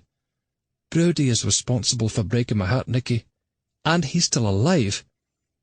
"The lad has a point," Fraser said. "You're not helping." Finally, Hamish sat before us. Fraser said, "I'm sorry for your loss, Hamish." Hamish wiped a tear off his cheek. "I think I'm still in shock." "Let me bring you back to reality." I paced over to the fireplace. "We know that Barkley and Magnus stood in the way of your fiancée inheriting the castle, and we are also aware that Fergus cheated on you and stole your money." "Since you knew everything, why ask me any questions?" Hamish sneered. "I only have one question for you, Hamish." I leaned in for my close-up. "With your fiancé deceased, who inherits the Connell Castle and all the property around it?" "I do. It was in Hamish's will." Fraser made a note on his pad, tried to place it inside his ripped jacket pocket, and the notepad fell to the floor. He bent over to pick it up and banged his head on the desk. "Thank you for your honesty, Hamish." I grinned. "We will remember your testimony." With the interviews completed, I met up with my family at the Great Hall buffet for lunch. Scottish pie, meaning minced mutton. Hungry yet? Then Noah and Ta'avi rushed off to change into their costumes for the next scene. I wished Mom a good afternoon of sightseeing and Dad an enjoyable time watching The Accidental Tourist in his room. Next, I made my way around various corridors to the castle room, where I found our crew members set up and taking orders from the DP. Reuben, in a chartreuse leisure suit, whispered in my ear, "Let's shoot this before anyone else gets killed." In a chartreuse bow tie and sweater vest, Martin was at Reuben's side. "Stop overreacting as usual, Reuben.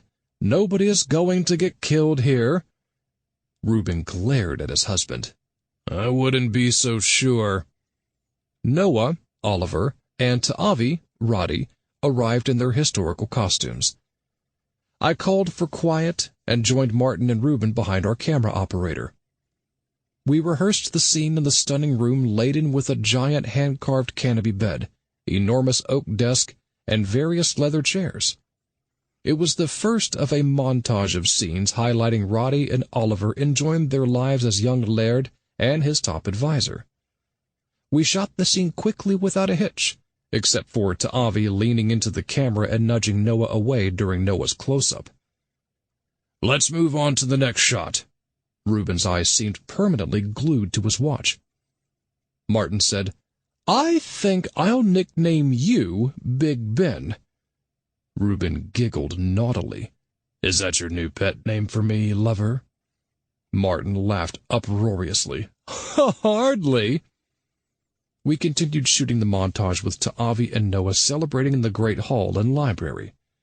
The scenes went fine, except for Fraser's clumsiness apparently rubbing off on the cast. Ta'avi's spoon got caught on the fireplace poker in the Great Hall, which landed him headfirst inside the large stone fireplace. Thankfully unharmed, Ta'avi got to his feet, met by applause from the crew. "I was smoking hot in that scene, Pop." There was also a little mishap in the library when Noah rose from behind the desk and a bronze desk knob caught hold of his kilt, rendering Noah on library display. Then we all headed out of the castle to the van, which drove us to the moors. The crew set up for the next scene, where Ta'avi and Noah run laughing through the moors, excited by their newfound freedom. The moment the crew was ready, Reuben leapt up and down like a barefoot swami on hot stones. "Hurry up and shoot the scene before we lose the light." Martin stood next to him on the large rock. "There is plenty of light. Your cataracts are blocking out the sun, Reuben." "I thought they only blocked out you." Reuben kissed Martin's cheek. We shot without a rehearsal. All went well until Noah's cloak got caught in a tree branch and Ta'avi's brogue picked up a stone, sending my husband and son dangerously close to the cliff's edge. I called cut and rescued my family. Then we reshot the scene successfully and finally drove in the van back to the castle. Upon entering, Noah and Ta'avi hurried upstairs to change into their own clothes. I raced down the hall, pilfered a bottle of whiskey, backtracked outside, and took a brisk walk across the bridge and over the cobblestone path to the Abbey. After running up the steps and yanking open the heavy door, realizing I needed to get back to the gym at Tree Meadow, I passed through the Abbey entryway. As my eyes adjusted to the lack of light, I heard a soft whimpering. "Ewan?" The old man appeared at the entrance to the worship area. After wiping his face with his sleeve, he aimed bleary hazel eyes in my direction.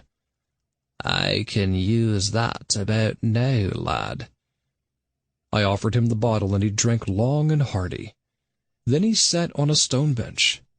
I rested next to him.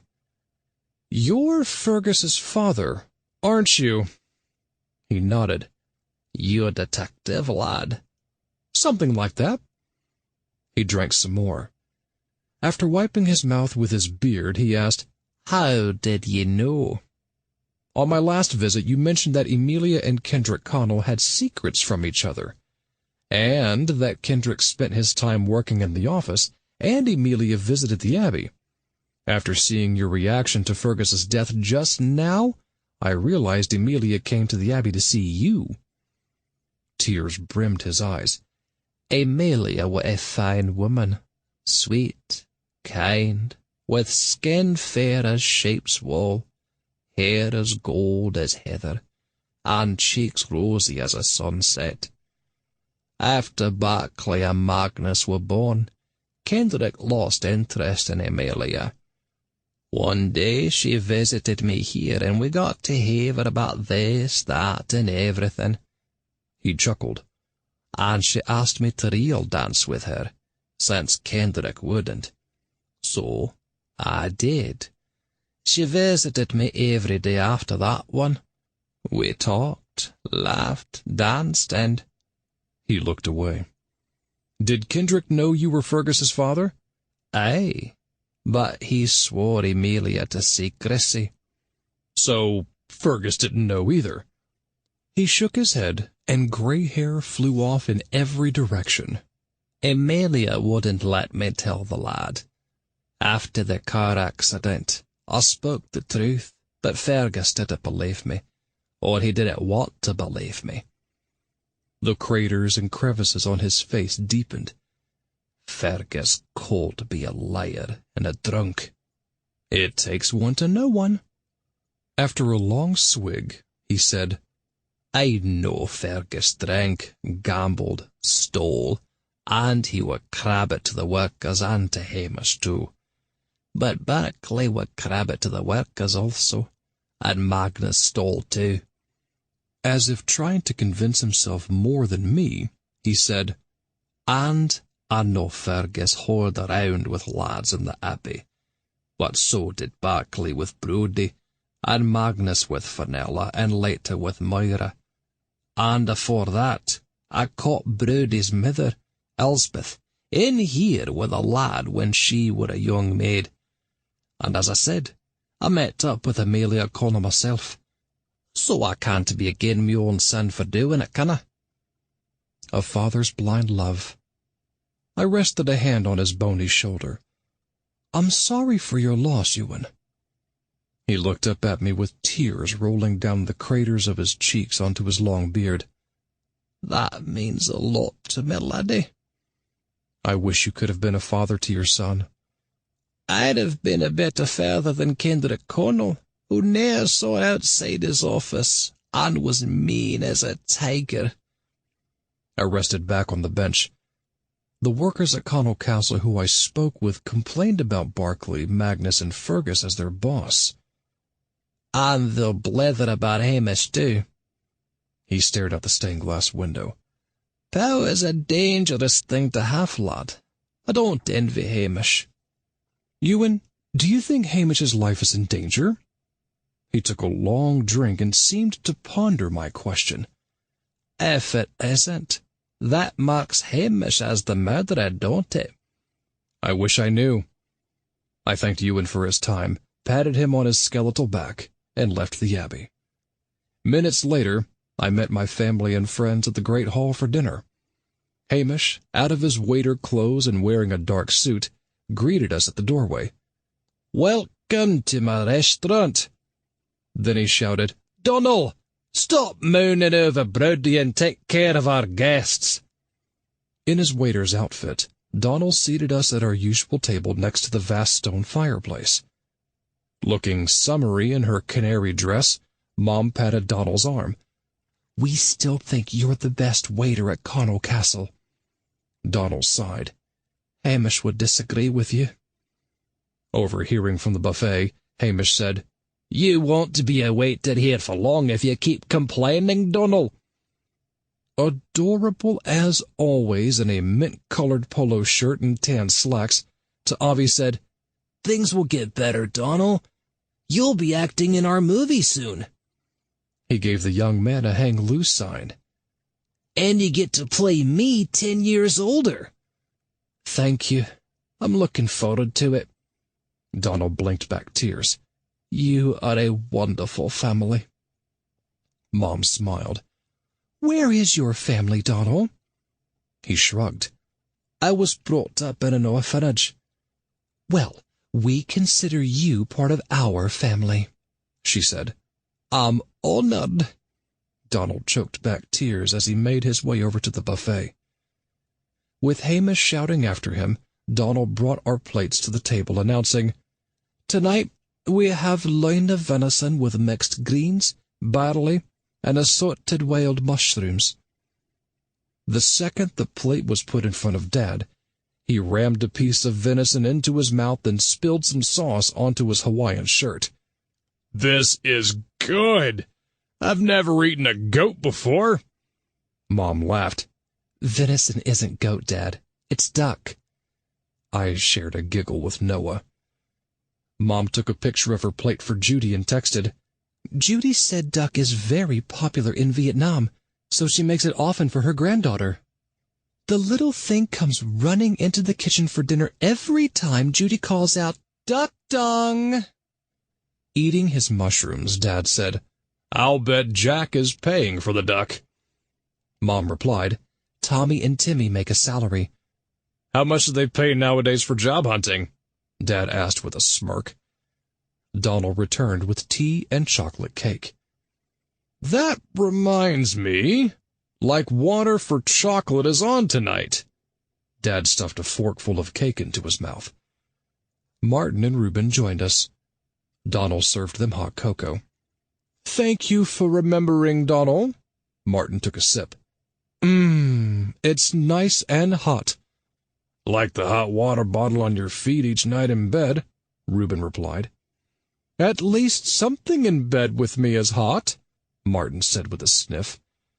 Donal served Martin and Reuben their food and then left us. Mom prattled on about her day's sightseeing. Then she pulled up her next day's destination on her iPhone. Avi, since you finished your scenes in the movie, you can come sightseeing with me tomorrow. Thank you, Grandma. Avi looked at me like a waif in a storm, sighing dramatically and hanging over the back of his chair. What I'd really like is to help you solve the case, Pop, by acting in a role play. He's part of the family, Martin said, chewing his greens. Mom was back on her phone. You'll like this, Avi. Tomorrow, my bus tour is going to Highland Lookout. It says from there you might spot a Sid Ferry. What's a Sid Ferry? Reuben asked between bites of his barley. Donald was back to clear some plates. The Sid Ferries are a separate race of small people who live under the mountains in Scotland and Ireland. If you tell a Sid a secret, you will get your wish. Aren't the Sid a Gaelic? Pronounced gay lick. Myth? Donald's eyes sparkled like the sun kissing the sea. That's what most people believe. Most people? Martin no doubt pondered the romantic life of a fairy, pun intended. Donald whispered, I've seen them. You have? Martin and Reuben asked in unison. Donald nodded. What do they look like? Noah asked. Donald grinned. Like dark-skinned children wearing blue and gold. Where did you see them? I asked. Near the mountains. When I went walking up there 6 years ago on my 21st birthday. He probably ran into a group of Cub Scout tourists at night when he was smashed from drinking ale. Mom asked, Did the Sid Fairies grant your wish? Donald's dimples appeared. I didn't ask for one, but I tell you something. If I saw a fairy now, I'd remember to ask for something. Especially if the fairy was named Brody. Donald left our table. Noah began gasping and his eyes turned into flying saucers. What is it? I hoped he didn't eat a nut and was going into anaphylactic shock. Nicky, I think it's time our son became a man, Noah said. I put 2 + 2 fairies together. Elementary, my dear husband. Catching on, Avi said, Let the chase begin. As we were leaving the dining room, Noah asked Donald if he would like a friendly ear and a consoling shoulder to cry on over his relationship, or lack thereof, with Brody. Donald jumped at the chance, and my Watson set their meeting for 9:30 p.m. in the castle lobby. The fairy dust was thrown. We said goodnight to Mom, Dad, Martin, and Reuben, and then hurried upstairs to our room. Noah went to work with his makeup case, applying silver glitter to Avi's face. Then we hurried down the hall to our costumer's room. She supervised Avi's fitting into a long dark wig and a flowing blue robe with gold tassels. At 9:45, Avi and I were hidden behind a nook in the nearby mountains. I gasped in awe as the sapphire sky embraced the Kelly Green Mountains and cobalt sea beneath it. We heard Noah and Donald approaching. I'm really sorry about your problems with Brody, Noah said with a compassionate look on his handsome face. Me too, but talking about it with you helped, and being able to witness your happy marriage with Nicky gives me hope. I'm glad. Donald smiled. You're an amazing man, Noah. And your husband is a real gem. I always liked Donald. Noah swayed from side to side like a dancer on a cruise ship. Donald asked, Are you all right? I'm just tired from the long day of shooting. I'd better head back to the castle. I'll join you, Donald said. No, please, stay here where it's so beautiful. I can get back to the castle on my own. See you tomorrow. Before Donald could object, Noah fled faster than a priest chasing a young male parishioner with a daddy fetish. Donald shrugged his small shoulders, scanned the gorgeous landscape, and took in a deep breath. I nodded to Avi his cue. As rehearsed by Noah, Avi spun out like a top while I rang a bell, courtesy of our film's prop person. Upon seeing Avi materialize, Donald stepped backward in a combination of awe, shock, and fear. "Who are you?"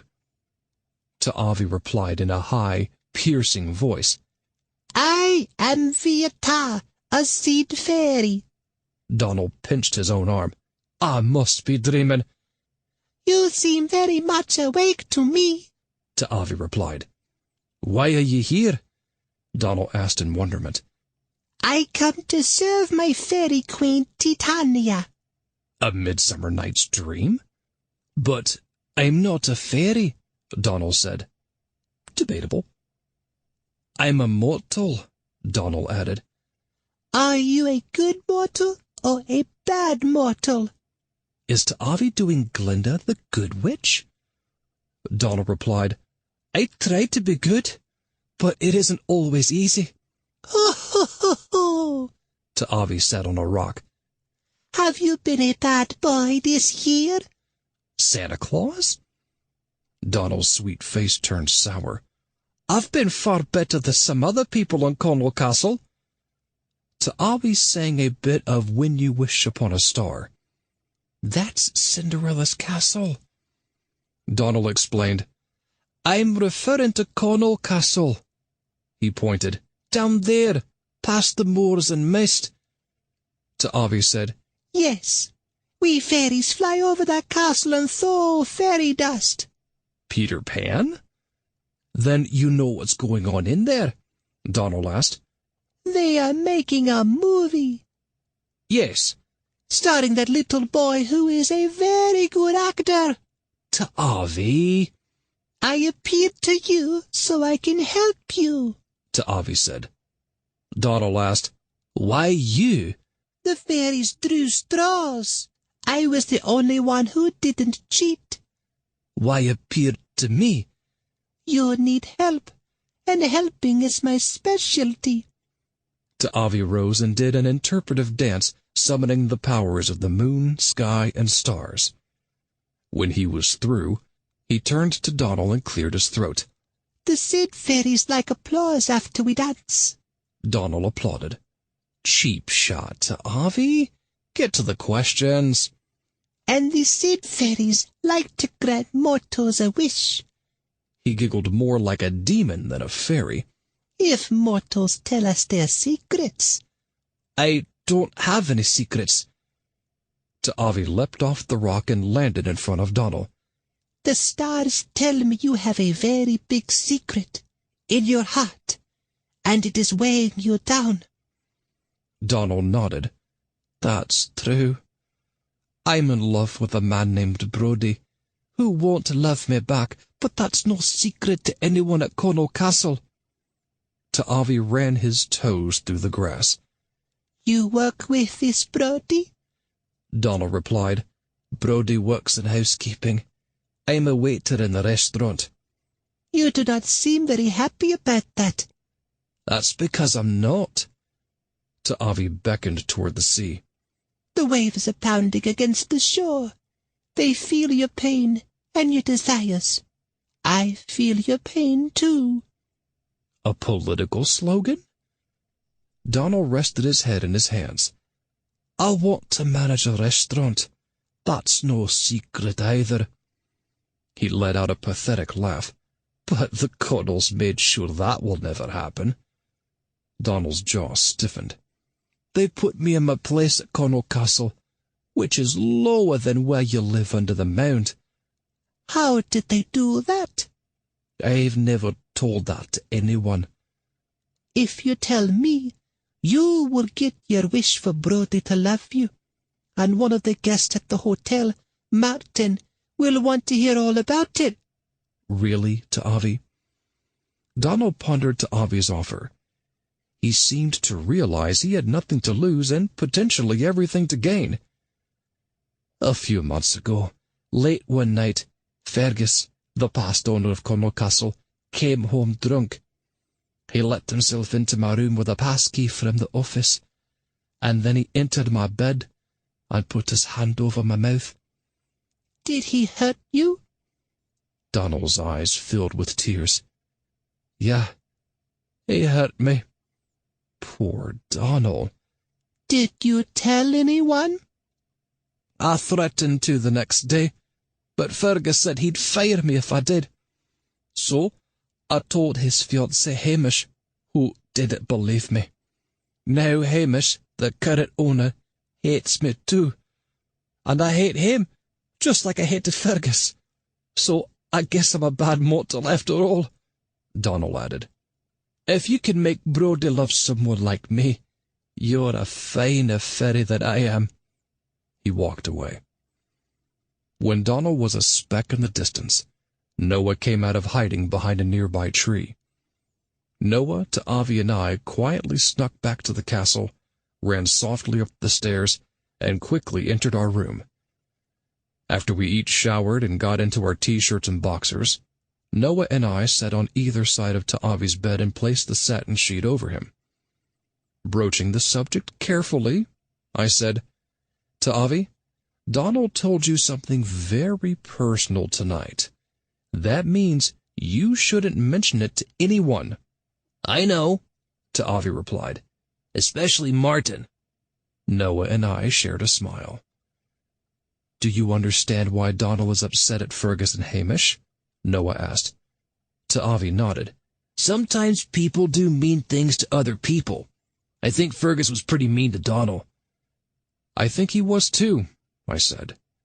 Noah added, and nobody should ever force someone to do something he or she doesn't want to do. Do you understand? Ta'avi nodded again. Good. Noah pulled the sheet up to Ta'avi's chin. Get some sleep, and we'll talk more about this tomorrow. Okay. I kissed Ta'avi's forehead. You understand we do these role plays to try to catch murderers? Ta'avi nodded. And to play different characters. He grinned. Did you have a good time tonight? Noah asked. The best, Ta'avi said. Fishing for a compliment, he added, How did I do? You did a great job, son. Thanks, Pop. Noah embraced Ta'avi. I was so proud of you. Ta'avi hugged him back. Just like I'm always proud of you and Pop. When Noah and I were nearly out of the room, Ta'avi said, Pop, Dad. We stopped at the doorway. Tonight, I found something even more fun than being an actor. What's that? Noah and I said in unison. Being a detective, like my dad's. We each blew him a kiss and headed to our room. Noah and I dove under the sheets of our bed and squeezed each other close. I hope we didn't make a mistake letting Ta'avi do a role play. He may be growing up too quickly. I rested my cheek on Noah's smooth neck. Noah replied, Ta'avi's learning the importance of caring for others, and about keeping proper boundaries. A kid can't understand that too soon. I agree. Noah shuddered. How horrible about Fergus forcing himself on Donald. No wonder Donald hated Fergus. Donald said he never told anyone about what Fergus did to him. I wonder why he didn't confide in Brodie. Maybe Donald wanted to take care of Fergus himself. Noah cocked his head. Do you think Donald hated Fergus enough to kill him? I ran a hand through Noah's thick curls and smelled strawberries. It wouldn't be the first time a victim felt helpless and took revenge on his attacker. Good point. He sighed. Why do people hurt other people? That, my dear Watson, is a true mystery. I kissed his soft cheek. Fergus was a troubled man. I filled Noah in on my visit with you and Baird. My sensitive husband wiped a tear from his cheek.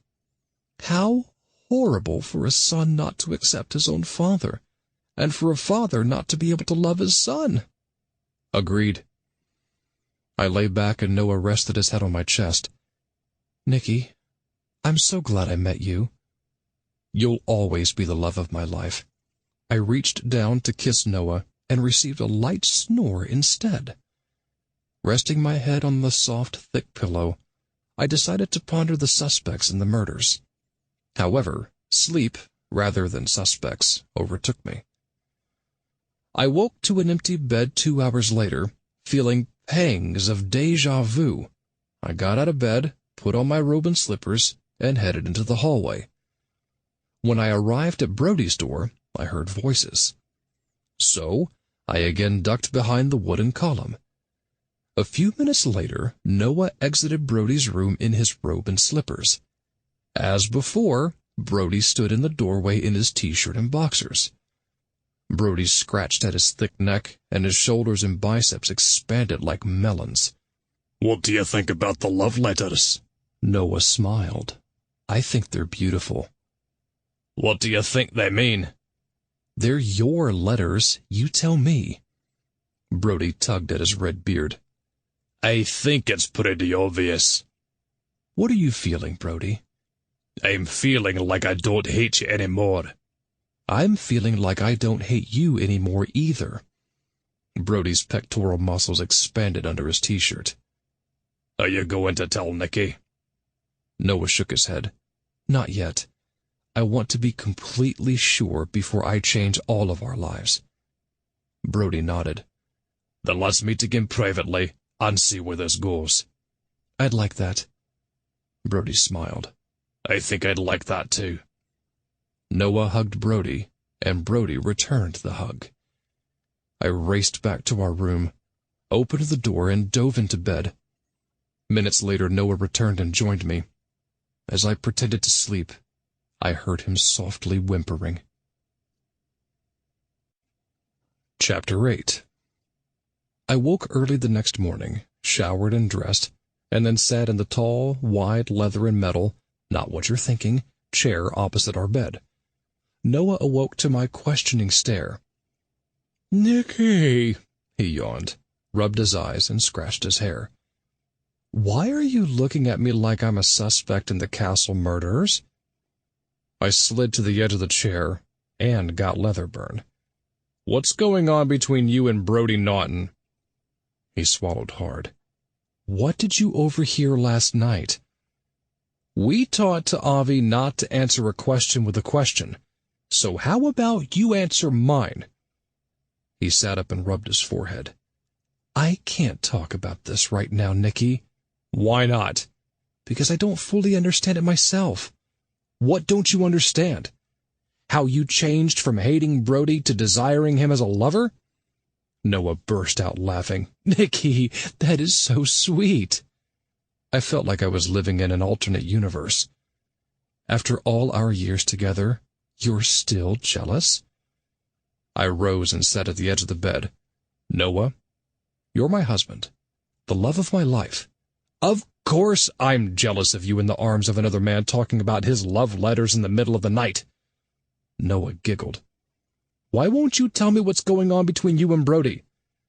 He squeezed my hand. "Nicky, trust me. Brody and I have something to figure out, but it's not what you think. Please, just give me a little more time. Once I have all the answers, I'll explain everything." Noah nibbled on my neck. "Can you do that, Nicky?" "I guess I have no choice." "Good." His nibbling continued to my ear and mouth. Then he lay me on my back and took off my blazer. "Now, let's get these clothes off." "I just got dressed." He took off my shirt. "You don't look dressed to me." In seconds, our clothes were on the floor. While Noah and I enjoyed some love in the a.m., I couldn't help wondering if he'd rather be with Brody. After a breakfast of Weetabix and granola cereals with fruit at our table in the Great Hall buffet, I wished Mom a good day sightseeing and Dad an enjoyable time watching television in his room. I also gave to Avi permission to play with Larry in the dungeon. Then I met up with Martin in a marigold bow tie and sweater vest, Reuben in a matching leisure suit, and Noah and Donald in full kilt costume in the castle entryway. Noah had used his expert makeup skills to age himself 10 years. He had also dyed Donald's hair black and used a tan base on Donald's face. To my surprise, Donald resembled to Avi a great deal, making him the perfect choice to play older Roddy. The 5 of us headed outside to the stone bridge. While Martin and Reuben conversed with the crew, I welcomed Hamish, Prince Jock, and Brody, Prince Bruce, in their tunics, kilts, spoorins, long hose, high-laced leather brogues, and cloak drapes.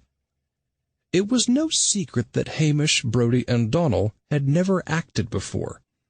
They scratched at their costumes, winced when our makeup artist applied their touch-up makeup, and stood as stiff as a conservative politician meeting a minority constituent in the 99%. In an effort to calm them down, I stood in front of them and painted a broad smile on my face. "Thank you for being in our movie, gents." I rested a hand on Hamish's shoulder, and his cloak fell to the stone floor. After resetting it, I said, "Especially you, Hamish. I know this is a very rough time for you." His button nose crinkled. "As the new laird of Connell Castle, I want to participate, and to follow in the steps of the 3 lairds before me." "Gee, don't be so broken up about losing your fiancée."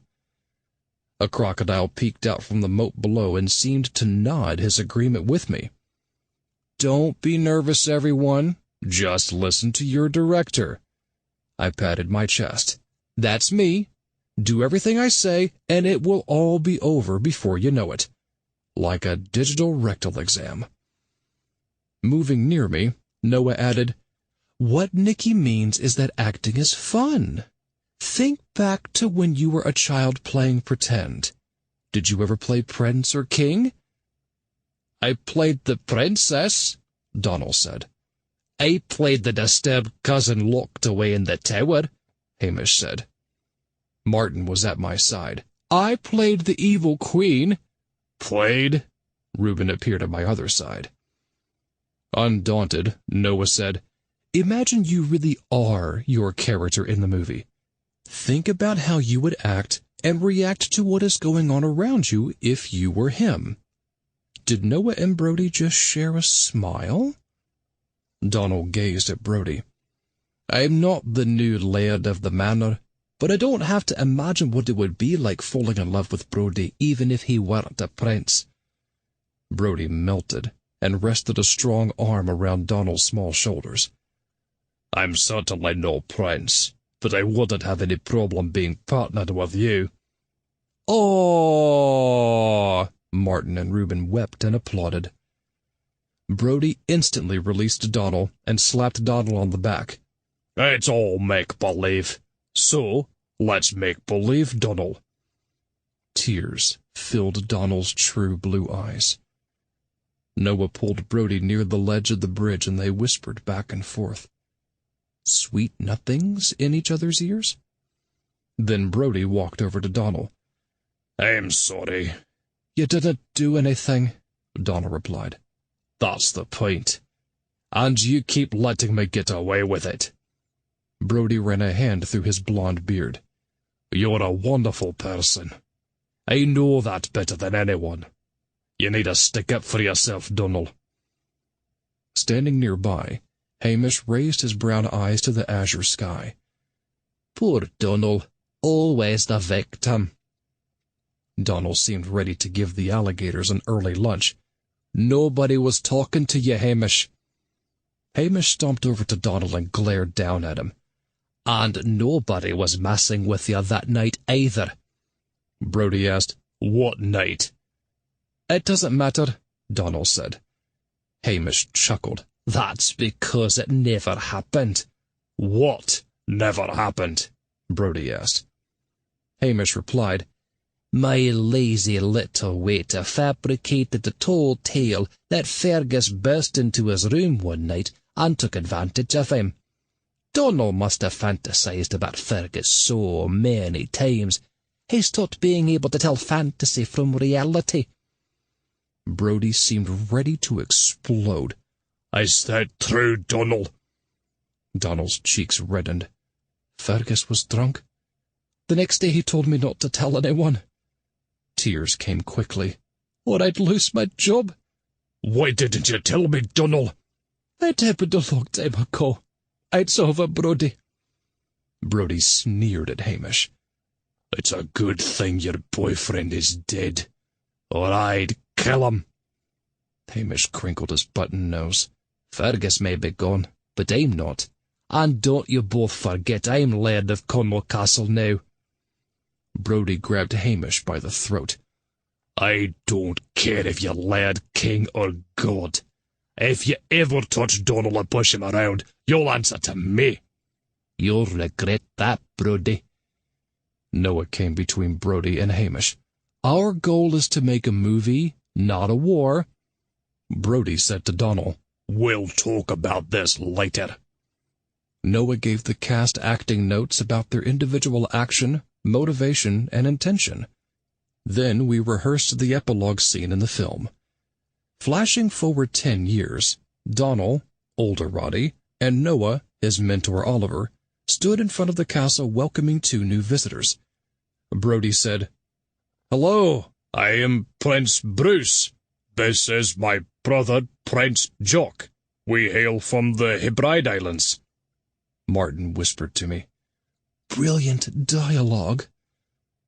But my brother and I are village people more interested in grooms than brides, Hamish added. Village people? Our stallions are tied up on the cliff. Are we 2 untied stallions welcome here with ye for a wee respite, lads? Hamish asked with a wink. Martin wept, whispering, This is better than any public television costume drama. Donal said, Aye, I am Roddy, the Laird and Master of Cornwall Castle. This is my mentor and friend Oliver. He gazed into Brodie's eyes. Ye and your stallion are most welcome here, Prince Bruce. Brodie placed a hand on Donal's shoulder. I will be a fine guest and do everything you say, Master Donal. Noah smiled at Hamish. And ye have my full support, Prince Jock. I look forward to ye teaching me new things, Mentor Oliver. Hamish winked at Noah.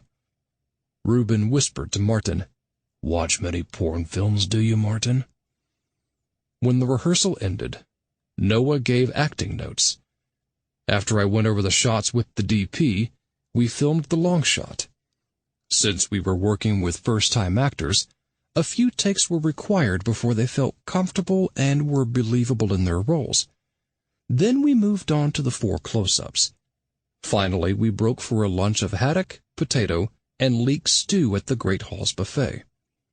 As Noah and I sat on wooden stools at the buffet table, I noticed Donal and Brodie standing by the large stained-glass window.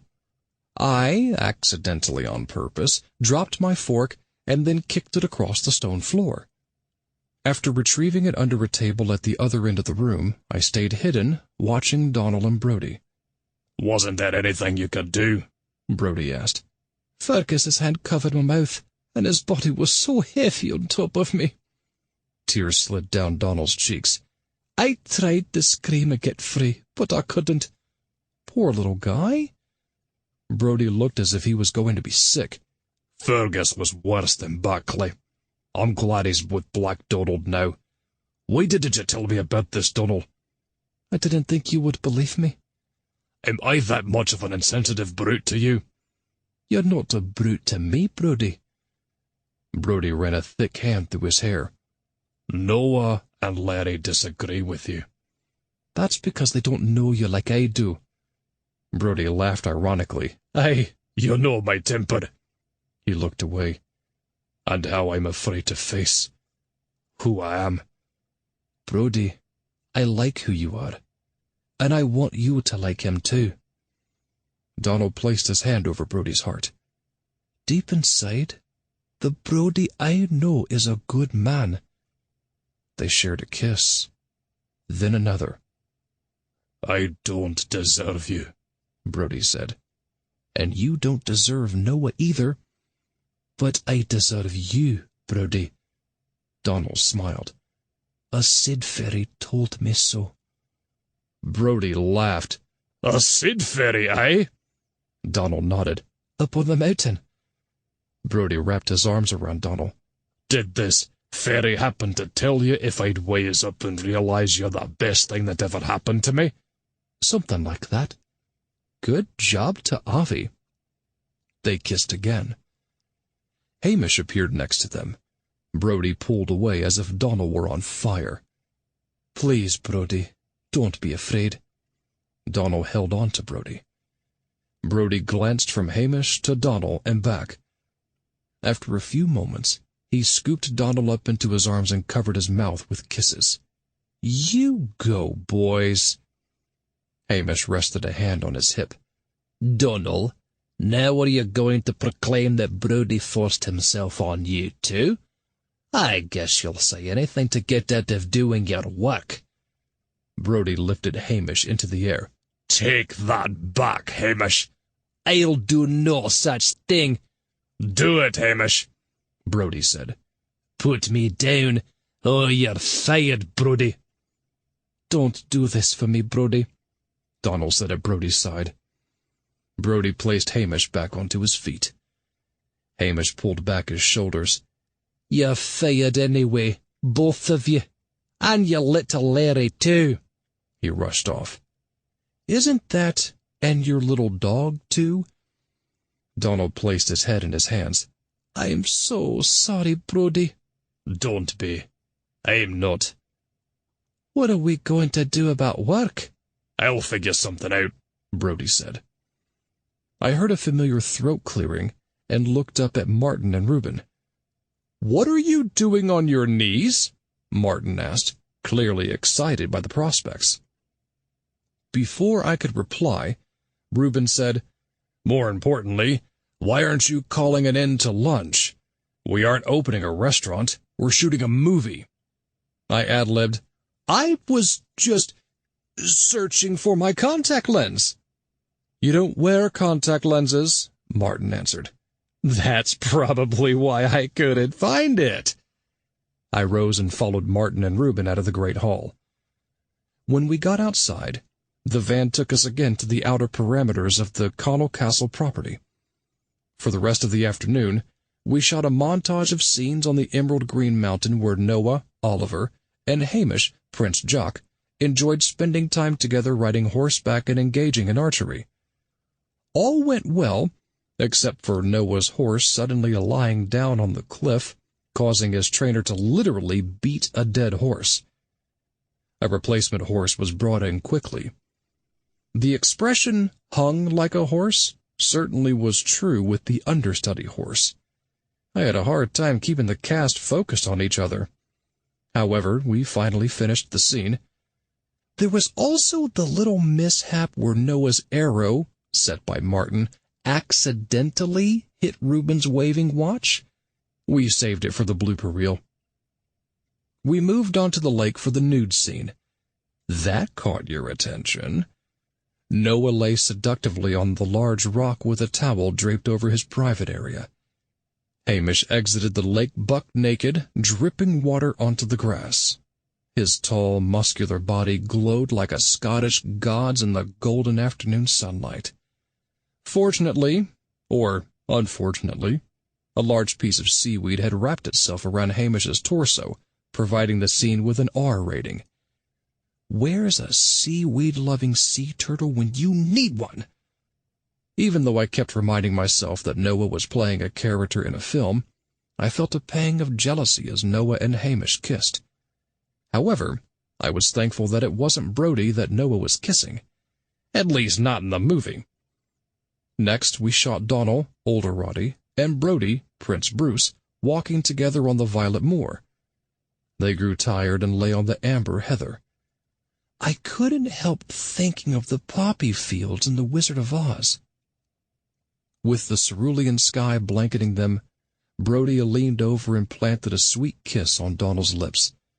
Donal returned the kiss, and the two men were in each other's arms, hugging, kissing, and looking very much in love. The two men slid out of their clothes, and they made beautiful R-rated love, courtesy of the tall heather. So much for Brodie's abandon. He was so into the scene, he could have won a Grabby Award. When we finished shooting, we all boarded the van. I sat with Martin and Reuben and enjoyed the gorgeous view of the foamy sea reaching out to the ancient lighthouse in the distance. That was some hot scene, Martin waved his palm near his cheek. When I wrote it, I imagined myself with a straight, A-list, rugged, sexy young movie star. Imagine is the operative word, Reuben said. Martin ignored him. Brody and Donald turned out to be good actors. They weren't acting, I replied. Do tell. Martin looked like a drug addict in a failed rehab program. I explained, I happened to overhear Brody and Donald declare their love for each other. That must have been when you were on your knees under the great hall table spying on them, Reuben added. Martin shooed away his husband like a poisonous wasp. What's wrong with spying? The Russians have done it for years, and it won them the presidential election in the U.S. Go on, Nicky. I said, Brody still seems to be working out some issues of internalized homophobia. Like Reuben, Martin said. Reuben and I did a double take. When Reuben and I met, he wasn't comfortable being gay, Martin said. That's because you insisted on making love with the lights on. Reuben glanced over at me. Believe me, Nicky, even then Martin wasn't a pretty sight. Oh, you were crazy about me. Martin slapped his husband's shoulder. And you still are. Crazy is the word. They smooched. Mid-kiss, Martin asked me, what about the widow, Hamish? He doesn't seem too broken up about Fergus's death, Reuben said.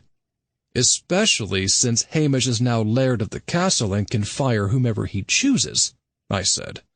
Who did Hamish fire? Martin asked, at the edge of his seat.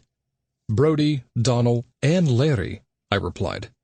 The plot thickens, Martin said. Reuben stared at his watch. And time ticks away. We need to shoot the last scene. Once back at the castle, our crew set up in one of the sitting rooms. Noah gave the other 3 actors acting notes. I conferred with the DP, and Reuben growled at the antique clock on the oak table. I called for quiet. Since it was past dinner time, and the scene was a short one, we skipped the rehearsal and shot the long shot. Donald, older Roddy, and Brody, Prince Bruce, lay on a leather chase in a windowed turret with a stunning view of the moors in the distance. On a burgundy sofa, next to the tall stone fireplace, lay Noah, Oliver, and Hamish, Prince Jock. The 2 couples kissed. Donald glanced across the room at Noah and said, A man's home is his castle. Noah winked at him. You learned well. I called, Cut! Behind the camera operator, tears ran down Martin's cheeks. The script is a masterpiece. I'm going to write my Oscar acceptance speech tonight. Be sure to keep the speech under a minute, Reuben smirked. Actually, a pipe dream can be as long as you like. Then he rolled his hand in the air and pointed to an antique clock on an end table. We repeated the scene with a close-up on each couple. The second we were through, Reuben shouted, It's a wrap! Everyone cheered. Noah was at my side. You did it again, Mr. Director. Yes, I did. I kissed his cheek. Didn't somebody help you? Noah asked. Of course. Martin's script was Camp Heaven, and Reuben kept me directing at breakneck speed. Nicky, aren't you forgetting someone? I slapped my forehead. How could I forget Avi? He was such a little professional on this shoot. And all the deceased actors will be remembered fondly, as soon as I figure out who killed them. Brody joined us. Thanks, guys. I enjoyed this. He rested a hand on Noah's shoulder. You helped me a lot, Noah. I appreciate that. Thank you, Brody. I'm glad somebody noticed me. Noah stomped out of the room. What's with Noah? I asked myself out loud. Brody replied, Even an insensitive brute like me can see Noah just wants a little credit for his good work. Right. I knew that. The The Insensitive Husband Award goes to Nicky the Creep Abundanza. I caught up to Noah at the lip of the grand staircase in the hallway. I said like a puppy with his tail between his legs, "It's not a good excuse, but the truth is I didn't thank you because we're a team." I kissed his tight lips. Nicky and Noah, soulmates for life. I sighed. And also because I'm a self-centered egomaniac. Noah's face softened. "But you're my self-centered egomaniac." He kissed my sideburn. "And it takes one egomaniac to know another." I took him in my arms. "What did this egomaniac ever do to deserve you?" "You solved the theater department murders case at Tree Meadow." He pinched my ab. "With my help." He squeezed my nipple. "And you took all the credit." We shared a long kiss. "I could never do a play or movie or solve a murder mystery without you." I rested my cheek against his. "Or live happily ever after." "I couldn't live without you, Nicky. And you never will." We walked arm in arm to the great hall, where we were welcomed and seated at our family table by a waiter we hadn't seen before. Martin whispered to me, "Looks like you were right about Hamish firing Donald." "Poor sweet little Donald. He was a wonderful waiter." Mom waved her iPhone. "Judy wants to know why he was let go." "Because Hamish, like his deceased fiancée, was a bully," I replied. Larry appeared in front of us in a long black dress. "Nicky, I want to thank you for starring me in your movie." "Starring you?" "And to say goodbye." She clasped her hands to her chest and swayed from side to side. "My father and I will soon be destitute." Brody, having changed into jeans and a steel blue shirt that matched his eyes, stood next to his daughter. "Let the people eat in peace, Larry." "But we're going to be homeless. Why can't we go to the States with Nicky and Noah and to Avi?" she cried into her father's chest. To Avi's face turned the color of his cherry dress shirt.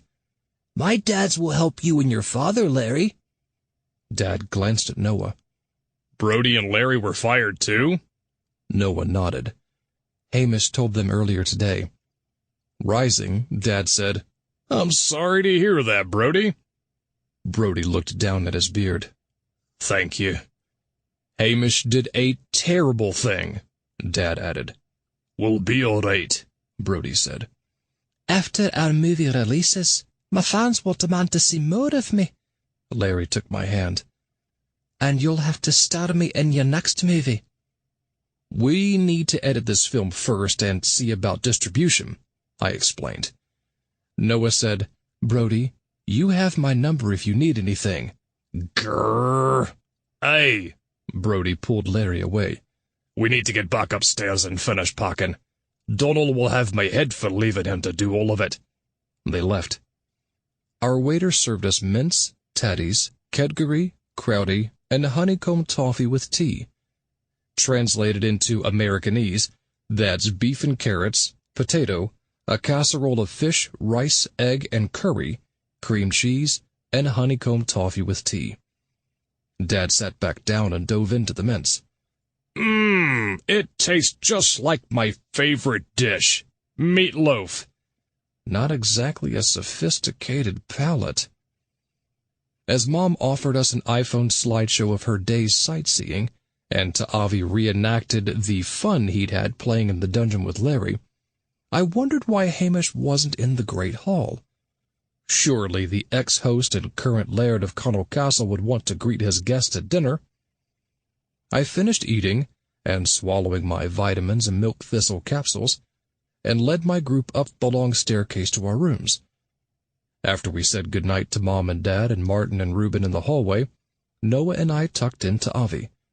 Then we headed for our room next door, stripped to our t-shirts and boxers, hopped into our canopied bed, and hugged and kissed under the white satin sheet. "Where do you think Hamish was tonight?" I asked. As we lay on our backs, Noah nestled his head in the fold of my neck. and the scent of strawberries filled the bed. Maybe he was doing whatever the laird of the castle does.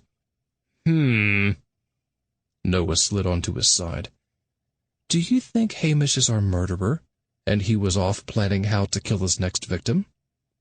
Killing the 3 Connell brothers to inherit this place is definitely a strong motive. But why kill Moira?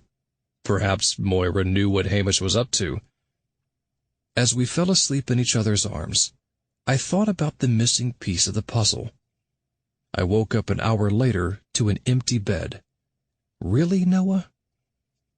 In what was becoming my nightly routine, I put on my robe and slippers, checked on to Avi sleeping peacefully, headed down the hallway, and waited behind the wooden column for Noah to leave Brody's room. The door opened, and Noah exited in his robe and slippers holding a letter. "This is so beautiful," Noah said with tears in his eyes. "Thank you for giving it to me." Brody, wearing only his boxers, ran a hand through his thick blonde hair. "It's heartfelt." "Of course." "Your father said it's okay." Did he ask Dad for Noah's hand in marriage? Noah is already married. To me. Brody asked, "Do you know what this means?" Noah nodded, and the 2 men embraced. Grrr! Brody said, "I'm ready to tell Larry and Donald about us." "I want to tell Nicky." "It's about time." Brody rested a hand on Noah's shoulder. "Are you really okay with this?" Noah nodded. "At first I wasn't, but now I'm very okay with this." "Aye, me too." They shared a smile. "Come back inside." "Don't you want some time to sort this out?" "I want you beside me." "It's my pleasure." Noah followed Brody, and the door shut. Having had enough of this charade, with my heart pounding like a bass drum, I hurried to Brody's door and banged on it. A moment later, Brody answered, and I pushed past him, ready to have it out with Noah once and for all.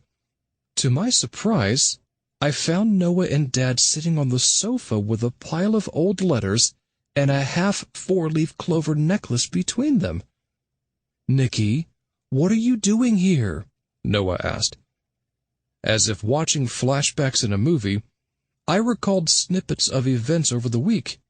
Dad wearing the 2-leaf clover necklace he had gotten in Scotland before he had met Mom, Dad's surprise at dinner when he heard the name of Brody's mother, Dad asking Noah and Brody to stop arguing at dinner, Dad calling Noah upstairs when Noah and Brody battled in the hallway, Dad's role-play question about Elsbeth's looks, Dad defending Brody to Mom at dinner, Dad's offer to help Brody and Larry when he heard Hamish had fired them, and Ewan's comment about Elsbeth's secret. I collapsed into an easy chair. Noah and Brody are brothers! Dad blinked back tears. "It seems that way." Noah explained. Dad had a suspicion after meeting Brody. I told Brody about it, and he dug up his mother's old letters signed, Love, Scott. He also found her necklace, just like Dad's, and a letter she wrote, but never mailed. "The letter was written to me." Dad wiped a tear off his cheek. "Everything was hidden in the back of my mother's vanity drawer. I found them a year ago after my parents passed, but I never read them." Brody smiled at Noah. "Until now." The letters chronicle Elsbeth's relationship with Dad while he was in Scotland as a young man. Noah grinned at his father. Dad was quite a romantic back then. "In my last letter, I told Elsbeth that I had met Bonnie," Dad said, "and that I wouldn't write back again." Brody added, "Mom wrote that she was expecting Scott's child, but she never mailed the letter for fear of ruining Scott's marriage to Bonnie. Soon afterwards she met my father. They were married a month later, and he claimed me as his own." I sounded like a strangled frog. "Noah, why didn't you tell me?" He rose and sat on the arm of my chair. I wanted to, but I had to be sure before announcing that I have a brother. So Brody and I found the letters and read each one. "I didn't need any letters," Dad smiled at Brody. I knew Brody was my son. How do you feel about that? Brody asked him. I feel fine. Just fine. With tears streaming down his chubby cheeks onto his t-shirt, Dad stood and opened his arms. Brody came to him and they shared a long embrace. When they parted, Brody said, When my parents died a year ago in a plane crash, a tough shell grew around me. I never thought I'd have another chance to have a father. Well, you've got one now, Dad said, and I want us to have a relationship. I mean, if that's what you want. I'd like that too, Brody grimaced. But I'm not so sure Noah feels the same way as you do about his half-brother, the arrogant closet case. Noah stood face to face with Brody. You're right. I don't feel the same way as my dad. He grinned like a schoolboy with a worm-infested apple for his teacher. I'm excited about having an older brother to buy me gifts, listen to my problems, and to keep you in your place, Brody said. They shared a smile. Brody said, Noah, I know I've acted like a fool, and I understand we're strangers living in two different countries, but I'd like to get to know my half-brother. I'd like you in my life too, Noah said. And as your half-brother, it's my place to say something else. What? Brody asked. You're a total idiot. Why? Brody said with raised shoulders. For not thanking your lucky Scottish stars for Donald, Noah said. Donald is a wonderful man, and for some unknown reason, he is madly in love with you. Don't mess that up, brother. Brody laughed. I don't intend to. Good. Brody offered a strong hand. Noah hugged him. Then he pointed at me. Of course, my husband, the detective, figured it all out. I sure did, I cringed, after I thought you two were lovers. Noah screeched, My own brother! That's pretty kinky, Brody said, even for an American. We all shared a laugh. Noah asked, You didn't really think there was anything going on between Brody and me? Not really. I waited for my nose to grow. Something else grew when Noah sat on my lap and put his arms around me. You're the only man for me, Nicky Abundanza. With my pulse rate down to about 150, I thanked the Scottish gods that my fears were unfounded. Mid-kiss, we heard a crash coming from downstairs. Noah, look in on Avi. Dad got to the door first. I'll make sure Mama's okay. I'll check on Larry and Donald, Brody said. I ran out of the room. Taking the steps 2 at a time, I reached the downstairs hallway. The knight's armor lay on the stone floor. I knelt at its side and removed the helmet. A familiar sweet smell laced the air as Hamish's lifeless face stared up at me. Good night, Hamish. Chapter 9. Later that night, I sat on a long leather sofa in a castle sitting room off the hallway. Since it was a cool early summer night, flames of amber, tangerine, and amaranth danced in the wide hearth of the white stone fireplace opposite me. Chief Inspector Lennox Fraser stood in front of me, searching in each of his pockets for a notepad and pen. Finally locating the notepad under his left sock, Fraser retrieved it, and then accidentally dropped it into the fireplace. Butterfingers! Inspector Owen Stewart lunged toward the fire.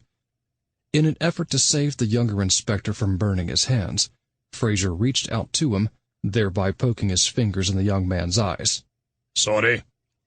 That's all right, Lennox. I mean, Chief Inspector.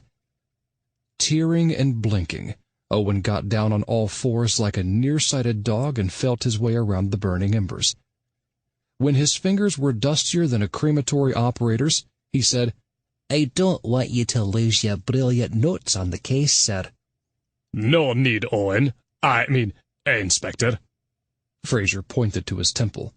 Everything is also stored here. Let me help you up. He reached down and clasped hands with Owen. Since Owen was finally able to open his eyes, the two men gazed at each other. I heard violins. Or maybe it was termites gnawing through the ancient wood molding.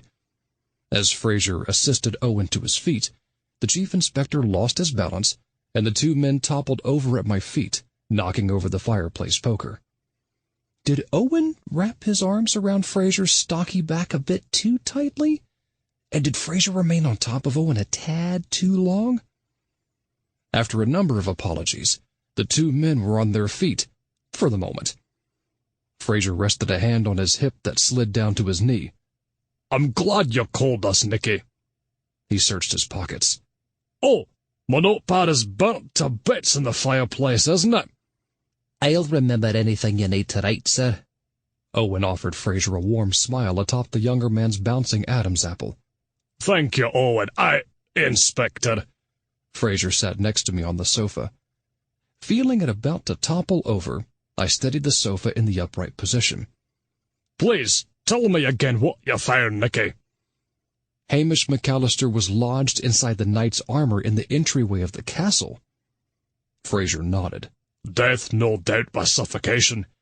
"Not exactly," I explained. "I smelled ethylene glycol." "Ethylene glycol?" Fraser asked. Owen said, "Antifreeze, sir, which I'm sure you knew." "Of course. Remember that, Owen, Inspector." Fraser scratched at his wide chest. "At least McAllister didn't die from frostbite." He laughed at his own joke. Owen guffawed wildly. I steadied the sofa. My guess is the forensic testing won't show fingerprints, since the murderer was probably wearing gloves. "But there may be fibers, hair, or some other important clue," Fraser said. "Very smart, sir," Owen added with a proud nod. "I learned that from my father," Fraser said with a satisfied sniff. "Lennox's, rather the chief inspector's father was Chief Superintendent Bullock Fraser," Owen added. "So I've heard." Again and again.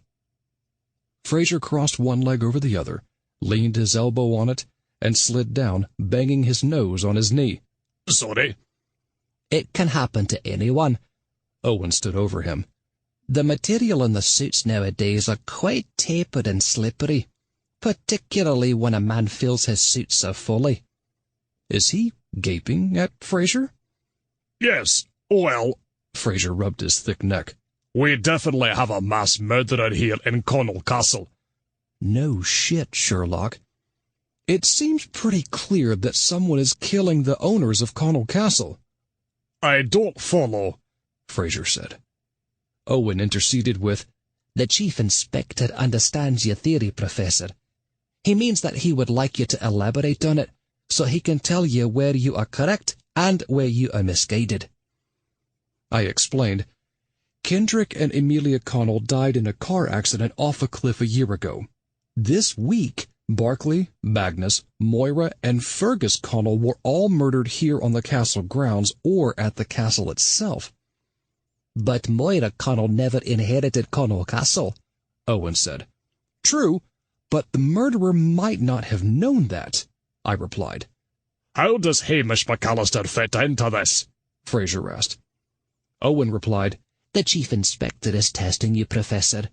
He knows Hamish was engaged to Fergus Connell, and that, thanks to Fergus's will, Hamish inherited Connell Castle." "Is that right?" After a glance from Owen, Fraser said, "That's right, of course." I rose and paced the room in Sherlock Holmes mode. So, the question is, who owns Connell Castle now? "Damned if I know. There aren't any Connells left," Fraser said. Owen raised his hand as if one of my students. "Owen?" I said with a nod. "I took the liberty of making a few calls, and I found out that Hamish's will leaves everything he had to Fergus." "Isn't Fergus deceased too?" Fraser asked. "As you well know, sir," Owen responded. Fraser sighed. "If my parents were alive, they could help me figure this out." Owen explained. Lennox's, rather the Chief Inspector's parents were the Chief Superintendent and Connell Castle bookkeeper, respectively. That is before Lennox's, the Chief Inspector's father died of a heart attack a few years back, and his mother passed from cancer last year. Terrible tragedies both. Fraser smiled at Owen. Thank you for saying that, Owen. Owen blushed. They were your parents after all, Lennox, Chief Inspector. He covered his mouth with his long, thin hand. But that's not to say, Professor, that Chief Inspector Fraser can't solve the case without their help. I'd bet all my money on him. And your heart. I remembered something Ewan told me in the Abbey. It suddenly hit me quicker than a conservative politician taking away his constituents' medical insurance. I think I know who is next in line to inherit Connell Castle. Who? Fraser and Owen said in unison. They do it too. As I hurried out of the room, I shouted over my shoulder, I need to speak with someone before I can tell you. I ran upstairs and entered our room. With Noah in bed, I told him my plan. Then I slipped a note under Brody and Larry's, Donald's, and Mom and Dad's rooms, requesting a meeting in our room first thing in the morning. As I drifted off to sleep with Noah snoring softly on my chest, I wondered if my theory was right. The next morning, after room service breakfast of porridge with a touch of whiskey, orange juice, and vitamins and milk thistle capsules for me, Noah and I stood at the tall stone fireplace in our room. Opposite us on the leather sofa sat Mom and Dad. Ta'avi and Larry dangled their legs over the edge of the vast canopy bed. Brody and Donald sat on the turreted burgundy window seat in front of the long velvet burgundy drapes. I nodded to Noah. He took a deep breath and said, Mom, Larry, the men met up last night in Brody's room. We discovered something pretty shocking. He smiled at Brody. But also pretty terrific. Mom grasped her iPhone on the lap of her turquoise dress, placing her fingers in texting mode. What is it? Dad took her hand. I told you that I came to northern Scotland before I met you. Of course, Mom said. But I didn't tell you that while I was here, I fell in love with a woman named Elsbeth. The makeup cracked on Mom's forehead. Why does that name sound familiar? Brody cleared his throat. Elsbeth was my mother. She worked here at the castle in housekeeping. He blinked back a tear. She died a year ago in a plane crash. Dad lifted the two-leaf clover necklace from underneath his Hawaiian shirt. Elsbeth gave me this. I gave her the other half. Brody lifted the hem of his gray sweatshirt and took the identical necklace from his jeans pocket. This was my mother's. She put it on this chain and kept it in the back of a drawer inside her vanity. Elsbeth and I wrote letters back and forth. Dad squeezed Mom's hand. Until I met you, and I realized you were the one. Noah said, but what Dad didn't know was that Elsbeth also fell in love and married Robbie Naughton, the castle caretaker. Mom smiled. I like stories with happy endings. But that wasn't the end. Dad fidgeted in his seat. Elsbeth had a child. He swallowed hard. My child. Mom dropped her iPhone onto the sofa. Dad took her hands. But Elsbeth didn't tell me. All these years she raised the boy with Robbie as his father because she didn't want to break up our marriage, and theirs. How do you know this? Mom asked with a dry throat. Brody explained. I found my mother's old letter. To Scott. She never mailed it. Mom gasped. Brody is your son? Dad nodded. Running a quivering hand through his beard, Brody added, It was a shock to me, too. Are you sure about this? Mom asked. Noah answered. Brody and I investigated it. I believe Brody is my half-brother. How do you feel about that, Noah? Mom asked with her mouth still agape. Noah moved next to his mother and rested a hand on her shoulder. I was surprised and leery at first, but I'm feeling good about it now, Mom. Brody rose and walked over to Mom. I know this is sudden and crazy after all these years, but I wasn't very close to my dad, and I was an only child. If it's not too late, I'd like to have a relationship with my father and half-brother, but don't worry about me coming between you and your husband or you and your son. That won't happen. He scratched at his blonde hair. I hope you don't hate me for dredging all this up 37 years later. The last thing I want to do is cause trouble. Mom stared out the window in thought. Then she stood and turned to Brody. Dad and I were so excited when Noah was born. He was always the perfect son. And he still is. Noah's cheeks turned pink. We wanted more children. Mom's face sagged. But that never happened. She took Brody's hand in hers. Until now. Sitting Brody down between her and Dad, she said, I won't pretend this isn't a shock. She glared at Dad. And I will certainly have a few words with my husband for not telling me about this sooner. But I couldn't be happier to have another son, especially a son who I realized is a good, honest man. A son like you. She embraced Brody, and he wept on her shoulder. Then she took Brody's face in her hands. And my first act as your stepmother is to call you a fool if you don't ask that sweet, adorable, wonderful young man over there to marry you. I was just about to do that very thing. Brody got to his feet, rushed over to Donald, and knelt beside him. Donald, I've been more foolish than all of the Connells put together. I finally admit my love for you, and the minute we got outside, I'm going to shout it proudly and merrily from the cliffs, mountains, and moors. I won't blame you if you're through with me, but since you have a loving and forgiving heart, I hope you will give me another chance by marrying me and being put to my family with Larry. Donald jumped up, raised Brody to his feet, and threw his arms around him. After they shared a long embrace, Donald blew a kiss to Mom. On the sofa, Mom blew back the kiss, and then rested her head on Dad's shoulder. He placed his arm around her and whispered in her ear of his love for her. Well? Brody wiped the perspiration off his forehead. What's your answer? Donald laughed. My answer is yes. Brody and Donald kissed, and then reached out their arms to Larry. She joined them for a warm family hug. Taking center stage, or rather standing in the center of the room, I said, Brody, though she never mailed it, your mother was honest in her last letter to Dad about his paternity. Don't you think this would be a good time for you to be honest with Larry about her father? Brody asked me, How did you know? I visited Ewan Baird in the old abbey, I replied.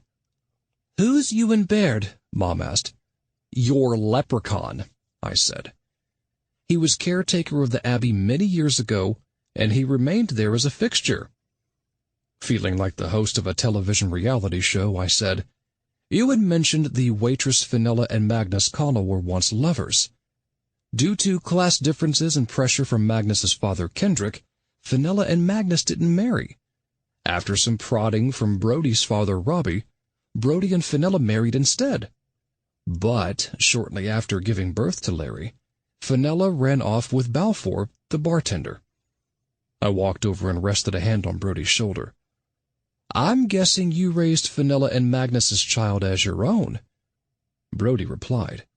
When Fenella and Balfour ran off and left Larry with me, I told Larry I was a dad, which was fine with Magnus. His face softened. I don't regret it. I love this girl as if she were my own. He wiped a tear from his nose. And she is. You're a good man, Brody. Dad beamed like a meteor. And you come from good stock. He headed over and embraced his son. Brody placed a strong arm around the girl. Larry, I made so many mistakes in my life. But the one thing I did right was raise you. I loved you more than life itself. You meant everything to me, and you still do. You are my daughter, and you always will be. Donald rested his hand on her other side. I've never seen a man love a daughter as much as your father has always loved you, Larry. He kissed her cheek. "Are you terribly shocked, honey?" "I'm not shocked at all." Larry took her father's hand. "I heard you and Magnus talking about it when I was 5 years old." "Why didn't you ever say anything?" Brody asked. "Magnus was ashamed of me. Fenella ran away from me. The Connells wouldn't bury your parents in the cemetery. I had no interest in being a member of such a hateful, horrible family. And I'm glad they're all gone." "I'm lost," Dad said. "Is this like in Kramer versus Kramer?" Mom explained. Magnus Connell and Fenella were Larry's birth parents, but Brody is the father of her heart because he raised the girl as his own. Seeming to have aged 10 years, Larry looked majestic in her white dress. "I don't care who brought me into the world. My dad and Donald are my family." She threw herself into their arms, and the three of them wept together. After a few moments, Larry broke free and said to Dad, "And I hope you'll allow me to be part of my father's new family." "We would have it no other way." Dad joined their group hug. Mom was next. "I always wanted a granddaughter, like Judy has dung."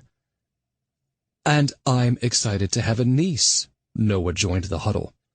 Ta'avi entered last. "And now I have another uncle and cousin." "How cool," Larry said. With everyone hugging and crying, I let out a sharp whistle. I hate to break up the family reunion, but there's another really important matter to discuss. When I had everyone's attention, I said, "Since Larry is the only living Connell, she inherits Connell Castle." Larry jumped up and down in fits of joy. "I'm really mistress of Connell Castle, Ta'avi. I don't have to pretend any longer." "You'll be a terrific owner, Larry," Ta'avi said. Larry rubbed her hands together. "And I won't be a vicious boss like Barclay, Magnus, Fergus, and Hamish." "Can I be your knight?" Ta'avi asked. "Of course," she replied. I whistled again. "More importantly, someone has been murdering the past owners of Connell Castle. I don't want to scare anyone, but Larry may be the murderer's next target." "Then you'd better figure out the murderer's identity soon, Nicky." Mom retrieved her iPhone from the sofa. "I have a lot of catching up to do with Judy. She may have dung on her lap, but I'll have Larry." Dad hugged Brody, Donald, and Larry to his chest. "Come on, I want to become acquainted with my son, his intended, and my granddaughter, the mistress of Connell Castle." As they all left our room, Dad said to me over his shoulder, "We did the hard part, acting in the role plays. Now figure out who did it, Nicky." I called out, "Watch over Larry. Don't let her out of your sight for a minute." "We won't," Brody and Donald said. "They do it too." I pulled Noah and Ta'avi back into our room and shut the door. After sitting Ta'avi back on the bed, I stood over him with my hand on his shoulder. "Do you understand everything that went on here this morning?" He nodded, looking grown up in his banana-colored polo shirt and jeans. Noah sat next to him and rested his arm around the boy. "Do you have any questions for us?" Ta'avi nodded again. "When can Brody and Larry come visit us in Vermont?" "Soon. But we want to know if you understand—" Since Noah wasn't getting anywhere, I chimed in with, "Do you have any questions about the process of how—" Ta'avi grinned from ear to ear. "Pop, Dad, before we met in Hawaii, I knew about how babies were made. It's a pretty simple thing to understand." He placed a hand on each of our shoulders. "But after you adopted me, I learned something even cooler. And I learned it again just now. A kid's real parents are the people who love him and take care of him."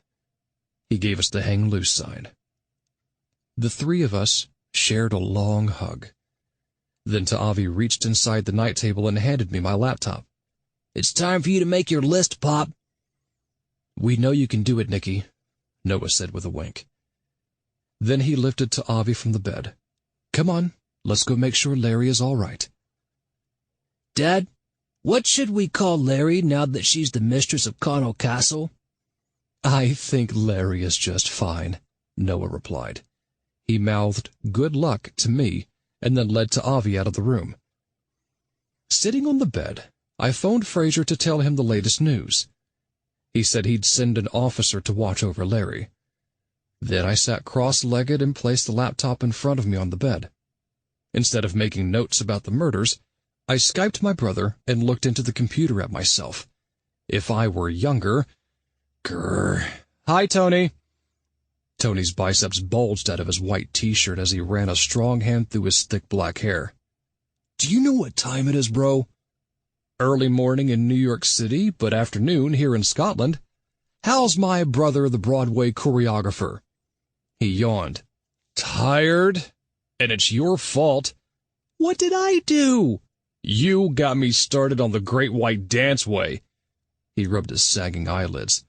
We rehearsed late last night for the new show. How come? Our director impregnated our leading lady who had to leave the show on doctor's orders. Her first understudy is the director's wife, who quit in anger. The second understudy is the first understudy's lover, so she quit in solidarity with her girlfriend. Are you following this? Unfortunately, yes. Tony scratched his Roman nose. To cut to the chase, I had to rehearse the third understudy, the director's male lover, who was doing the role in drag. I sighed. I miss the theater. No, you don't. You're a big movie director now. Yeah, shooting films in a week on a budget the size of one of Mama's poker chips. He smiled. How's Scotland? I've never been there. And yes, that's a hint. Scotland's beautiful. And there are no dance sequences in the movie. I cocked my head. Come to think of it, a dance or two might have helped. Too late. We open here in 2 days. How are Noah and Avi? Waiting for a visit from you. They always did like me best. Tony giggled. How's your spouse? Fine. He's at the church missing me like crazy. His abs rippled underneath the t-shirt. Bro, I'm not a farmer. You didn't call me at this ungodly hour to make chit-chat. I'm guessing you're having trouble figuring out who done it. My jaw dropped. How do you know people are being murdered at Connell Castle? Because wherever you go, whenever you go there, people are murdered, Nicky. I can't believe anyone does a show with you, let alone travel with you. You're like a tomb filled with zombies, an extermination camp, an outbreak of a rare and untreatable infectious disease. All right, Tony, I get it. And yes, I'm having some difficulty figuring this one out. Tony leaned forward, and his shoulders filled half the screen. Listen, bro, I have to shower and get back to the theater, so I'll make this fast.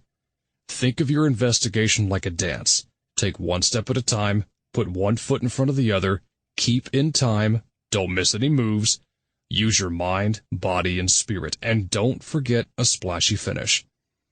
I grinned. Thanks, Tony. Hey, what are brothers for? Now make your list and figure this thing out. After we disconnected, my fingers hit the keyboard. The Connell Castle Murders. Victims: Barclay Connell, Magnus Connell, Moira Connell, Fergus Connell, Hamish McAllister.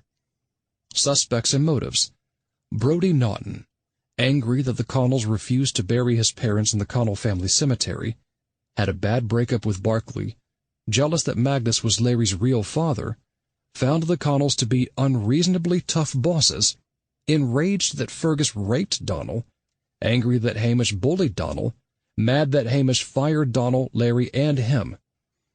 Larry Naughton yearned to be mistress of Donald Castle, knew she was a secret heiress and the Connells and Hamish stood in her way, resented Magnus for rejecting her as his daughter, blamed Barclay for the messy breakup between Brodie and Barclay, believed Barclay, Magnus, Moira, Fergus, and Hamish to be vicious bosses, angry at Hamish for firing the three of them. Donald Blair, jealous of Barclay's past relationship with Brodie, overworked and abused by Fergus and Hamish, angry that Hamish fired the three of them. I stared at the computer screen. It could be any of them. What am I missing? I Skyped a familiar address. Hi, Mama and Papa. My parents' kind and full faces filled the computer screen. Mama clutched at the collar of her black flannel robe. Nicky, how is your vacation going? Scotland is a gorgeous country, I said. Not as gorgeous as Italy, Mama said. Connell Castle is pretty amazing, I replied. Not as amazing as the castles in Italy, Papa said. I sighed. Do they have gambling at your castle? Mama salivated like a cat at a sardine canning factory. No, Mama, no gambling, I said. Then why stay there? She asked. I replied, Connell Castle is thousands of years old with beautiful stone and stained glass windows. The stone and stained glass windows in Italy are better, Mama said. And the mountains, cliffs, sea, lakes, meadows, and moors in Scotland are stunning, I replied. Not as stunning as in Italy, Papa said. There's an old abbey here, I said. Papa scratched at his bald head and his jowls shook like gelatin. I bet it's not as old as St. Peter's Basilica in Italy. Mama's dark eyes lit up like shooting stars. When we vacationed in Italy, Papa and I saw the Pope. He wore a beautiful violet dress, and he was surrounded by altar boys serving him. I'm sure. And secret police were everywhere, Dad said. The Catholic Church has its own force, you know. But none of them can solve mysteries like my son, Mama said with a definitive nod. Until now. And our son's husband.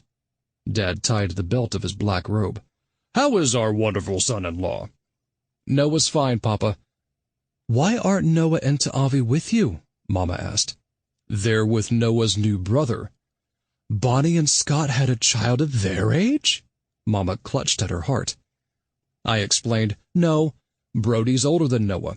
He's Noah's half-brother from before Scott met Bonnie. Papa let out a wicked laugh. Who knew Scott was such a player? Mama smiled, revealing a row of white false teeth. What does Bonnie think about that? She's fine with it. Mama stood and pressed her stomach near the camera. Is Bonnie still thinner than me? I replied, probably not after all the good food we've been eating at the castle. Mama sat and waved her hands like a fan in a storm. Only Italian people know how to cook. I think you'd like a lot of the food here, I said. What do they serve? Mama asked. Fish, lamb, root vegetables, and haggis. They're traditional food. Papa rubbed his large stomach. What's haggis? Sheep organs, oatmeal, and spices cooked in a sheep's intestines. Mama said, I'd rather count sheep at night than eat them. I'll stick with manicotti, Papa said, and pignolata, pizzella, and biscotti. I smiled. How's everything at the bakery? Busy. We've been working into the night. Papa's thick gray eyebrows raised to his forehead. Yesterday I was so tired I woke up and put toothpaste inside the cannoli. Now everyone in Kansas has clean teeth, Mama said with a chuckle. I let out a half-hearted giggle. What's wrong, Nicky?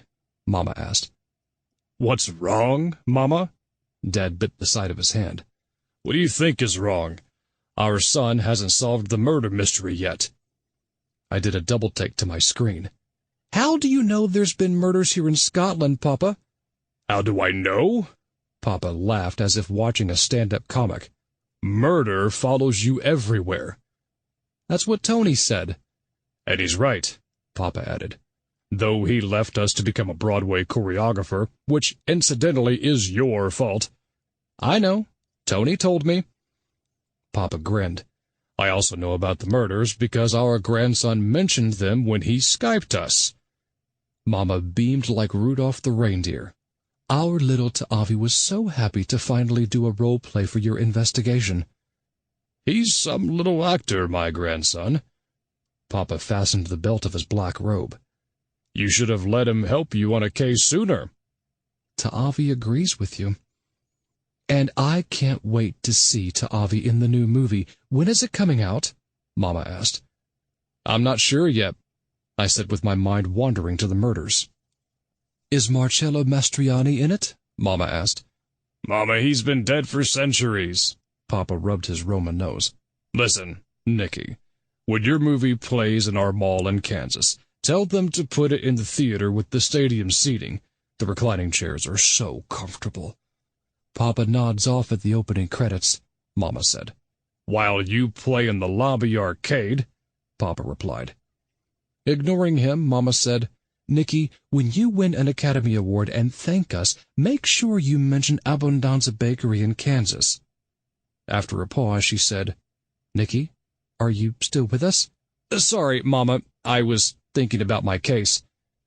Papa asked, What has you stumped, son?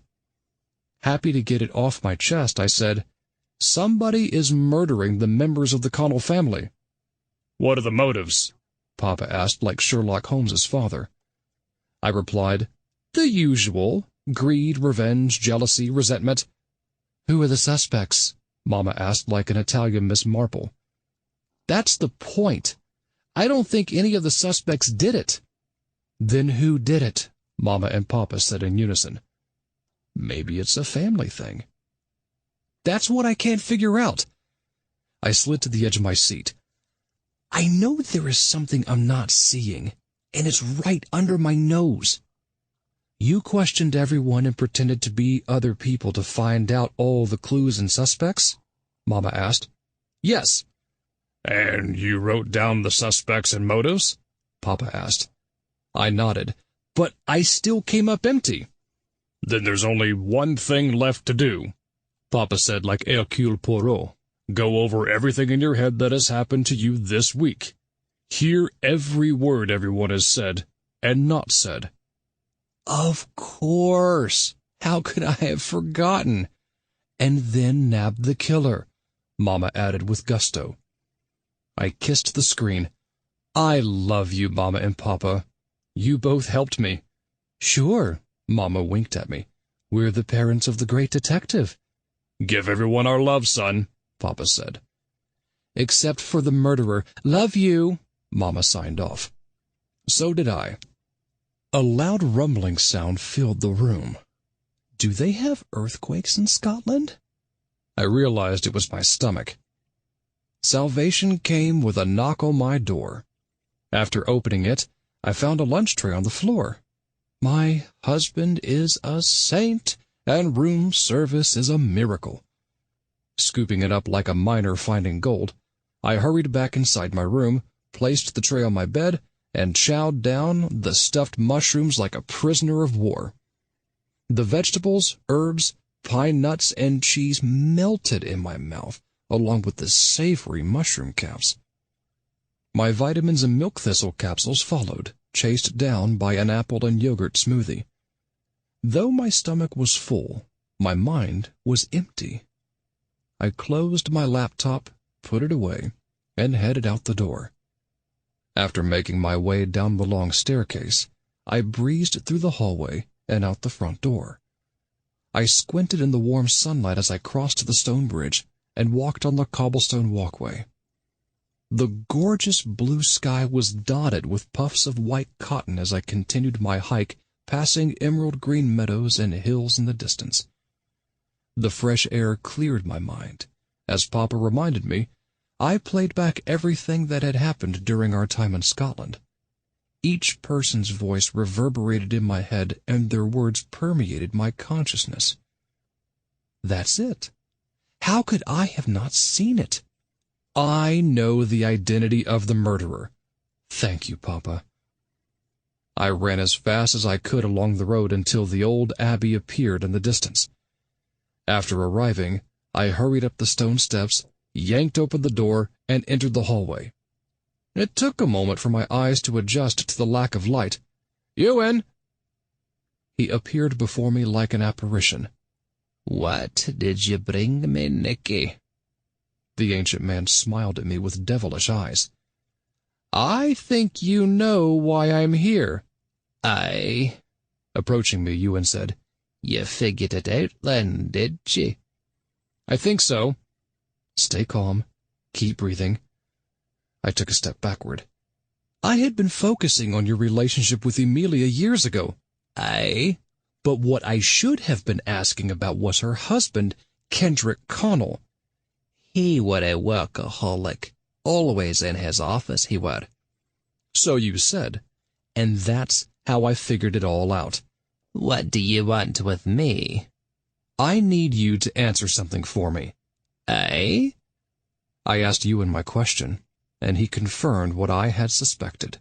Thank you, Ewan. The elderly man rested a wrinkled hand on his tiny hip. Next time, bring me a gift, lad. I will. The moment I got back outside, I began running toward the castle. Suddenly, it felt as if my stomach dropped to my knees. I stopped and bent over to catch my breath. When I stood up, I felt like a passenger on a cruise whose eyeglasses had gone overboard. After a few deep breaths, I felt somewhat better. Picking up the pace, I continued along the cobblestone walkway. I made my way across the stone bridge and over the moat, unable to shake my feeling of nausea. Larry, I have to find Larry. After yanking open the heavy castle door, I walked through the entryway. Though out of breath, I pushed myself to hurry up the stairs. Arriving at Brody and Larry's room, I knocked on the door. Receiving no answer, I tried the brass knob and found the door open. Feeling queasy, I ran in and collapsed onto the sofa. Where is Larry? The door opened, and Chief Inspector Lennox Fraser entered the room. Where's Larry? His chubby face began circling around the room. I've taken care of everything. Larry. Darkness. I woke belly flat on a cold stone floor. Peering upward, I noticed the black room was empty except for small barred windows from the outside. The only furniture in the room, a wide bench, seemed to be floating in mid-air. Where am I? The dungeon room, of course. Fraser sat on the bench. I staggered to sit upright. The nausea was fierce, and my stomach was on fire. What did you put in my lunch? Poisonous mushrooms. All mushrooms in Scotland are edible, but some only once. He giggled like a spoiled child. Where is Larry? I found her with your family, eating lunch in the Great Hall. In my role as Chief Inspector, I called her away for an interview in the library. Then I pushed the little lassie into the hidden room you used in your movie, tied her up, taped her mouth shut, and sealed the door. She'll eventually die from suffocation or starvation. He guffawed. Then you'll make your case for ownership of Connell Castle. Good work, amateur detective. I knew I could count on you. I rested my elbows on my knees and supported my aching head with my shaking hands. How much time do I have? I wouldn't tell a long story, he chuckled. I need to keep him talking while Noah tries to find me. How did you know that I figured it out? During your first 2 visits with you and Baird, I hid outside under an abbey window. I realized it was only a matter of time. Don't you want to know how I put the pieces of the puzzle together? We're playing a puzzle game, are we? The husky man stared down at me. All right. We have nothing else to do while we wait for you to leave the living. Let's hit it, Nicky. I looked up at Fraser's floating face. A few people mentioned that when Kendrick Connell was alive, he spent all his time working in the office at the castle. Seems that Ewan and Amelia took advantage of that in the Abbey, and Fergus was the result. I rubbed my forehead in an unsuccessful attempt to ease my headache. You mentioned to me that your mother was Kendrick's bookkeeper, and he kept her long hours. Just this morning, Ewan confirmed for me that Kendrick and Elsbeth weren't always working during that time. Ewan had spied on them and found out they had had an affair.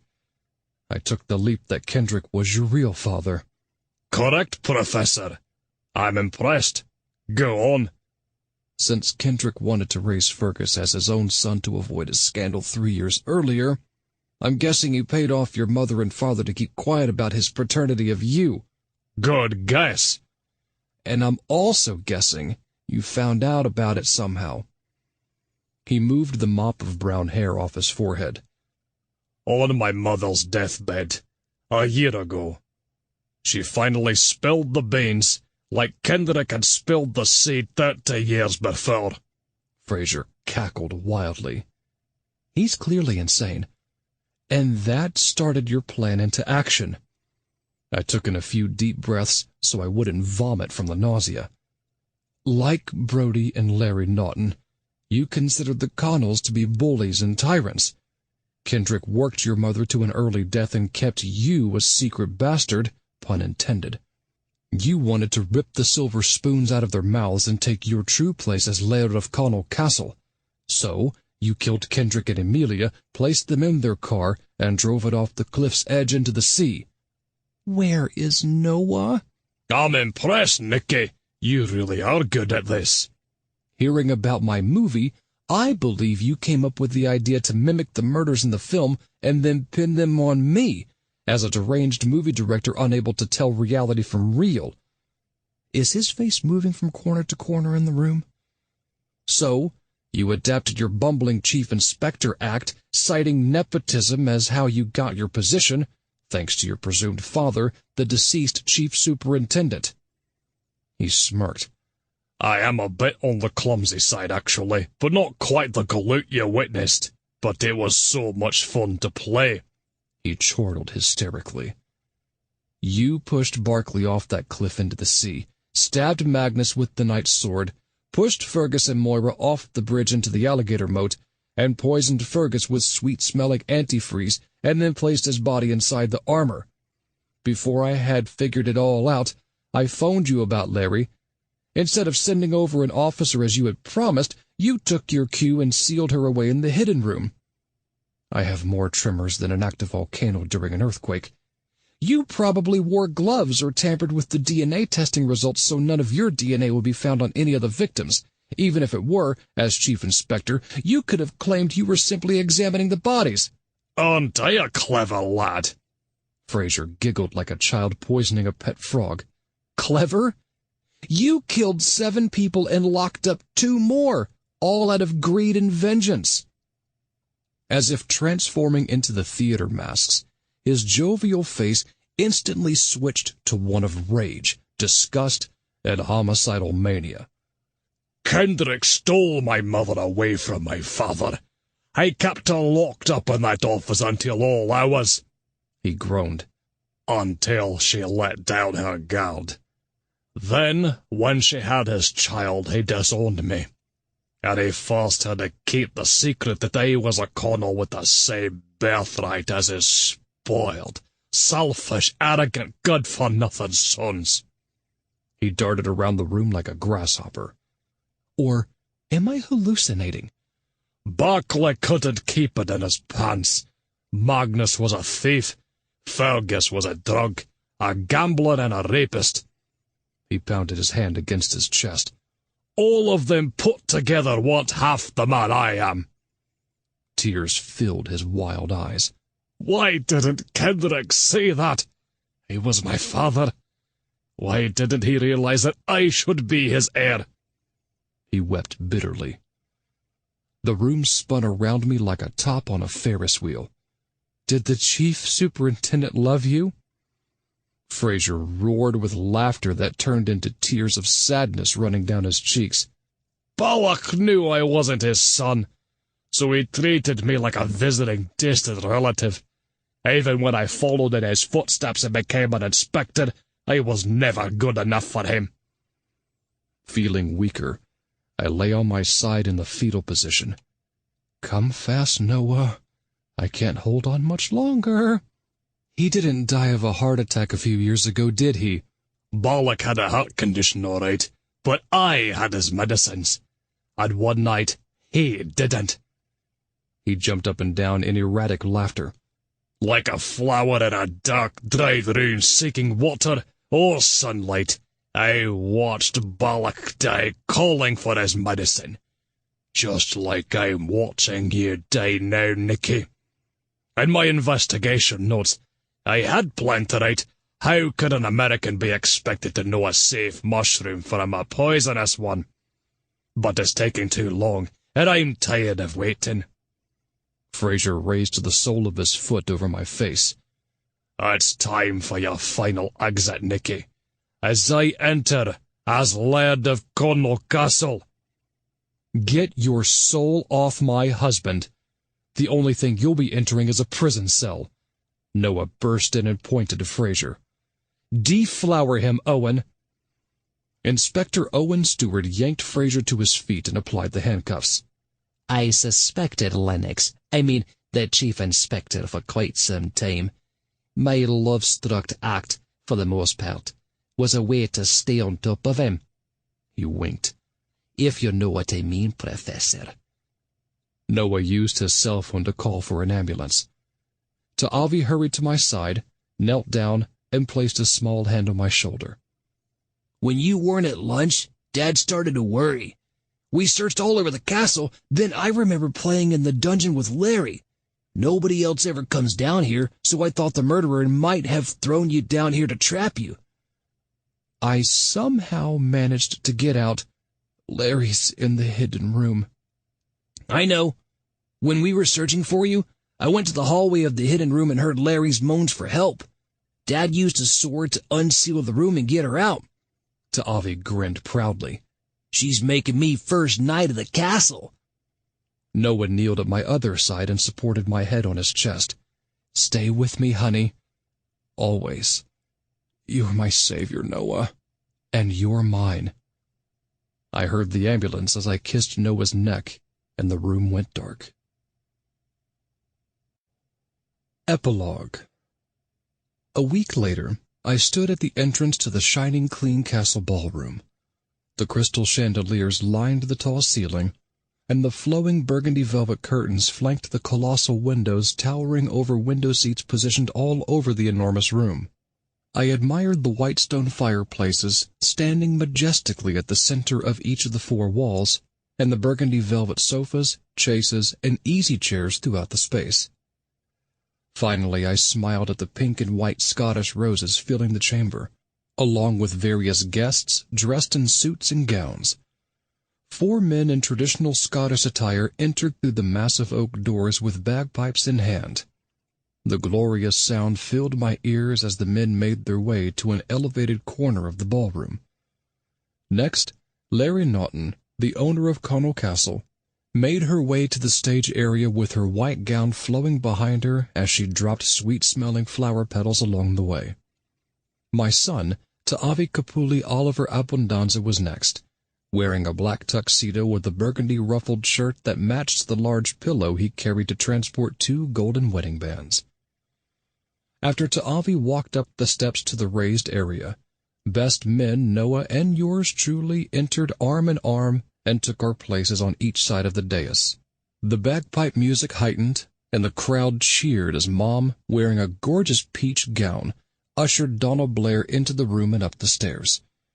The applause continued as Dad, actually wearing a tuxedo, led Brody Naughton through the room and to Brody's place on the stage next to Donald. Then Dad joined Mom on one side of the platform. In their blue and white plaid tunics, kilts, spuden, long hose, brogues, and cloaks, the grooms gazed at each other lovingly. The officiate, Chief Inspector Owen Stewart, took his place between them. We are gathered here together to celebrate the marriage of Brodie Naughton and Donald Blair. Who gives away Brodie? Dad blinked back tears. I do. His father. Owen nodded. And who gives away Donald? I do. His soon-to-be mother-in-law. Mom kissed Donald's cheek. And I'm a good mother-in-law, aren't I, Nicky? I winked at her. And who stands up for these 2 lads? Owen asked. Noah moved next to Brody.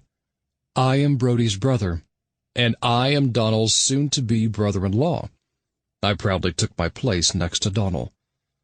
Owen gazed out at the crowd. Does anyone here have any cause to object to these 2 lads getting married? And you better not, since I'm the law in this county and I won't have any of it. The crowd roared with laughter.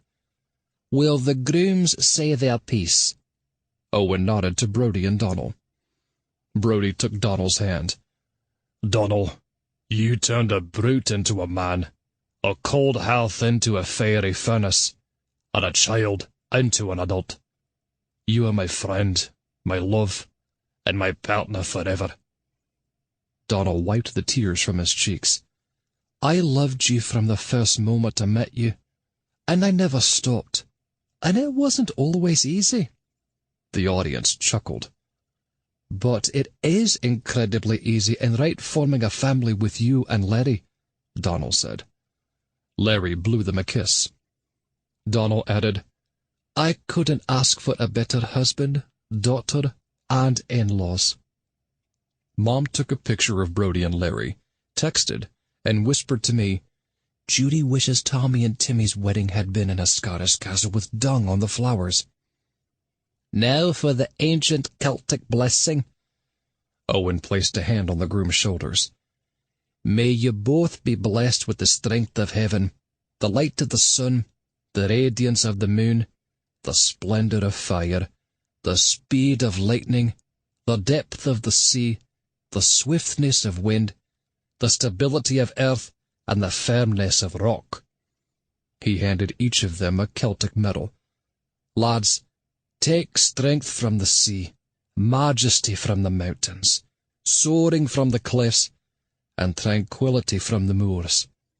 You are no longer one but two, joined in love and life until death do you part, and after with your ancestors in the heavens. Owen nodded to Ta'avi, and our son handed the rings to the grooms. Brodie and Donal placed the bands on each other's fingers. Owen said, You may now kiss. Brodie and Donal threw their arms around each other and shared a long kiss to the guests' delight. You are now husbands for life. The audience erupted in deafening applause. I patted his small back. Congratulations, Donal. Lucky me, Donal said.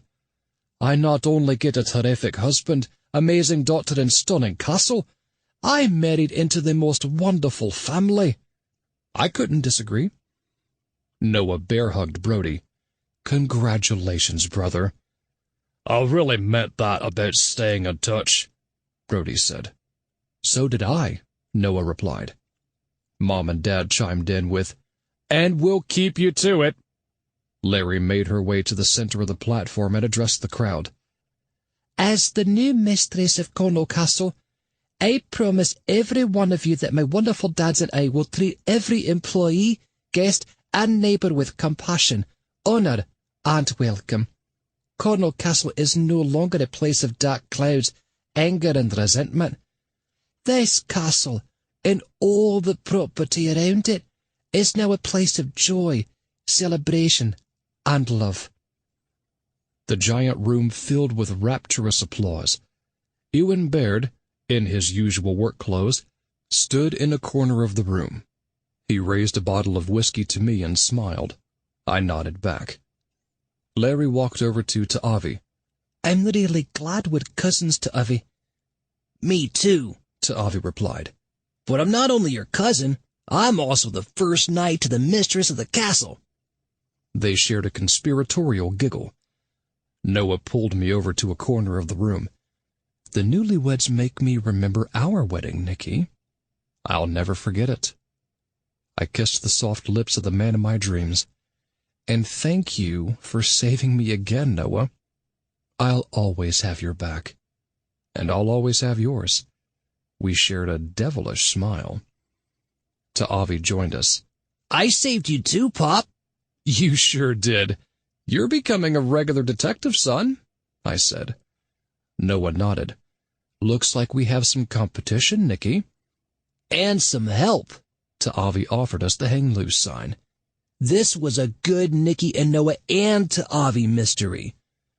Martin and Reuben, in matching chartreuse tuxedos, made their way over to us. Wasn't that a beautiful wedding? Noah asked them.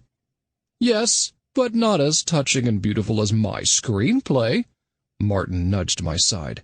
"Nicky, we need to get back to Vermont tomorrow to start editing our film." Reuben grinned like a fox in a locked henhouse. "Public television is interesting in airing it." Avi lit up like a neon sign surrounded by sparklers. "This might lead to my own public television show." That's our boy.